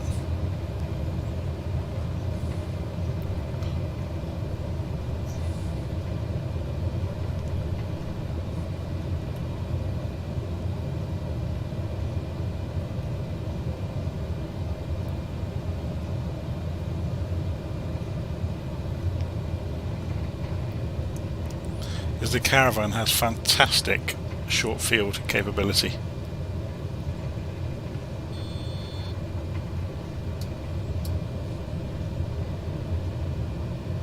Right, I'll just let this guy attempt to take off in whatever he appears to be flying, which is not going to work. He's going to go straight into the trees. And kaboom.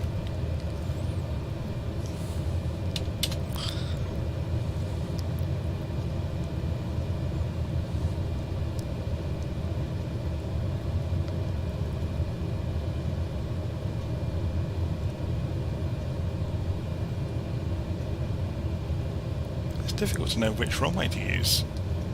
I'll go for the more worn strip, shall I?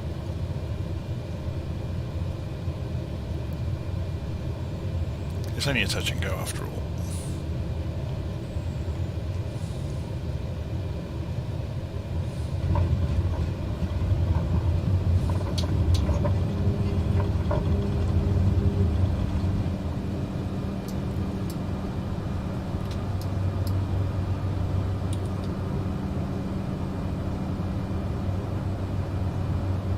Dennis Young has come back and said, yes, we changed plan. I wanted an autopilot, so I've gone into the Caravan, the Analogue Caravan.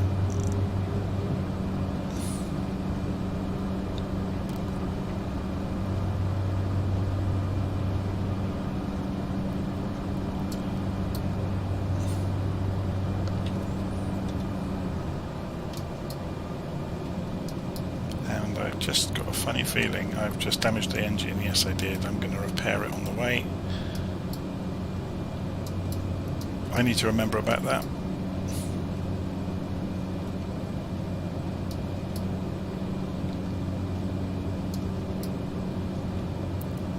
Okay, let's just trim that out. And autopilot on. And nav mode.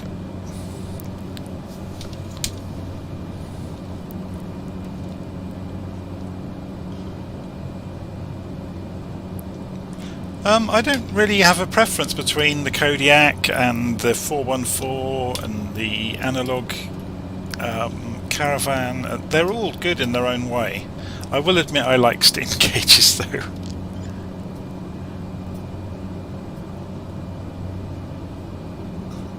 I would say your choice between the Analogue Caravan and the Kodiak is between the glass cockpit and the instruments, to be honest. Depends what you prefer. This has very good integration with things like the PMS GTN 750, which I've got installed here, which is free, which makes it obviously very easy for you to go and program your flight plan in, which you saw me do if you were watching a few minutes ago. You can change the loadout of the aircraft at the drop of a hat by flicking the switch over here, which is really cool. Yeah, other than that, it's pretty good. It's entirely predictable. You can damage it in all sorts of inventive ways by thrashing the engine. So if you run at maximum throttle, you will degrade the engine remarkably quickly.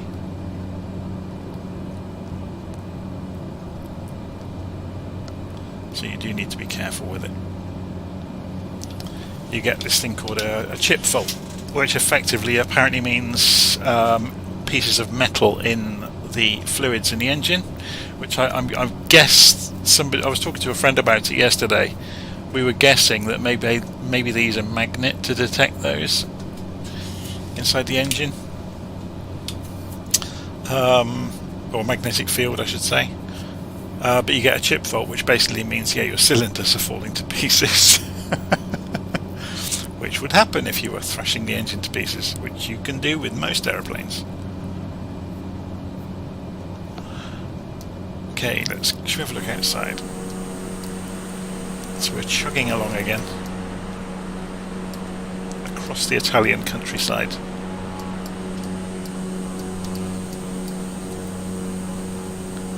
Should we make the map up here so we get to see our next route leg?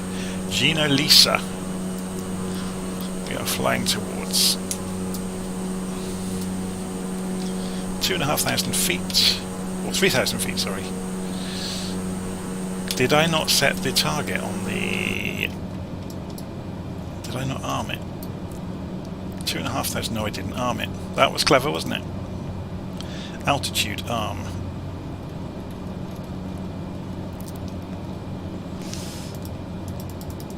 I'll come back down, shall I, at 500 feet a minute until we get to 2,500 feet. I thought we were getting a bit high.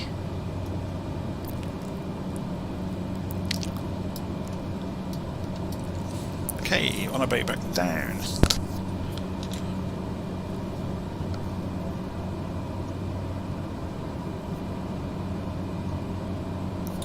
Different fault for the cylinder, high temperature. Just reading the live chat, you get these lights come up here and you've got a chip detector. So it does nothing to do with fried potato chips. I think it's everything to do with your cylinders disintegrating if you absolutely thrash the engine. I can show you it happen, because you can repair it as well in flight. So if I turn they've hidden this in the weather radar. If you turn the weather radar knob to nav, you get this repair engine, refill oxygen, reset failures, and in log you've got a load of other things where you can see what the active failures are that are going on. So you've got no failures going on at the moment, but you can see, okay, engine condition is there. I'm going to do it on purpose. So we're going to open the engine to flat out. So you can see fuel flow has gone through the roof. RPM is above 100 now. And you will see the torque is right up against the line. And look, 98%. The engine condition is dropping like a stone. Because we have basically opened the engine, pushed it against the stops, and it doesn't like doing that. So you'll see probability C chip detector will be the first warning that will come on. A potato chip detector would be on constantly if you were flying in the USA. Brilliant. So yeah, we'll leave it on and see what lights up. So I'm leaving the engine on absolutely flat out.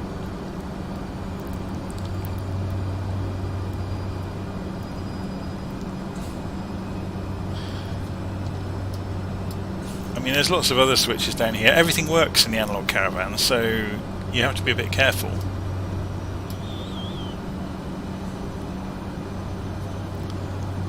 So engine's down to 75% condition already. We'll start to get some lights coming on soon, I imagine.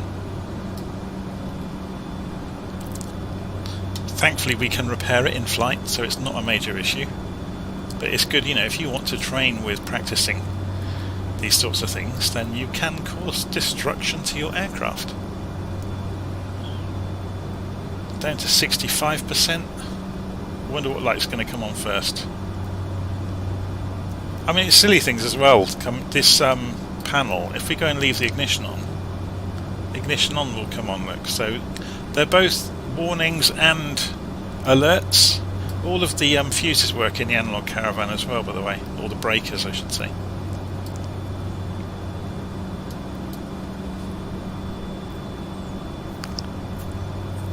So it looks like the engine condition is just going to drop like a stone and then just fail itself without doing a chip.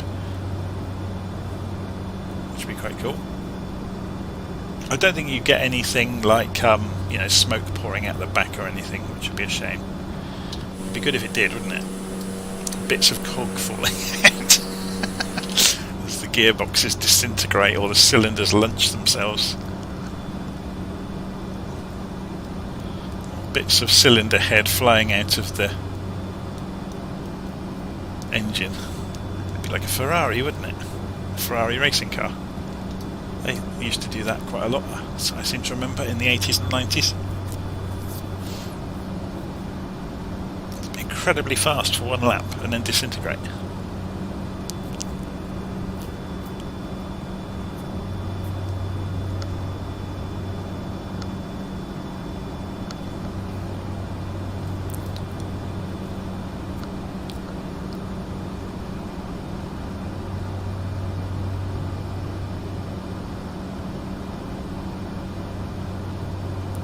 Did we ever pick up that radio beacon?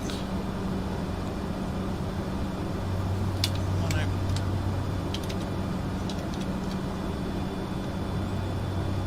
115.80. Oh, maybe if I'd tuned the right frequency it would have worked.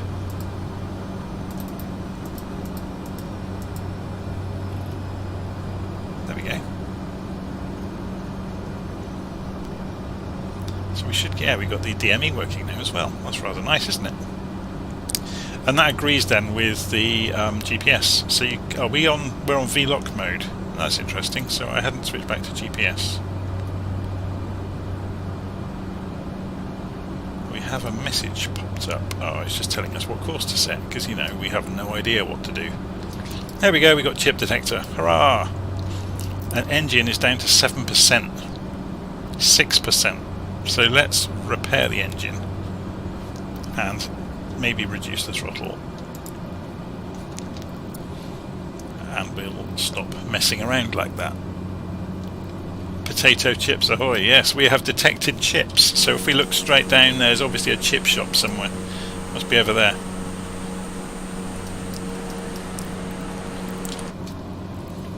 No, but in all seriousness, it's really cool that it's got the all the various warnings. I need to go and have a read up to see what the various things that can go wrong are, because you can set the incidence of failure as well in the system, because then you can practice, you know, what you have to do to get around those failures if you can.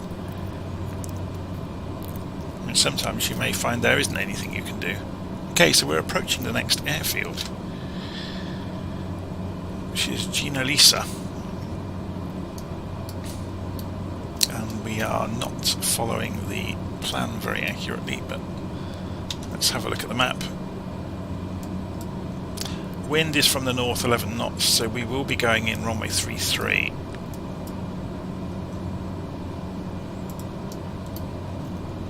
Let's see if we can see the airfield out there.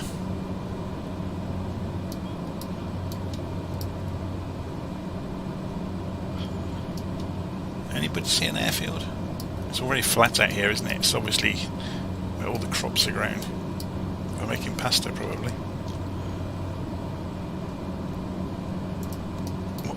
What's the kind of wheat they use? Is it bulgur wheat they use for pasta?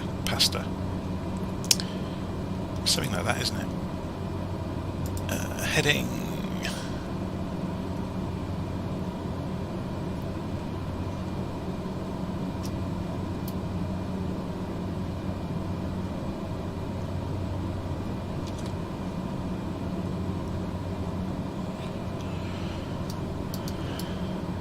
We're still a few miles away yet. I think that's the runway there. You can see it in the distance. So we will come down to 2,000 feet at 500 feet a minute. It's all so much more relaxed with an autopilot, isn't it, instead of hand flying. Got our outside air temperature up here, which is quite cool.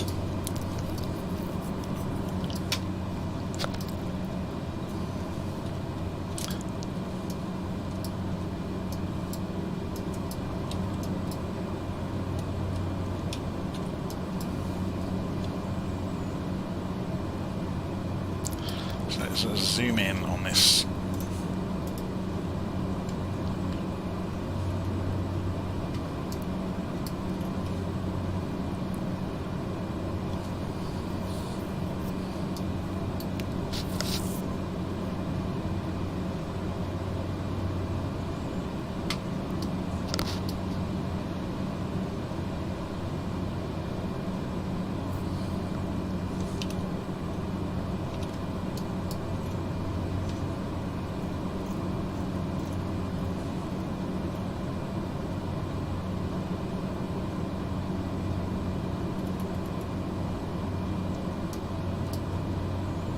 Okay, so we can see the runway there.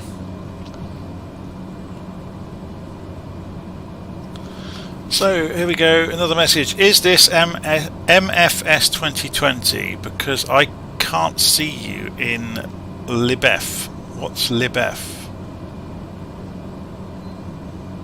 This is Flight Sim 2020, or it's Microsoft Flight Simulator. Same thing. I don't know what libf is though.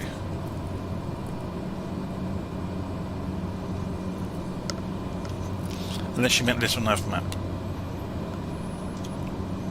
I am broadcasting my location on transmitter, which is where you see the red aeroplanes.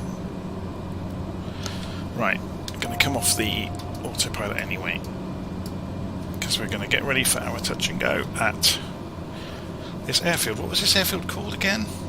Gina Lisa, Foggia.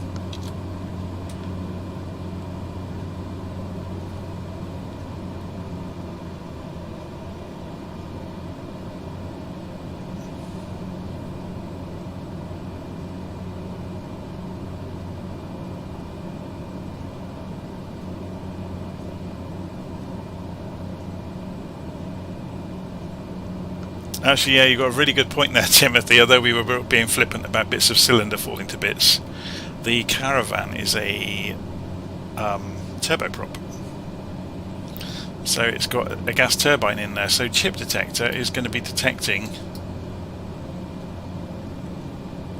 bits of the gearbox, I imagine.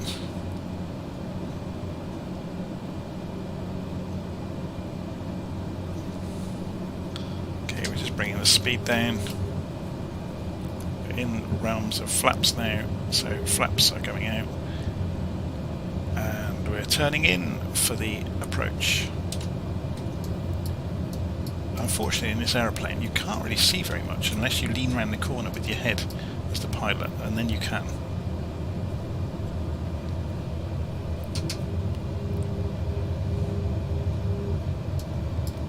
Thankfully though, this plane is very, very easy to fly.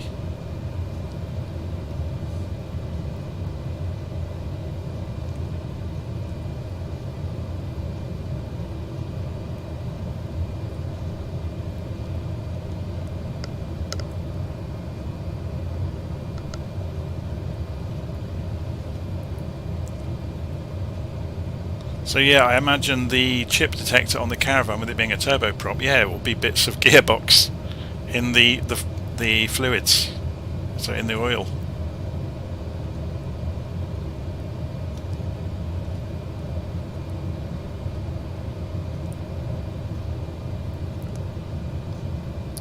Should we sit up in the cockpit so you get to see over the nose?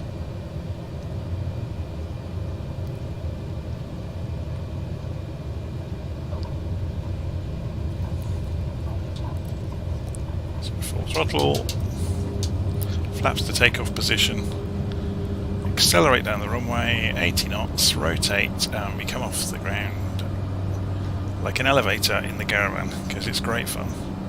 Oh, something fast has just gone underneath us.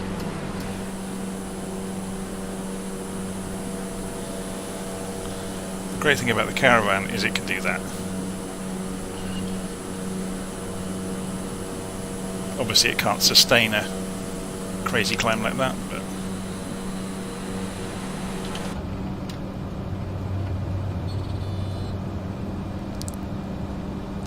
okay, let's get back on our route. So we're going to circle over the farmland, admiring the scenery.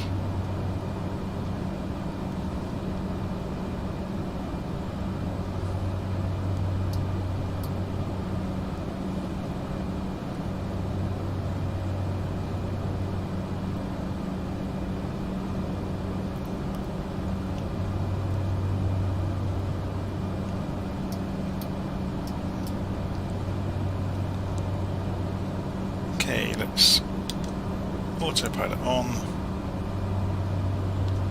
go for 2,000 feet at 500 feet a minute and go for nav mode. And we're all set.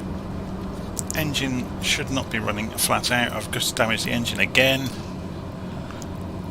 It's just a muscle memory thing of putting the throttle forwards for some of the other airplanes. Yeah, we've absolutely knackered it again. So we'll repair the engine, and I'll try and remember next time not to go full throttle on the runway.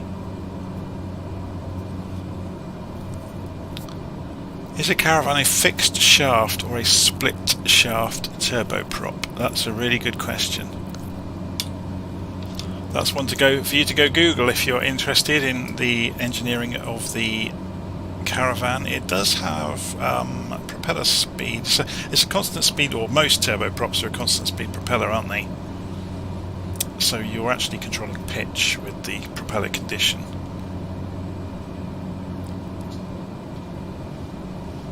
Because yeah, even though we're running here, so we've got RPM. Let's try it. If I drop the propeller condition to 50%, the RPM is not changing. Look, so I'm effectively controlling pitch with it by doing that. Although no, sorry, I tell a lie. That was the fuel I was affecting. I can't really. It's difficult to get to here.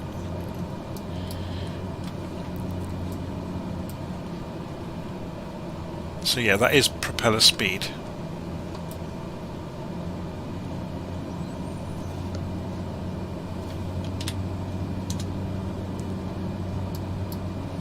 Okay, so we're aiming back out towards the coast now, and if we have a look at the map, we're leaving Foggia behind, and we're 60 miles over to Palese Machi.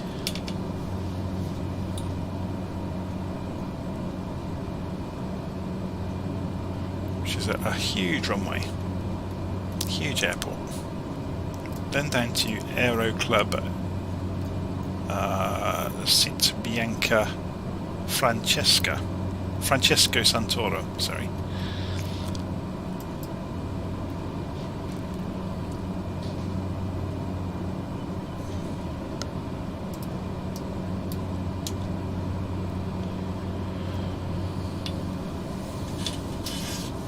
Yeah, I was just thinking in terms of the turboprop. With most turboprops, there's obviously that gearbox between the gas turbine and the propeller. So I guess the chip detector is that gearbox. So, you know, obviously it's rated up to a certain speed and temperature, internally. And if you go beyond that, it's going to start to destroy itself. It takes a while to do it, but not very long if you run it at 100%. It's the same thing. You get exactly the same problem with the 737 or the A320. You can't really do it in the A320. You can with the 737. You can run the engines at 102, 103%. And yeah, in the space of 15 minutes, you can launch the engines spectacularly. Which is why you shouldn't run them at that speed. I'm not sure if the CRJ simulates it properly in Flight Sim. I think you can probably set that and leave it at maximum throttle and it won't damage it. Aerosoft tend to be very forgiving in their aircraft they make for Flight Sim.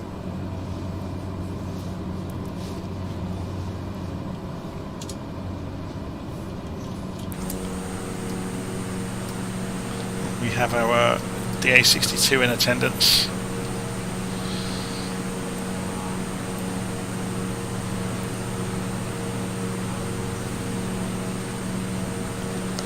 I'm going to go and refill my coffee and I'll be back in a couple of moments.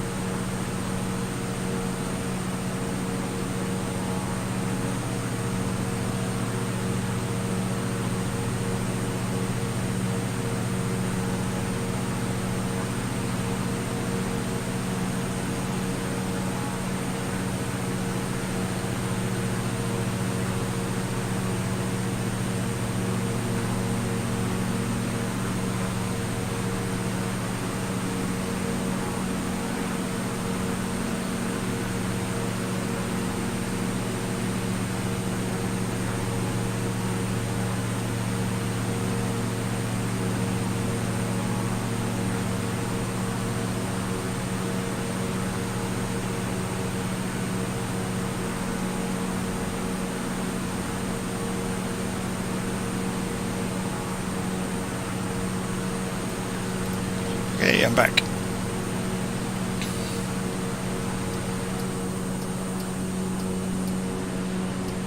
It's very flat over this side of Italy compared to the other side, isn't it?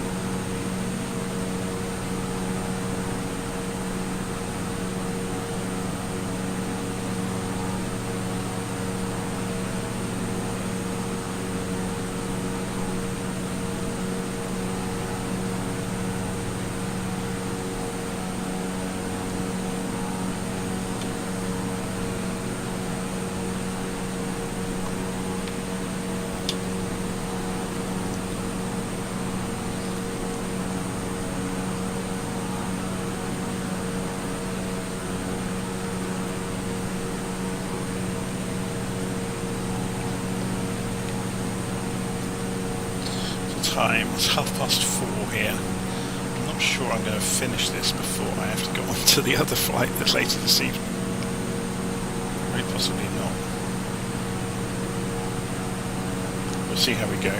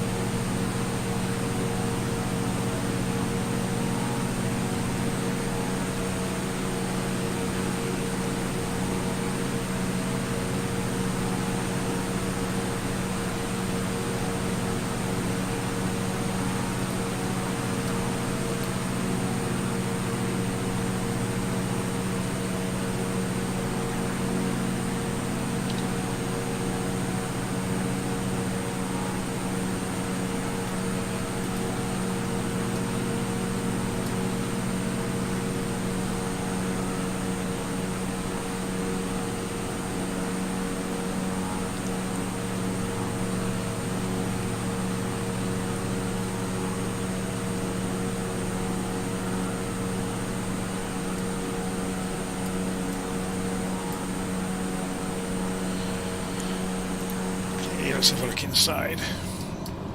So the next waypoint is 33 miles away and closing down quite quickly. 150 knots over the ground, running at 90% throttle.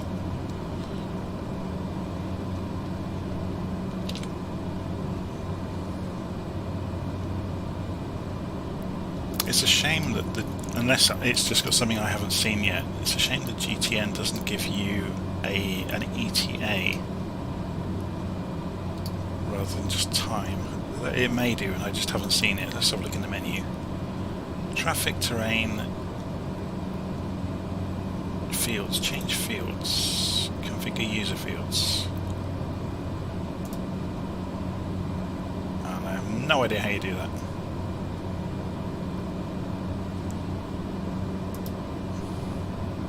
Oh, I see. So if I change user fields, I then select something. So rather than having these particular fields, I could have up here, for example, data, distance. So instead of distance, can I get ETA? Estimated time arrival at waypoint. Estimated time to waypoint. That's better.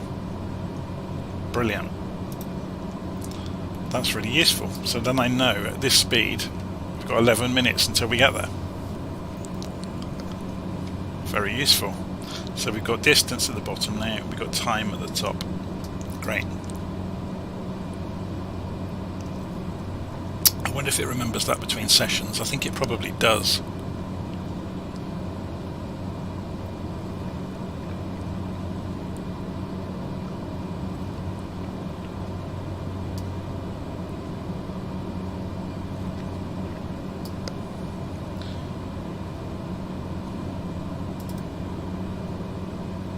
That's interesting. So we can use RNAV, which would be the same as using GPS then, for the... or not? Okay.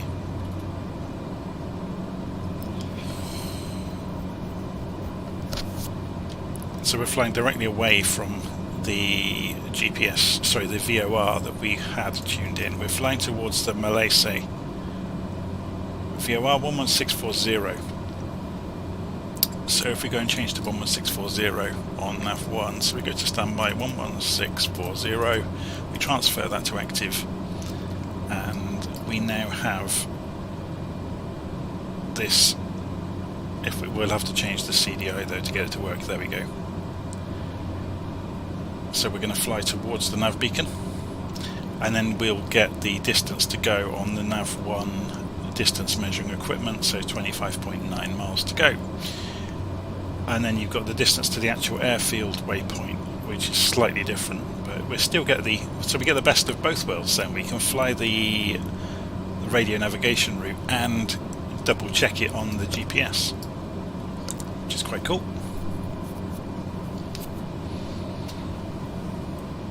Where radio navigation has advantages over GPS is you can choose the radial you fly to or from VORs. So if we wanted to, so at the moment we're flying directly in on this radial, but what we could do is fly the radial in of the runway direction. So obviously you need to know the reciprocal number. So if you do a measure distance from, measure distance. So if we wanted about 246 degrees,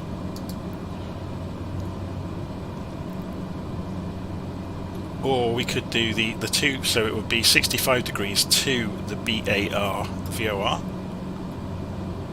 So I'll just show that actually as an example if you've never done this sort of thing before. So we are obviously tuned in, we're following nav, we're on VLOC mode. So at the moment we're flying directly towards the beacon, which works out at whatever the angle we're flying at is. So if we do a measure distance, we can see that's about 103 degrees, something like that, which makes sense. That lines up with what we can see here in the aircraft. But what if we wanted the runway direction? So we want to go actually 65. So watch what happens. If we move the Omni bearing selector to 65 degrees, the plane will actually bank right. Which kind of doesn't make sense, does it? Because we're turning this left, but the plane will go right. So watch what happens.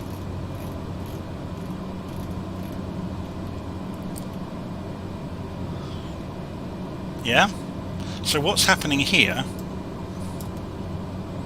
is we have said we want to go on a line of 65 degrees into the VOR.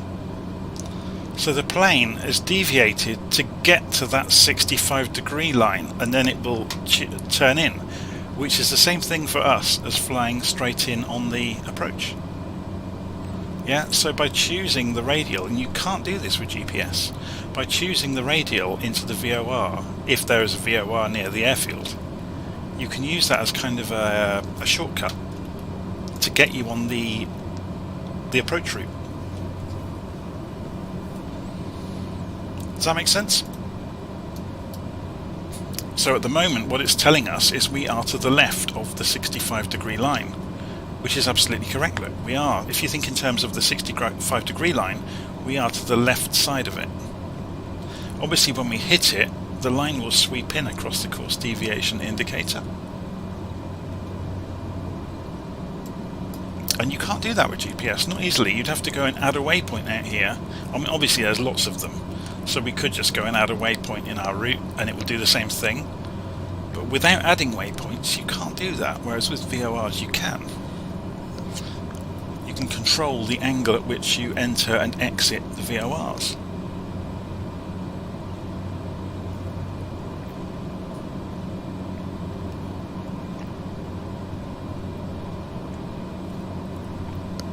By the same token, once we get onto that radial, we can switch over to the ILS frequency, and then not only do we get the localizer, we also get the glide slope.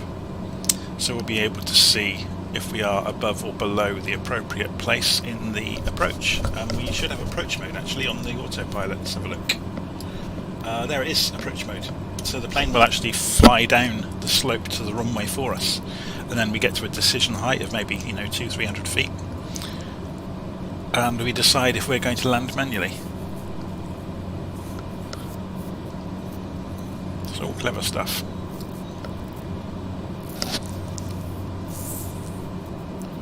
So just looking out the wind then, so yeah, we will be coming in runway 07 anyway. So it's all good. We'll stay at 2,000 feet. We'll have a play with approach mode just to see how it works on the way.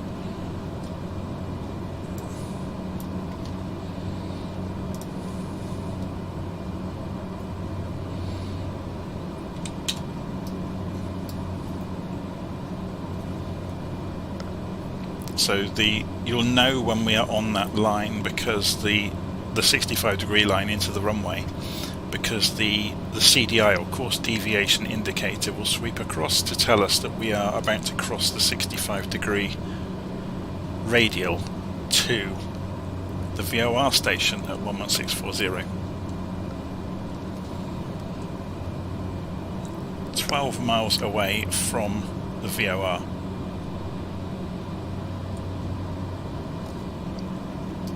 And counting down. So what we can have ready is the ILS frequency and the standby frequency of the nav radio. So 11135. We need to remember there's a course of 65 degrees to get onto the runway. 11135 then. So what we can do is go and click in here and say 11135 and enter. So now we've got it ready, we can just transfer it when we need to. We haven't got to rekey it. Does that make sense?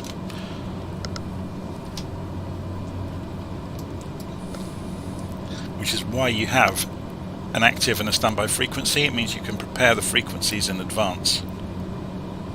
Do the same thing with the comm radio.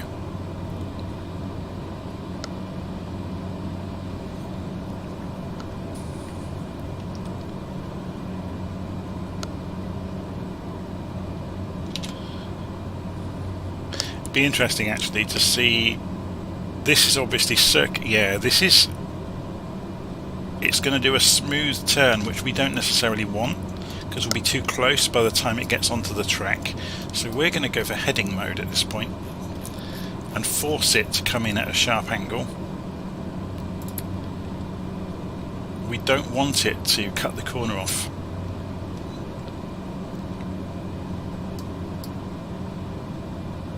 I mean, you can see the runway out there, but it's quite interesting to see the radio kit doing its job. So we're on heading mode, we're on altitude hold mode, so let's go and transfer that frequency over. So we're now tuned into the ILS frequency. So this is still correct on the omni-bearing selector, it's still on 65 degrees. So basically now it's saying, look, we are off to the left of the runway centre line. We are just below. So knowing that you can only approach, or approach mode will only work from below, we've switched it on. And it should start descending, so watch the vertical speed. There it goes. As the glide slope went through the middle of the gauge, the plane started descending on its own. So I'm going to cut the throttle back as well. We've also, look, we've overshot slightly.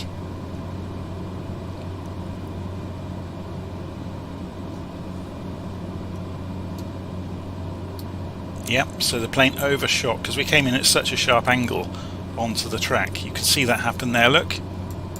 It didn't have time to react, so now it's correcting itself and it's flying the approach.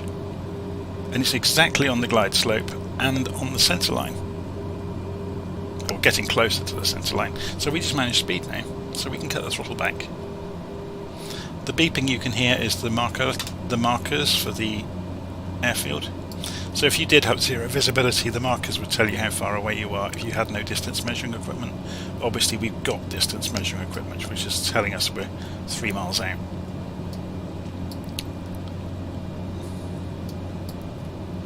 So we're going to start introducing flaps, because the airspeed now allows that to happen.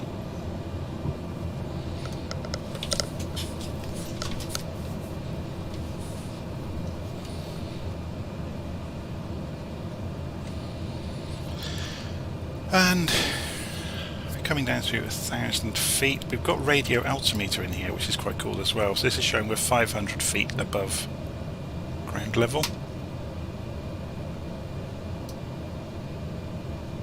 But anyway, I'm going to switch off the autopilot now.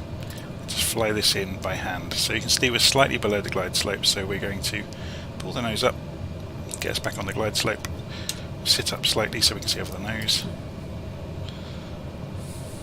Obviously we can fly visually and we don't have to use the glide slope, but you can see, here's the glide slope, look, we're higher than we should be for a nice conventional approach, which is why they've cut the trees, because otherwise we would hit them coming in this shallow.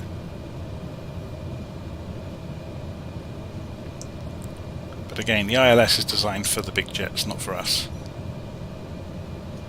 It's just interesting to do the to see the procedure and see how the hardware works sometimes.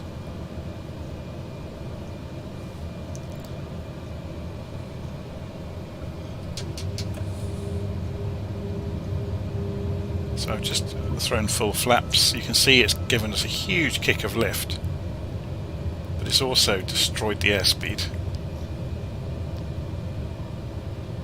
We're only doing a touch and go, remember. You have to remember with a turboprop as well, there's not an instant throttle response like there is with a combustion engine.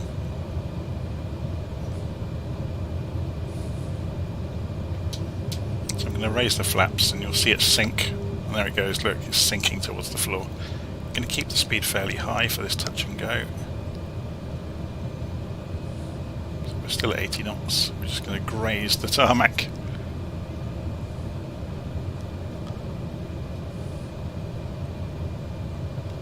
In fact, look, it's hit ground effect and it doesn't want to. So we are going to reduce the throttle.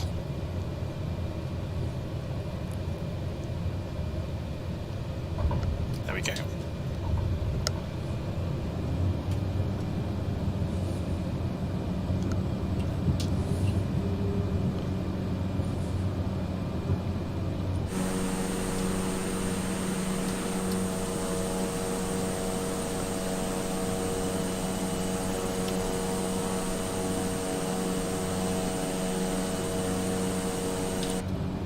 Okay, next leg of the journey takes us out across this town on the coast. So we'll have a look at it on the way. So we can switch the autopilot back on. We can go to nav mode. We can go to GPS. We can arm the altitude at 2,000 feet. And we can say climb please at 1,000 feet a minute to get there. The plane is just turning onto the track. It will straighten up and then turn left again, so we'll look out of the side as that happens. And this looks like photogrammetry. It is. It's really poor photogrammetry, but it's photogrammetry nonetheless. So what is the name of the place? Is this Barry? Yeah, it's Barry. The reason this is significant, I think, Barry, is because of Saint Nicholas of Bari. So that's why it's seen as a significant, or possibly that's one of the reasons it's seen as a significant place in Italy.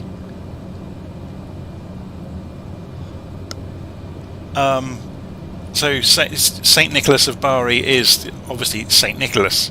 He's actually buried beneath a church near Antalya in Turkey. Like, is it Semra? Is it called something like that? Demra, sorry. But yeah, so Bari is where he was originally from.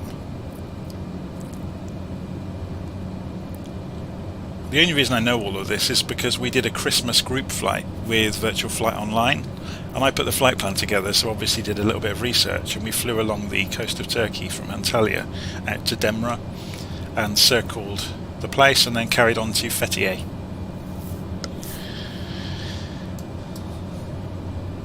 But yeah, the church is actually, there's no 3D object for the church in the scenery, but you can see it on the ground when you circle over Demra. It's worth saying I'm not religious at all, it was just I thought it was an interesting story. I like finding out how these stories get started.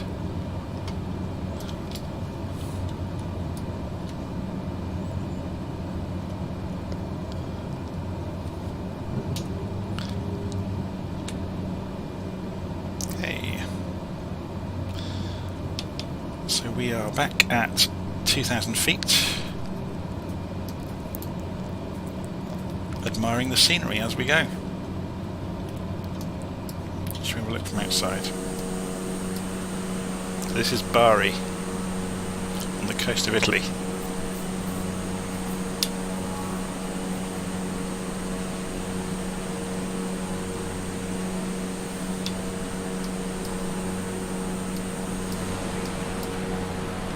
Our next stop is going to be Aero Club Seat Bianca Francesca. No, it wasn't Francesca, was it? I can't see it without zooming in. Let's hover over it. It will tell us the full name then. Francesco Santoro.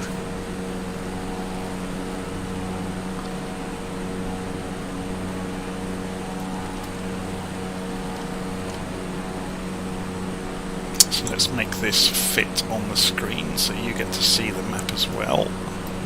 And center it up.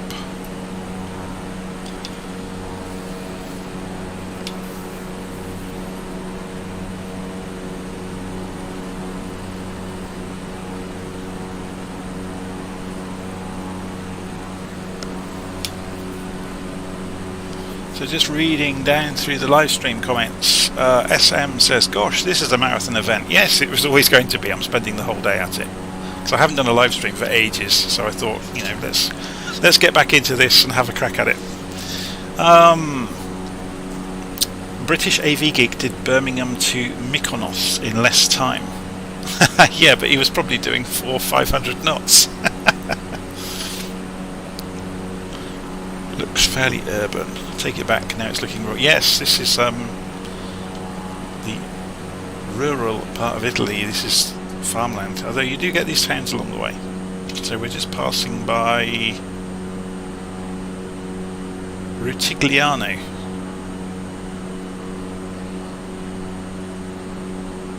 So the town we're just passing though is Noicataro. Is that how you say that? Rutigliano is the next one. Then a little bit further along we'll have Conversano. Out on the coast over there will be...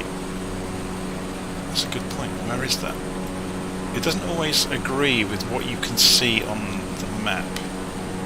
And we could change this to be satellite, but it's even more confusing then usually.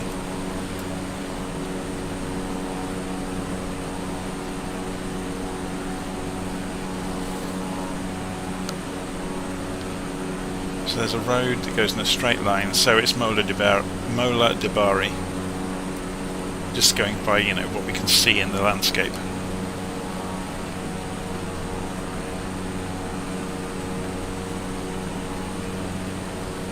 Looks like most of the apartment buildings and farmland. Yeah, this part of the world is going to be like that. It's farms. That is this area of Italy. It's where all the olives and everything come from. I mean, you can see them, look, rows and rows of olive trees.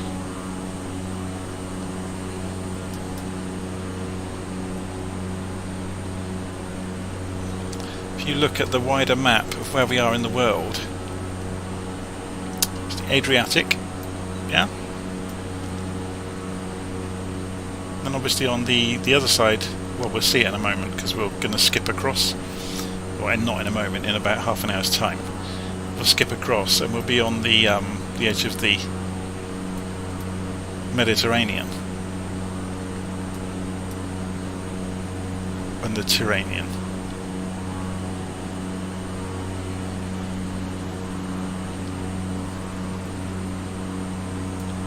Yeah, this is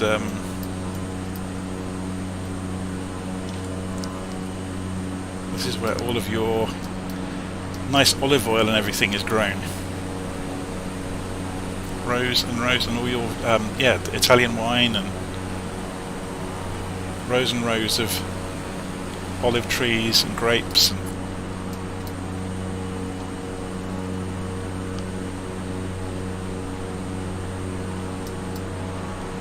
And the more arable fields are going to be the wheat that's being grown to make pasta.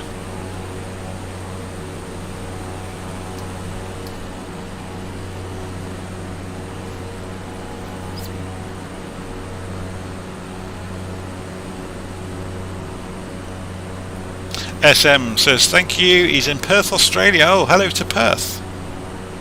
Nice to have you online. I love the international nature of the flight sim community. It's fantastic. We get people from all over the world all taking part and mucking in together. So when we do the group flights at Virtual Flight Online, we often get people from all over the place taking part. It really is fantastic. and everybody seems to get along. Mind you, we do, put a pretty huge sign on the door, say leave your politics at home, leave your religion at home, leave your petty arguments at home. We're here to talk about aeroplanes and fly together, and it seems to work. People are very reasonable, and at heart, people are nice people. Most people are. It's very rare that you find somebody that's objectionable. Or maybe we've just been lucky. There's an old saying though, isn't there? You make your own luck.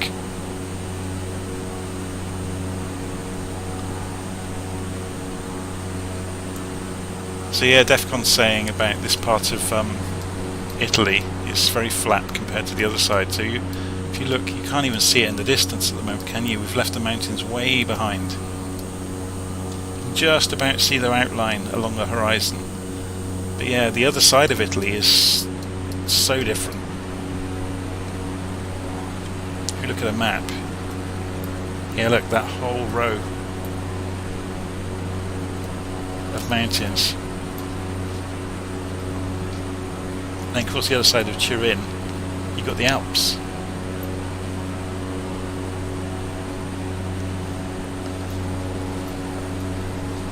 I'm not sure what this mountain range is called that runs down the middle of Italy. I'll have to look that up. Is it Dolomites or something like that? I'll have to have a look.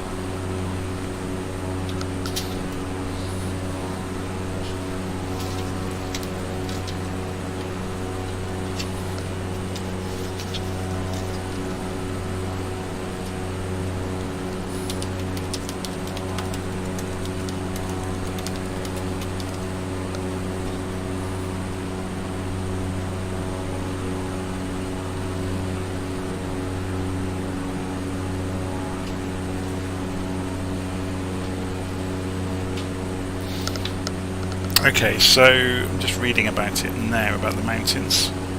Or I would if the search result would come back. And it has failed to do so.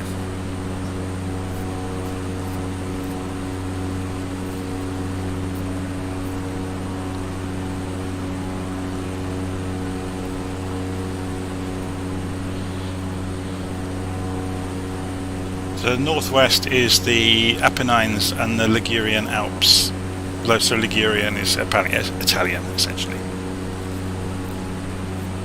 The Dolomites also form part of the southern limestone Alps. Okay.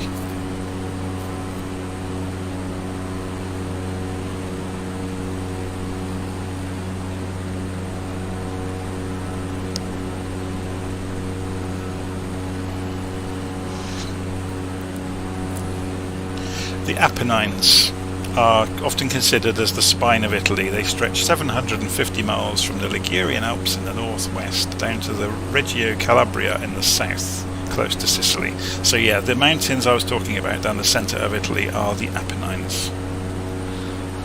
The Dolomites are northeast of Veneto and Trentino Alto. Dolomites can be visited all year round.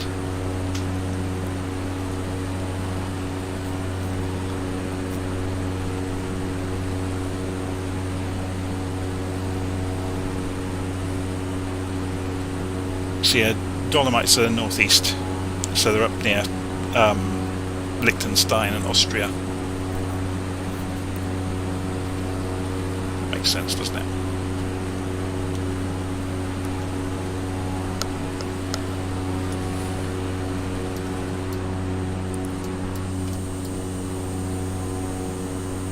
Aeroplane in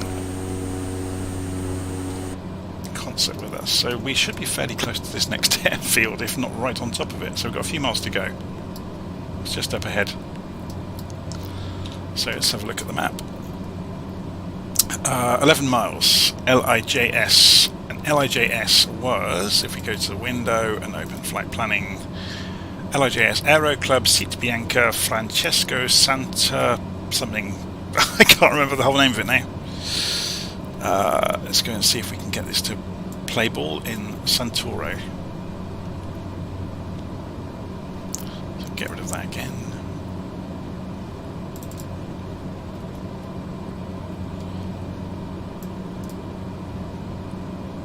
So looking at the wind, we want to go runway 02, so we'll do a visual approach. We'll turn right, do left circuit into 02.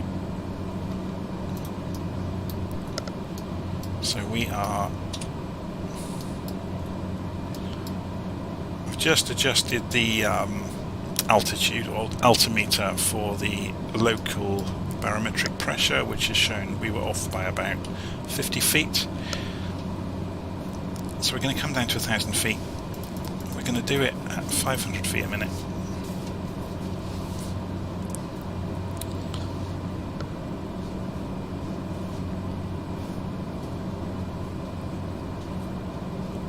The southern mountains in Italy, I have no idea if they get much snow. I imagine they do. Anywhere at altitude is going to get snow. So the Apennines you're talking about. So after looking at the map, I can talk about this with some authority.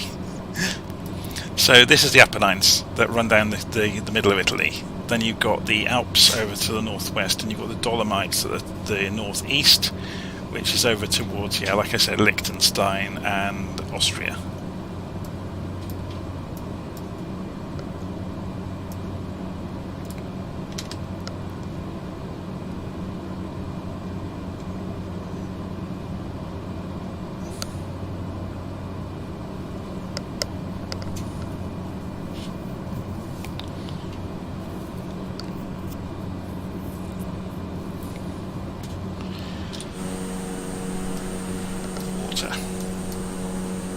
And the sun is going down.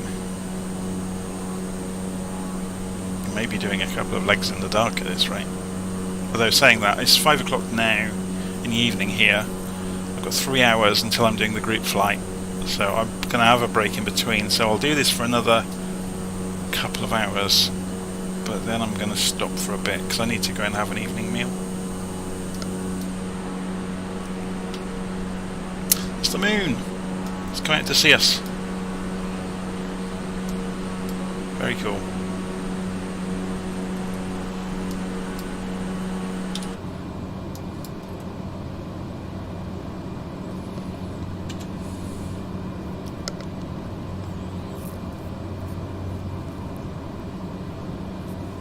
Okay, we're 1 minute out from our next airfield. After leaving this one, we're going down to Lecce San Cataldo Airport. Lima, India, November Lima.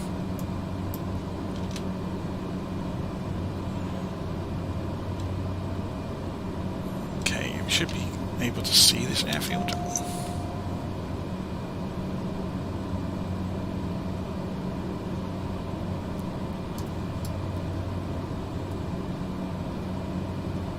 Is it here, maybe?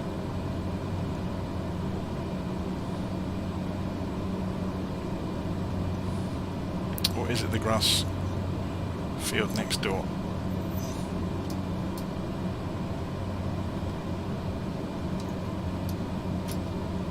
No, that's it, it's just a tiny runway. Okay, so let's get rid of some speed.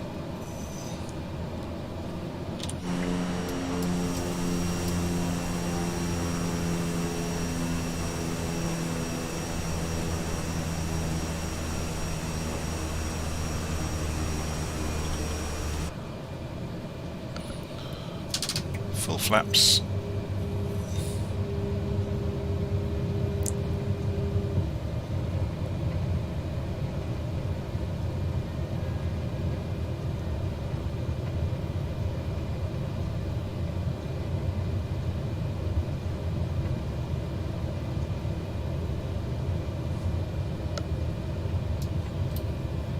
And there's the runway.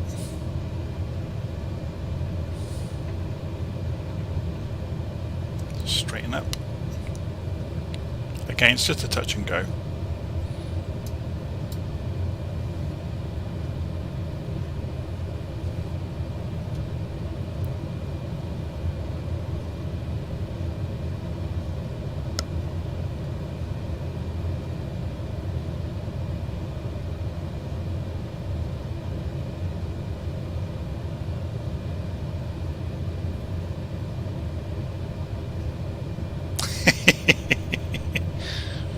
Yeah, not many planes can go as slow as a Caravan on approach. The Kodiak can.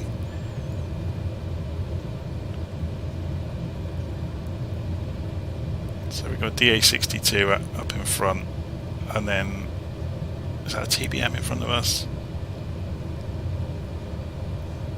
TBM should have some trouble here. It's not going to be easy for them.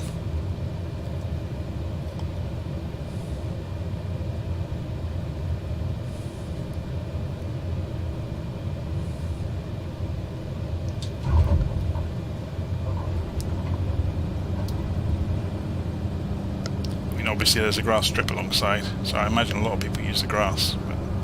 okay.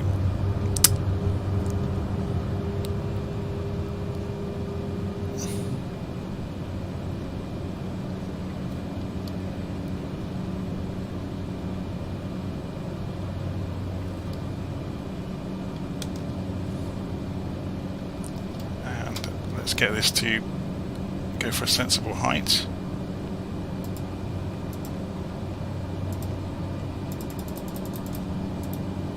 Is it going to sort its life out before we go in the water? Autopilots are notoriously slow at responding.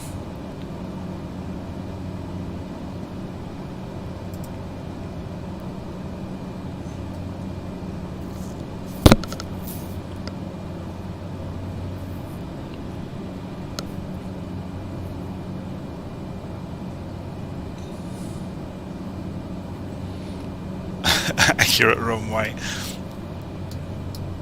So that's not a runway. Ernie has said, yeah, it was more like an extension to a playground in a school, really, wasn't it? No, I think the field alongside would be used for most aircraft. We just happen to use the short takeoff landing runway. So climbing back out to 2,000 feet, I think we could go for 1,500, couldn't we?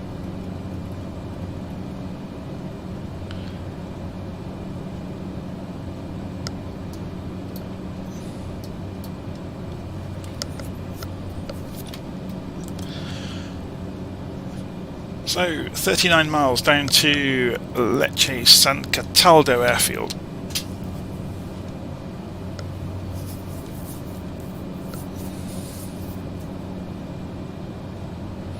So we have today travelled the entire length of Italy from one end to the other. And now we're heading down, after the next airfield, we're heading down towards Sicily. So this is the end of the Adriatic we're coming up to, the beginning of the Ionian Sea.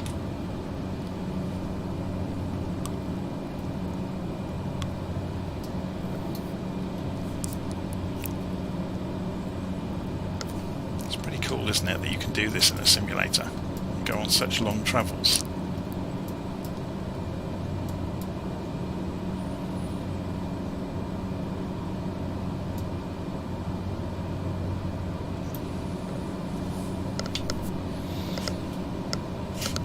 Should we put on the outside view, do some sightseeing? Not that there's much to see around here, it's all arable farming, isn't it?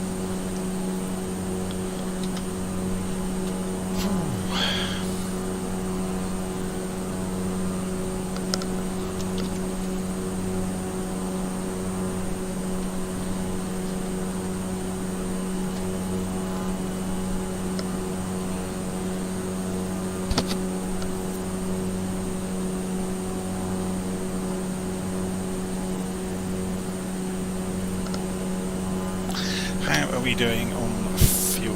Let's go and check. I imagine we're fine, because the Caravan it has a very long range. So it's over here on the right. Yeah, look, we've only used perhaps 15% of our fuel. Caravan is very efficient. Has a tremendous range.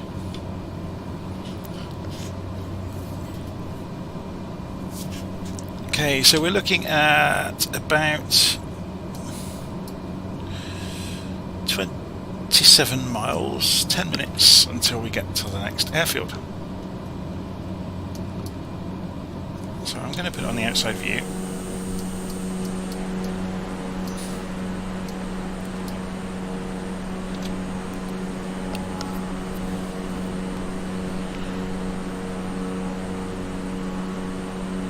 And I'm going to go stretch my legs for a few minutes. I'll be back in time to land at I can't even say it. Lecce San Cataldo Airport. So I'm just going to mute myself.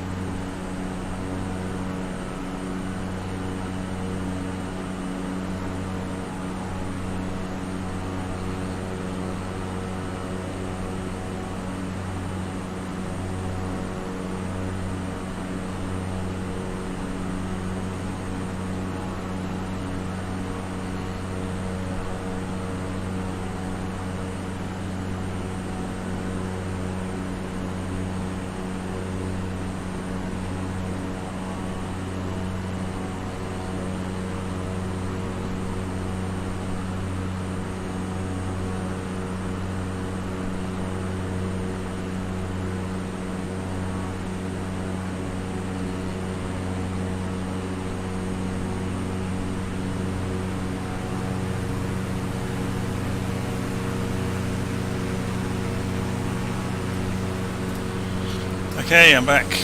Just looking around because I saw a shadow pass over my aeroplane. Ah, there it goes. It's DA62.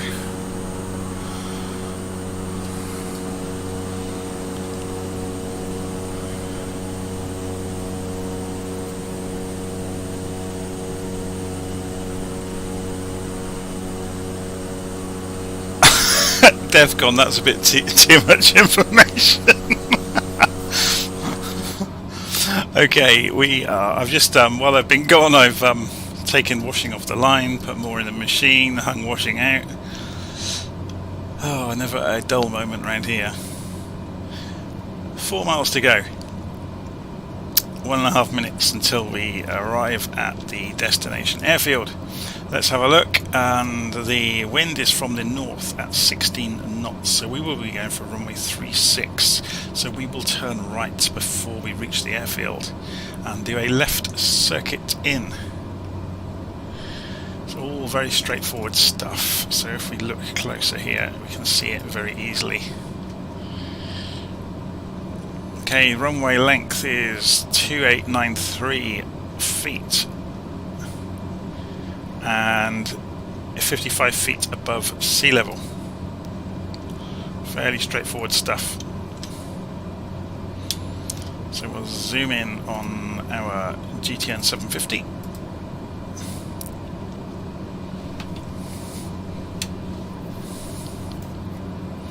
Two miles out. Going to start coming off the speed. Sit up so we can see over the nose.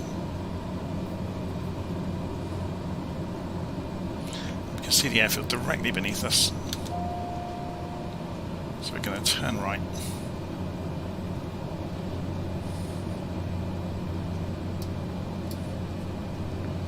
Going to go for the flaps.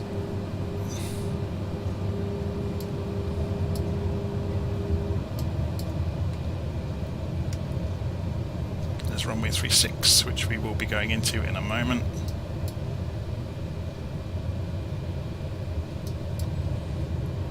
Almost did a wing over there to lose speed, but now we have the flaps down, obviously we have an awful lot of drag. So let's have a look. There's the runway.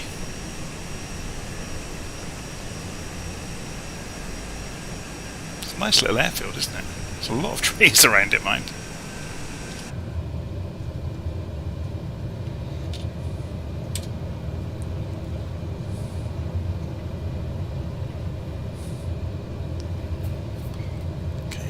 Turn in.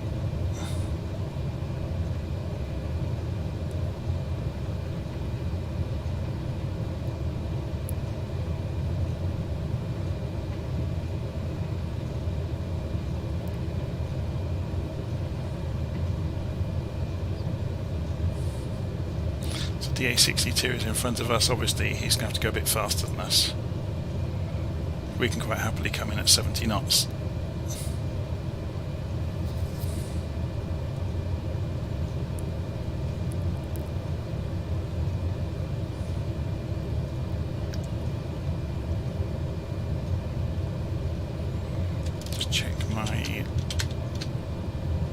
I did turn the microphone back on. I've done that before. Or I forgot to turn the microphone back on. I'm busy chattering away and nobody could hear me.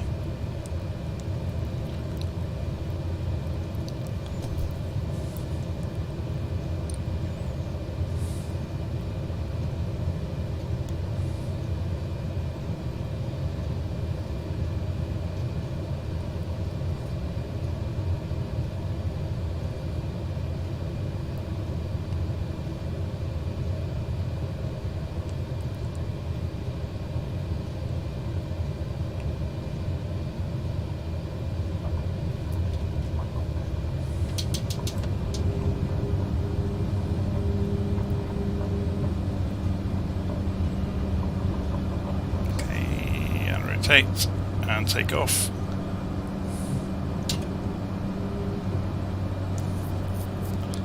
And right turn, and we're heading towards Sicily at last. So it's 5:30. We're probably going to get to the end of this, I think, before I have to leave for the evening group flight.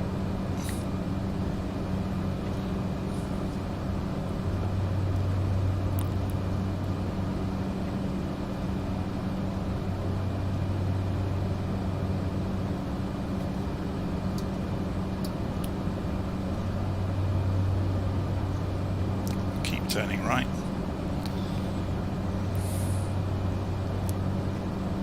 One of the lovely things once we get to Sicily is the first thing we'll see of Sicily is Mount Etna. But it's quite a way yet, so we've got to fly across the bottom of the boot of Italy first.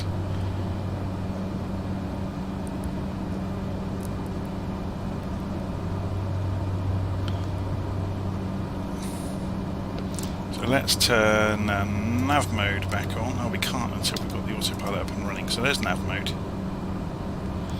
We're going to go for 1500 feet, so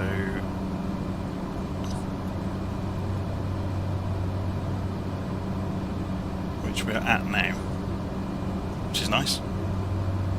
So autopilot's on, nav mode is on, and I've gone and overstressed the engine again. So we're going to go and have a look and see how much damage I've done. Oh, I did a huge amount of damage. So this just goes to show, messing around doing these live streams, I went for full throttle again on that takeoff, and I shouldn't have. I caused damage to the engine in doing so.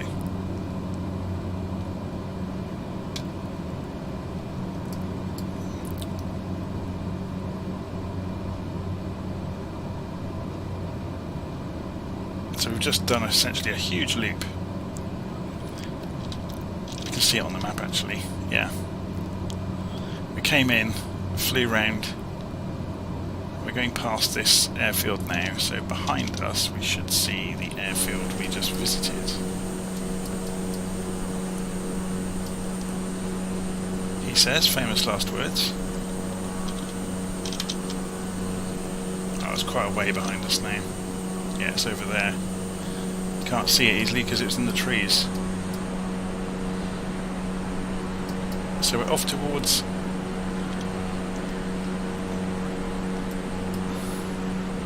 Grottaglie next, which is on the coast near Taranto. So we've got 42 miles to Grottaglie, which is about the same distance as the last leg. So at the speed we're going, now we have an ETA, which is quite useful. We can see 15 minutes to get to Grottaglie. So it's going to be about 17:45 or 18:45 UTC when we get to there. Chugging along at 150 knots, quite happily.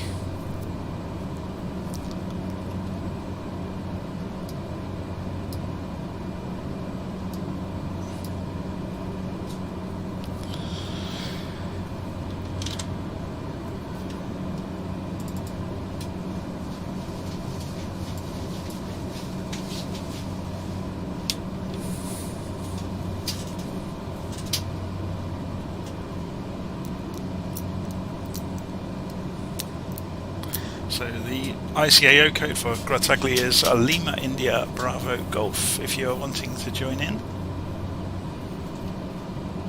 We're on the Southeast Asia Survey, a Microsoft Flight Simulator.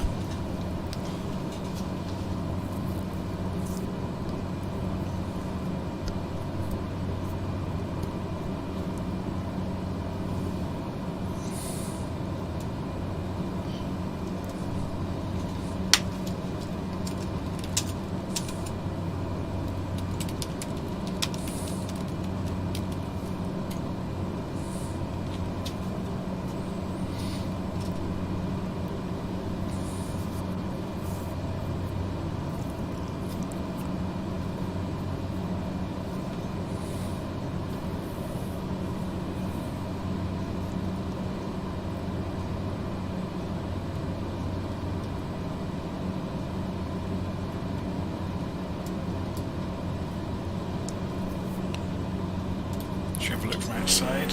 So the town we are just passing, which is quite impressive, isn't it? Trepuzzi. We've just passed a Lecce behind us. So if we spin the camera around, that was Lecce behind us. Over to our left here, just coming off our left wing, is Novoli. And then Campi Salentina is coming up next, which would be this town here.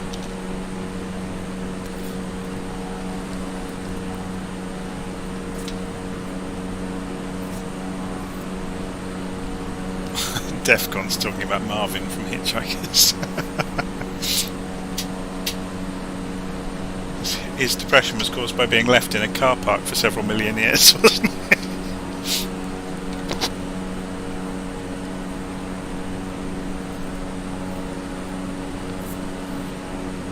Okay, so that was Campi Salentina.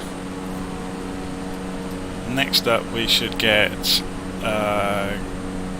Guagnano over the, I guess that's that one, and Baldassarre is the one that's closest to us. Oh no, that's Baldassarre, that'll be Guagnano. And then Salis Salentino is further over, so that's Salis Salentino, Guagnano, Baldassarre, Ville Baldassarre, Villa Baldassarre, I'll get it right eventually. And then further in the distance, in the mist, San Pancrazio Salentino.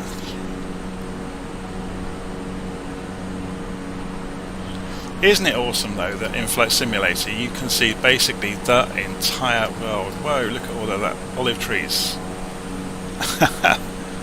Awesome. Thousands and thousands and thousands of olive trees.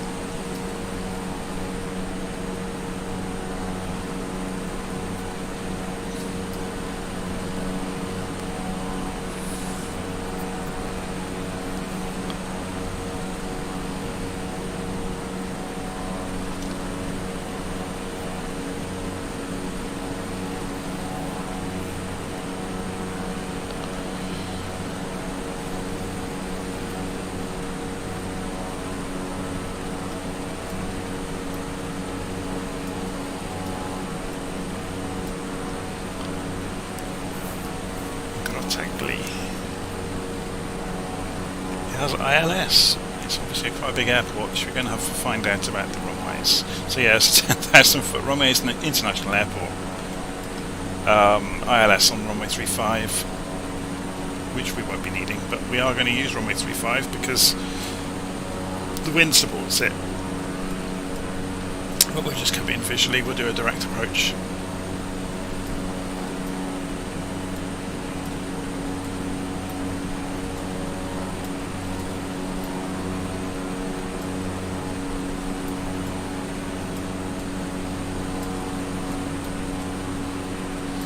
The flight may well end this evening at Fontana Rossa, purely because the time and that last leg is 100 miles, so we may well follow these airfields around to arrive in Sicily, but we may not go all the way around Sicily because it's such a long route. So we'll pass Mount Etna just for the interest of doing so.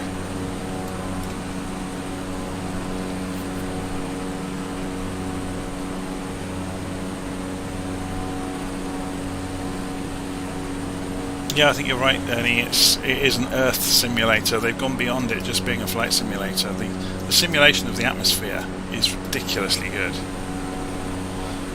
And I know you still get like the X-Plane fanboys that say, oh, you know, X-Plane did it better and blah blah blah, but they seem to forget the fact that X-Plane is doing a it's approximating flight differently, but it's still simulating. This is just simulating it a different way. And then you get into the whole Batman versus Superman argument of which way is better, and oh, it's just endless. I'd rather just enjoy what we have, and what we have is pretty spectacular.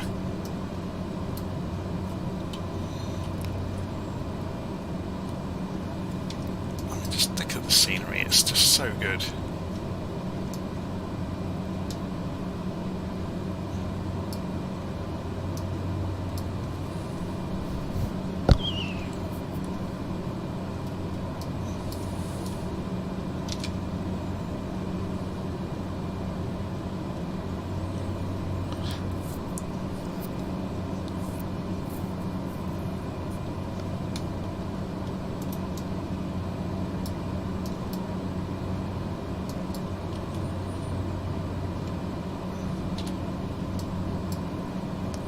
So we have 7 minutes to go, 18 miles, nautical miles, until we get to Grottagli.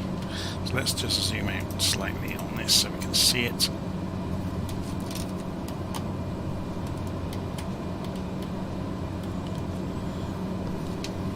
while we're doing that, I'm just going to check something on my phone.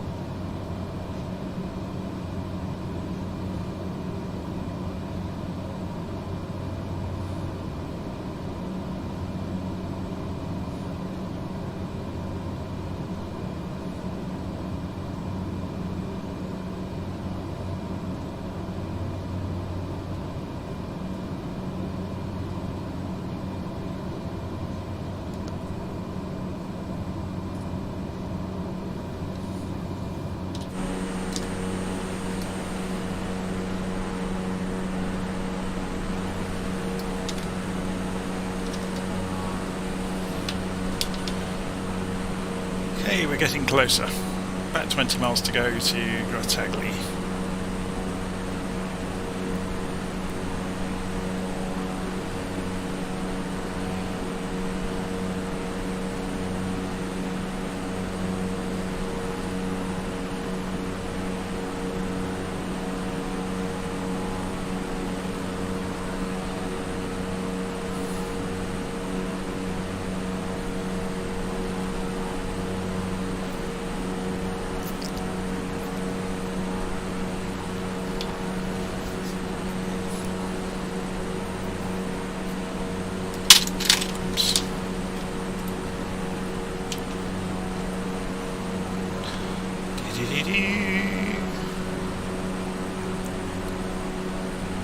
Okay.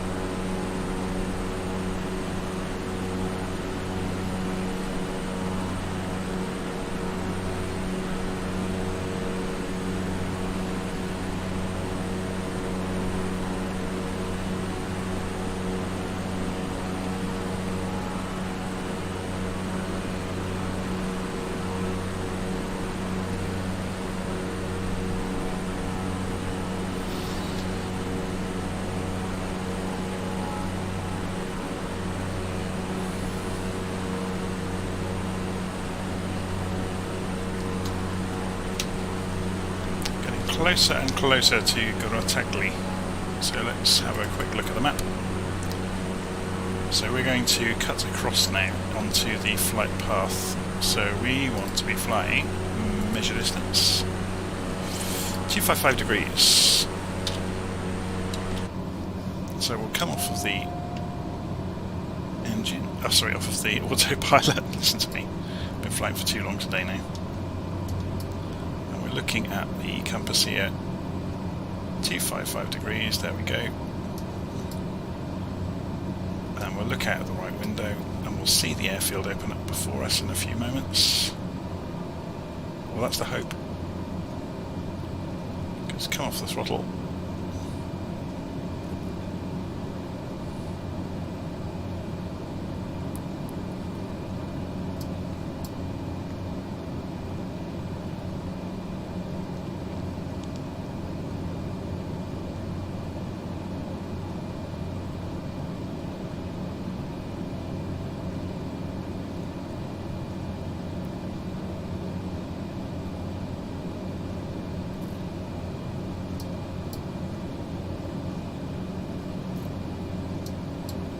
There's the runway.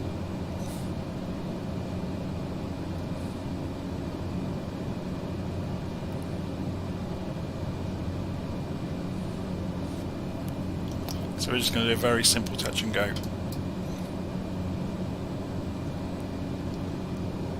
The sun is starting to go down. The shadows are getting longer. As we fly across the south of Italy, you can see is that probably Etna in the far distance? Possibly. We'll see when we get there, won't we?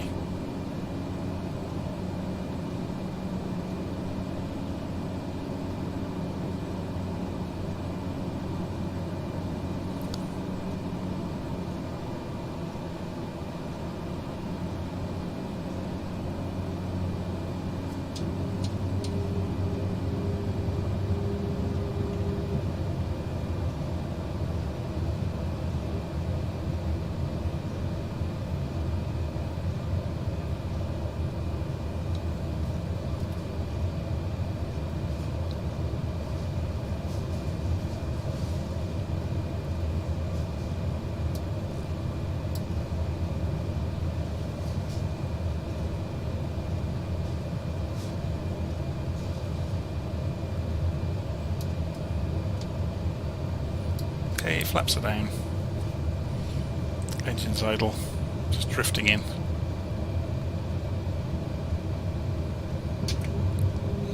Going for full flaps. We can let go of the stick. Look, this plane is so stable, it's untrue.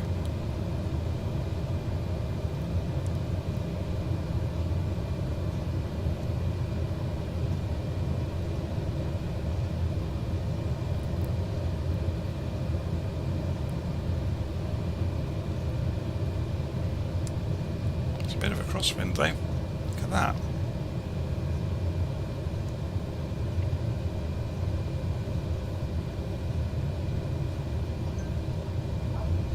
And we're down. It just drifts so gently onto the runway. Okay, full throttle. And accelerating and rotating. We're back in the air without any drama whatsoever. It's a huge airfield here, actually. There's GA aircraft this side. There's DHL and what's that other plane? Not sure what airline it was. Okay, so engines back to it's a helipad.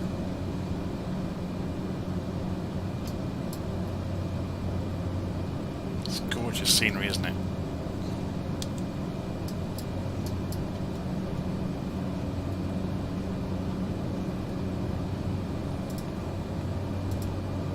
So we're on nav mode. 500 feet a minute to 2,500 feet. And we're off and running again. And now we are on our way to Avio Superficie, which basically means airfield in Italian. The Enrico Mattei airfield. So let's go and set this up with an outside view so we get to see these wonderful views of the scenery en route, and we'll put this up in the corner so we can see where we are.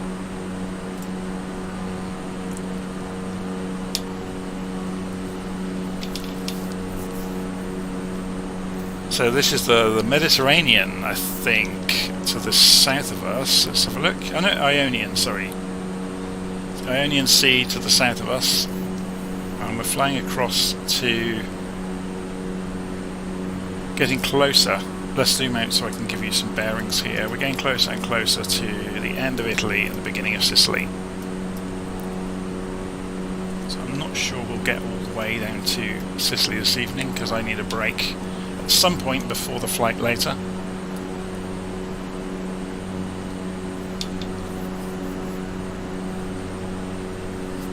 It's been a fun flight though, the whole length of Italy from one end to the other.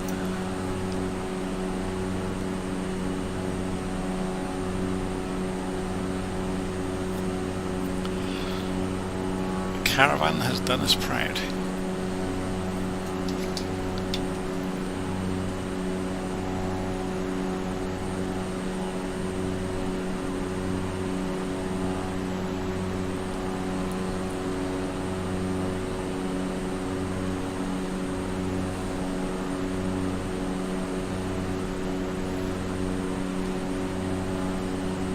Right, I will be back in a few minutes. I'm going to go and make a drink. It's getting really hot here, it's crazy. And I'll be back in time to land at the next airfield.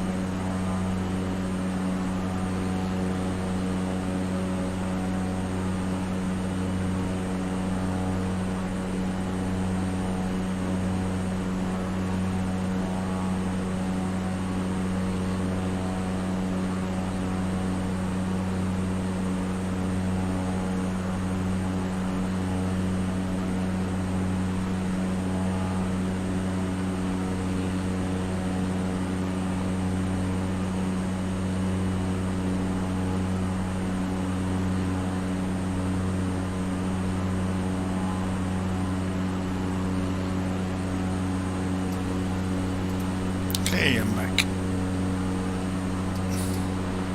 This part of the world looks pretty spectacular, doesn't it?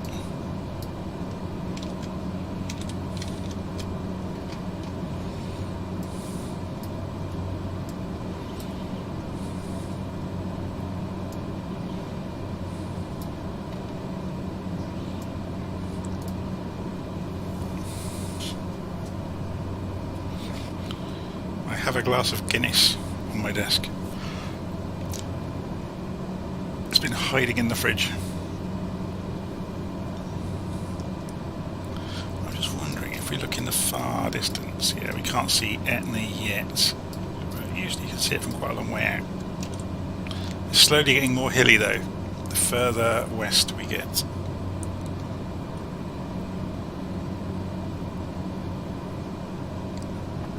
Nine miles to go until we get to the next airfield. Looking at the wind, we're going to have a crosswind, but we'll go for runway 32 just to keep it straightforward. Is it 32 or 31? 31, sorry.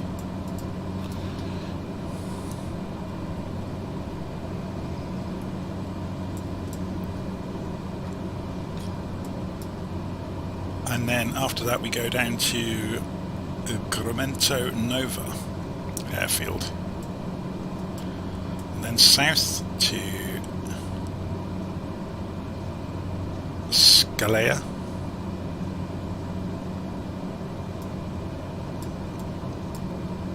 Then Terma. I think we may end at Terma because it's just getting too late and I'm getting hungry, basically. And I need a break in between doing this on the group flight later, otherwise I'll be absolutely worn out. Look at this scenery though, it's ridiculously good, isn't it?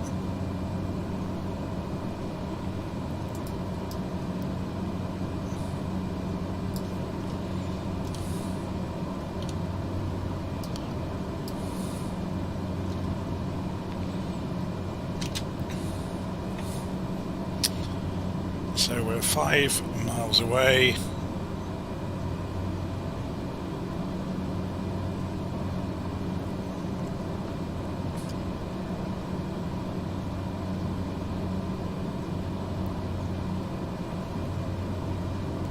The wind's dying away, so in the shelter of these hills it may be even less wind, probably nothing worth talking about. Okay, we're in the lee of a hill at the moment. Okay, so let's come off the autopilot and start to navigate.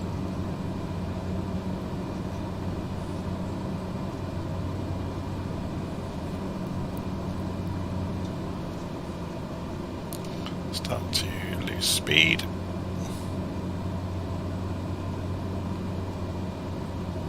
Just got a touch of turbulence there.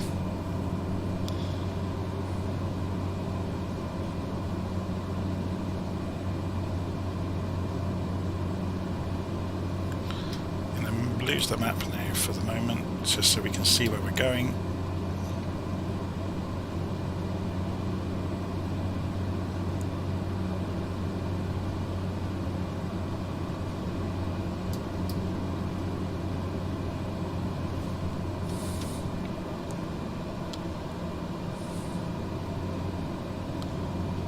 So there's the runway. So I'm going to loop round because I'm going far too fast. Which gives us an excuse to see the landscape.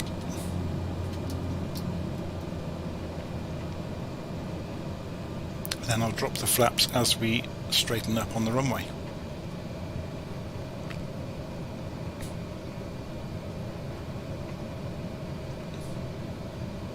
Yeah, this I can't complain because I'm just reading the live stream comments about the preferring Guinness in the pub at Murphy's from a can.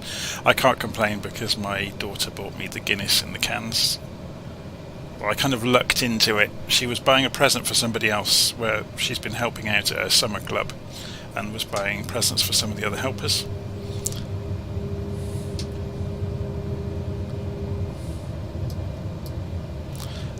So they got 1 can in their thank you bag, and I got the rest of the 4-pack. So I really can't complain. I wouldn't normally buy Guinness to drink myself, but it's just, it's nice on a hot day.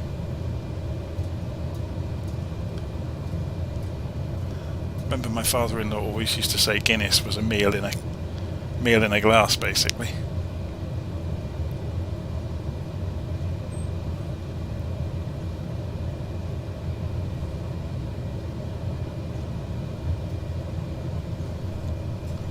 Okay, my other half has just got back with a roof box on her car. Just going to come in, get this touch and go out of the way. Hopefully I'll take off again before they knock on the door.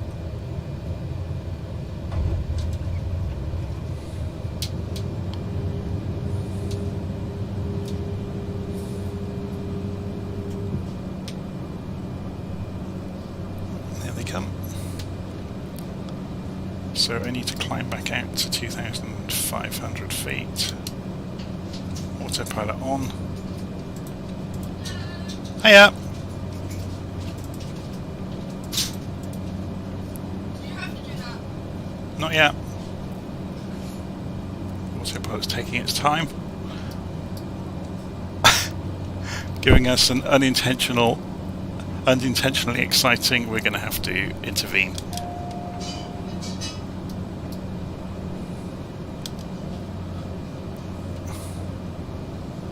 Altitude. So we're going to 2,500. It has no idea how quickly we want to do it though. Yeah. The perils of operating among hills.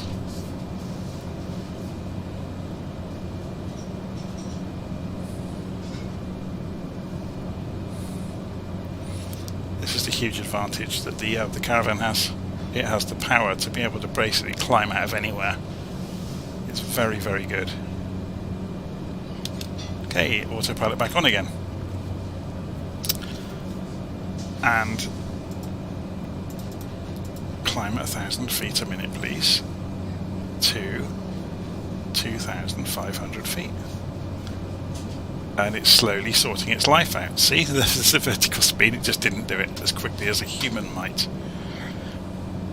So it's controlled by gyros, so there you go. Let's pull the map back up so you can see where we're going. And I've got it. I haven't actually engaged nav mode again, have I? So let's go engage nav mode. So we'll go and get back onto the track. We've got 30 miles to go until the next airfield.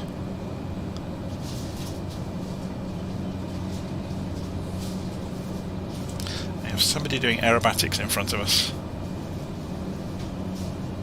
Who's that going to be then? Should we have a look on the map? See who that is. Oh, it's the same guy that's been with us all along.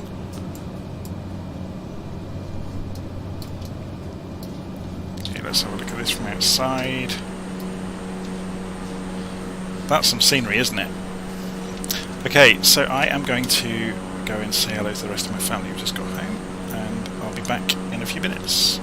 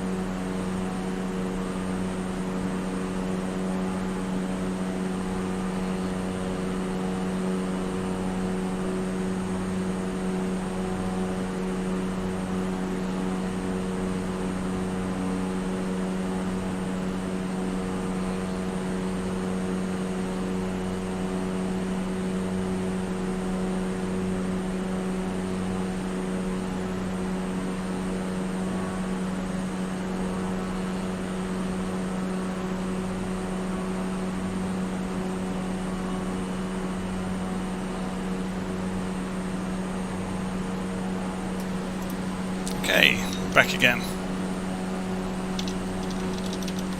So let's have a look inside the aircraft, which should give us good information on 8 minutes until the next destination, 21 miles to go, and hopefully we're high enough.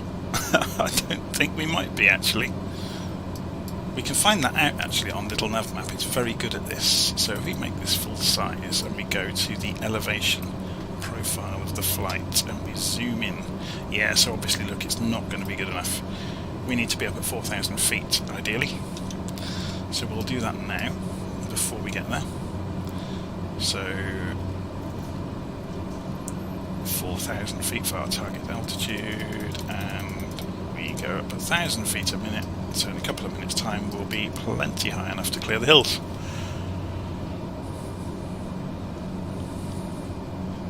So clocked had to pull a U-turn.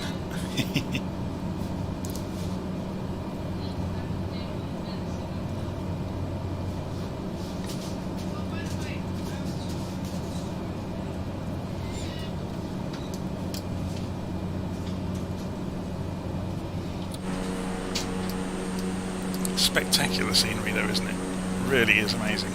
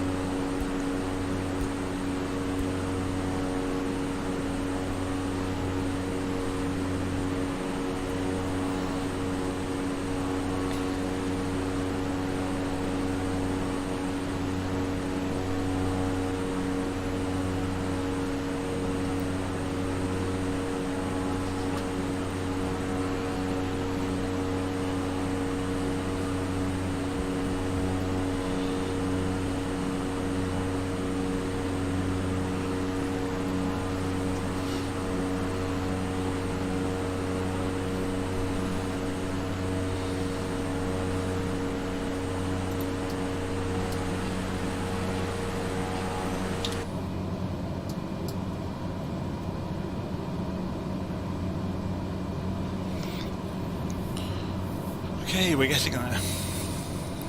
Let's have a look at the map full size and see where we are in terms of the entire route. So we make a turn south after the next airfield. It would be quite cool to get to Reggio Calabria at least, wouldn't it? Or I keep talking myself into and out of this, staying online. So it's 6:10. We'd probably get to Reggio Calabria inside the hour, wouldn't we? How far is it? Let's have a look. So as the crow flies, it's 130 miles. We're doing about 150 miles an hour. It's going to be an hour away, isn't it? So maybe.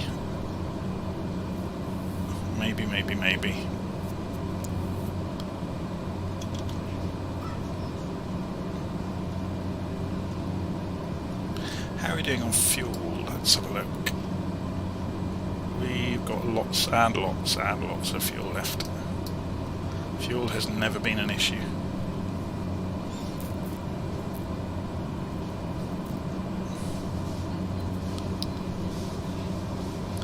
The issue I have later isn't about food, it's about I've got a group flight that I'm supposed to be leading at 8 o'clock UK time in Minneapolis with Virtual Flight Online. So I need a rest before I do that, to be honest. So I've been doing this since late this morning. So I've been online. Let me refresh the YouTube page. I have no idea how many hours this has been running for now. Yeah, we're in the 6th hour,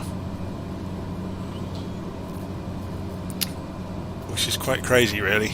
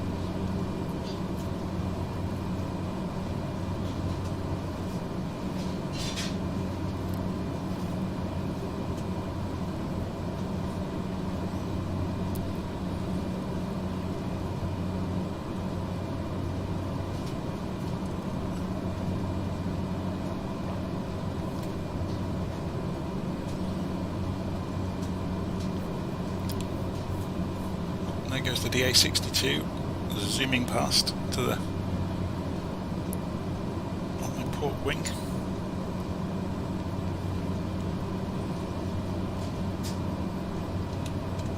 So we are approaching the next airfield, and he's going straight in by the look of it. So I'm going to come off the power.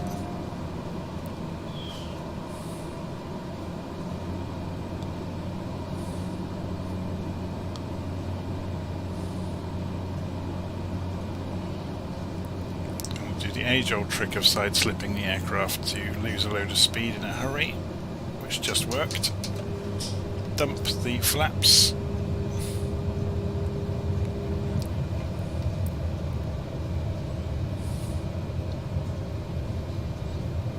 And fall in towards the airfield before continuing on to the next one. So this was Gramento Nova.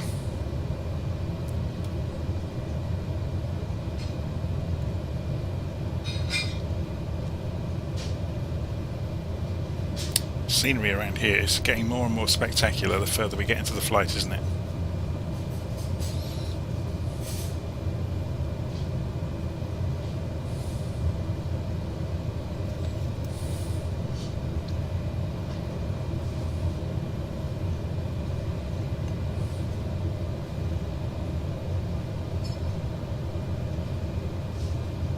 So I'm side-slipping this to come down without losing or without increasing speed.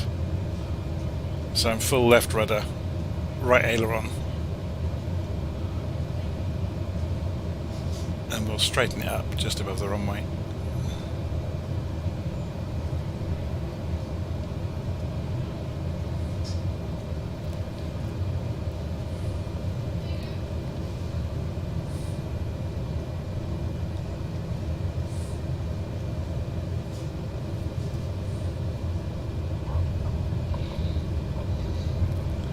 Full throttle, flaps to take off position, coming to 80 knots, rotate, and it comes up easily.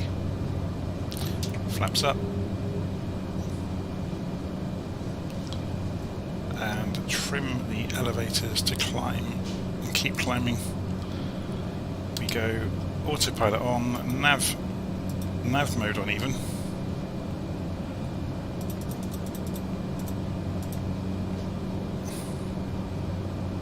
It's still trying to put itself in the ground, look. It's taking no notice of the vertical speed yet. It's just going to miss the trees. I was ready then on the button to tell it to stop being stupid, basically. Yeah, it's going to put it into the hillside, so let's get it over that hillside for it to give it a helping hand.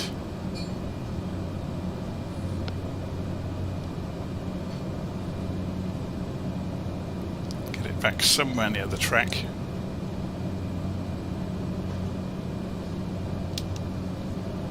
Okay, autopilot is back on, nav mode is on. 5,000 feet is armed at 1,000 feet a minute. Now let's have a look at that elevation plot.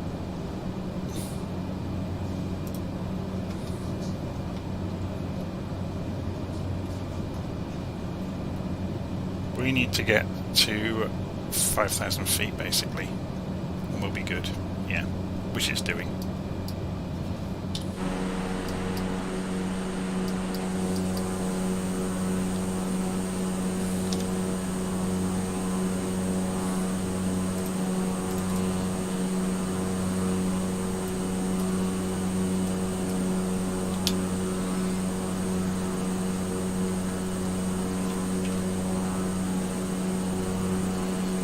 Peach Lemons has beautiful scenery and plain. Yeah, the Caravan's quite cool, and especially the Analogue Caravan. I mean, okay, it's identical outside to the stock Caravan that comes with the simulator, but inside, yeah, it's very, very good. Aside from me keep braking the engine because I keep forgetting you can't run full power.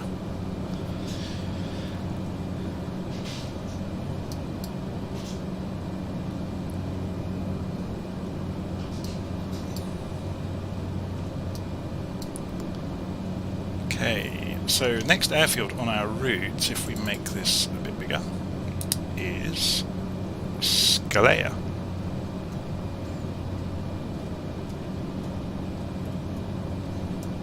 So we're just flying over these hills, then we'll descend down to the coast. It's only at 33 feet above sea level, 6,000 feet runway, so it's quite an easy one to land at. As you can see, the hills around here are starting to get a little bit more dramatic, which is cool. So we're just coming up to 5,000 feet, so it should be good to see us over the top of the hills we can see in our direct line. Then we'll go to the outside view and get to look at some of these along the way, which is very cool.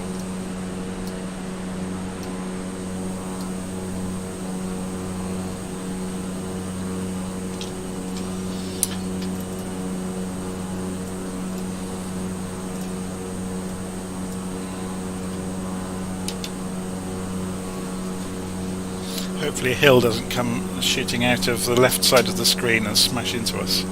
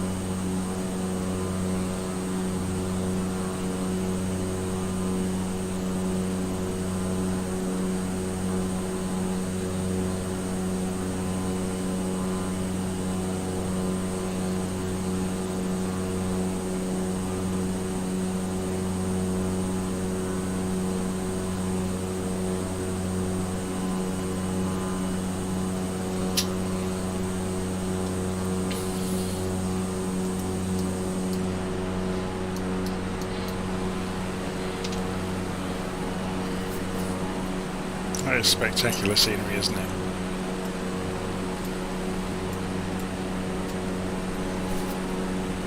So we're going to have a crosswind. Although, let's check what's happening on the ground down here, because it's often very different. 060 degrees, 7 knots. So northeast, 7 knots. So yeah, there's support's coming in from the ocean side into the runway at what's the name of the airfield again? Campo de Volo Avio Lao.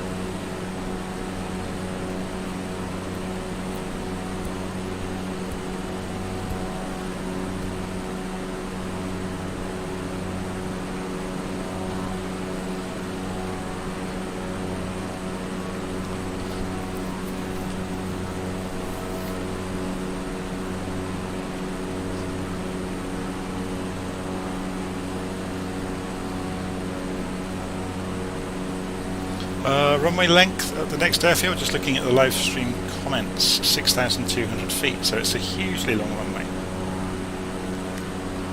Not a problem for a Caravan.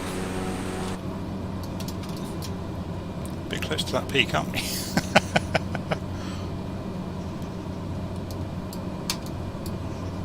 We'll be even closer to those ones, I think.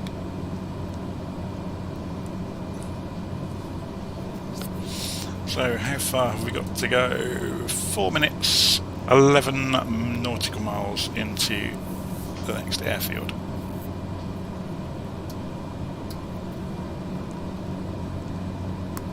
It would be quite cool if we could get down to the end of Italy before I have to stop Calabria, Reggio Calabria.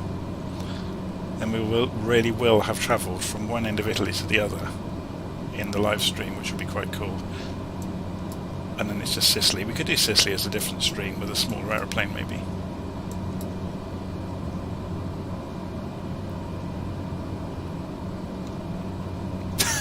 Yeah, I just read the comment about the Caravan could probably land on the runway widthways. It probably could.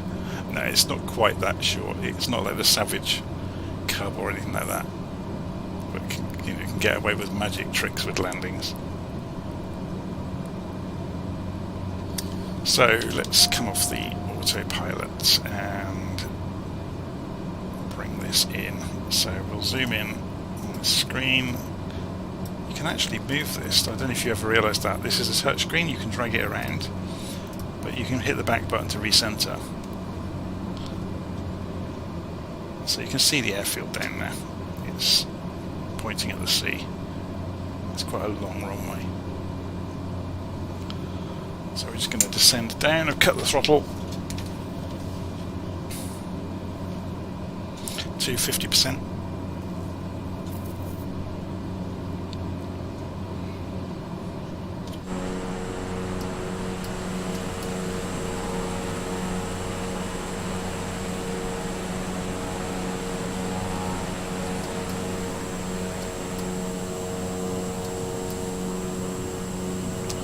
There's a screenshot.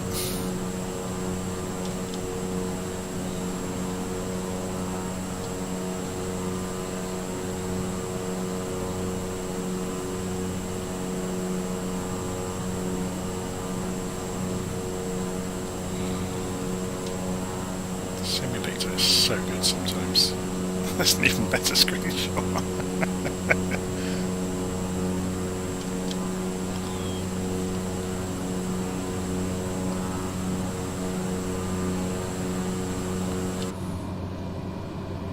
That's not the runway, sorry, that's a river.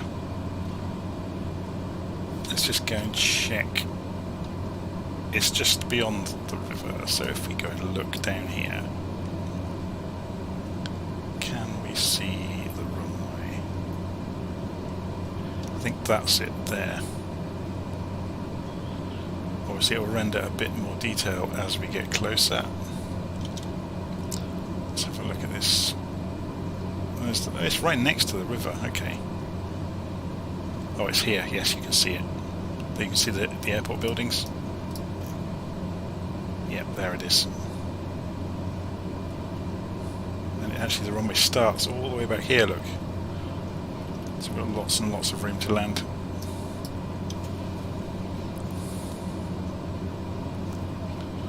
Okay, so let's pull the engines right back to idle.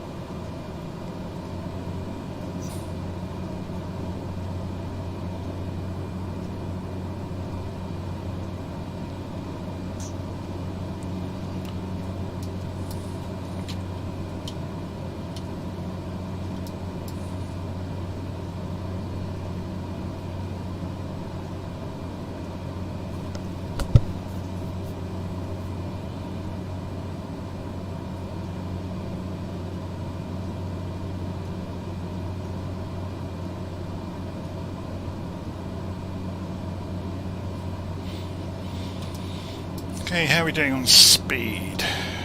140 knots. So what I might do to lose some speed is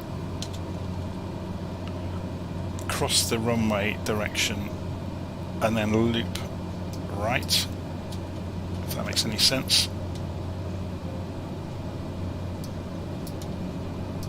Okay, let's try it.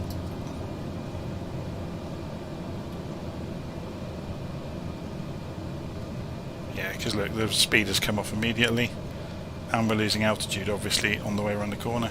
Well, we're gaining altitude at the moment, but then we can drop flaps for the approach, which should work nicely.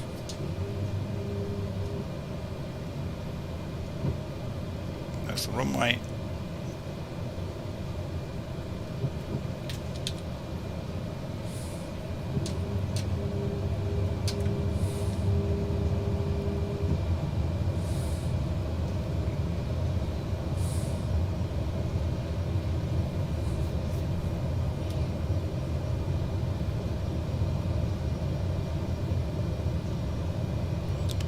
So after takeoff here, before we get to the hills, we turn right.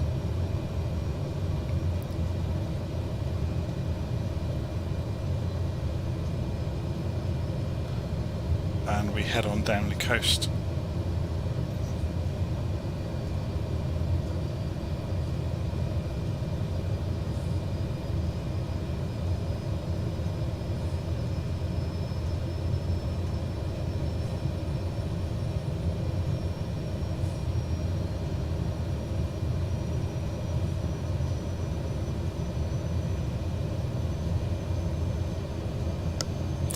See our own shadow today, which is quite cool.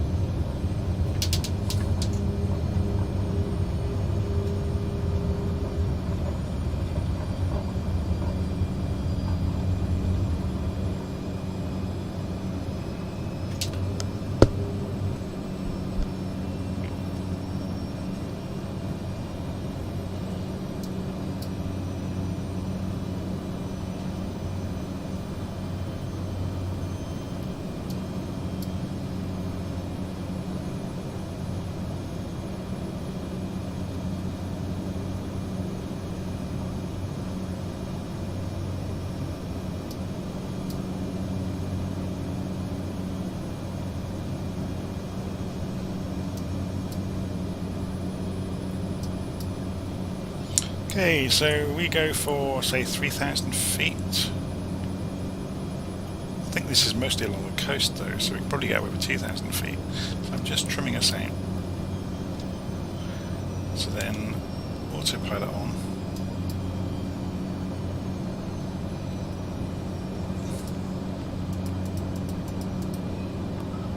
and then nav mode, so it will just kick us sideways onto the track, and then we can enjoy the scenery.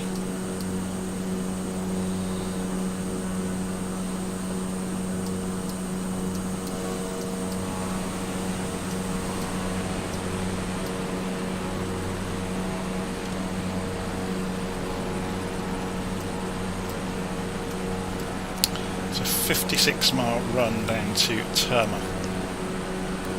Not sure how you pronounce it. So let's have a quick look at that elevation plot again, see if there are any surprises along the way. These hills look like they might be a bit higher than 2,000 feet. Window. Elevation profile. Yeah, so we want to go to 4,000, which keeps us out of trouble. So 4,000 feet please, and we'll do it at 1,000 feet a minute.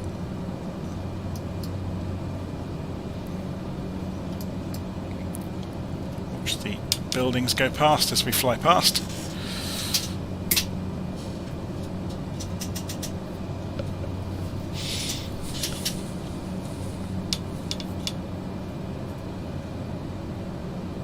The quality of the texturing of the hills is stunning. It really is.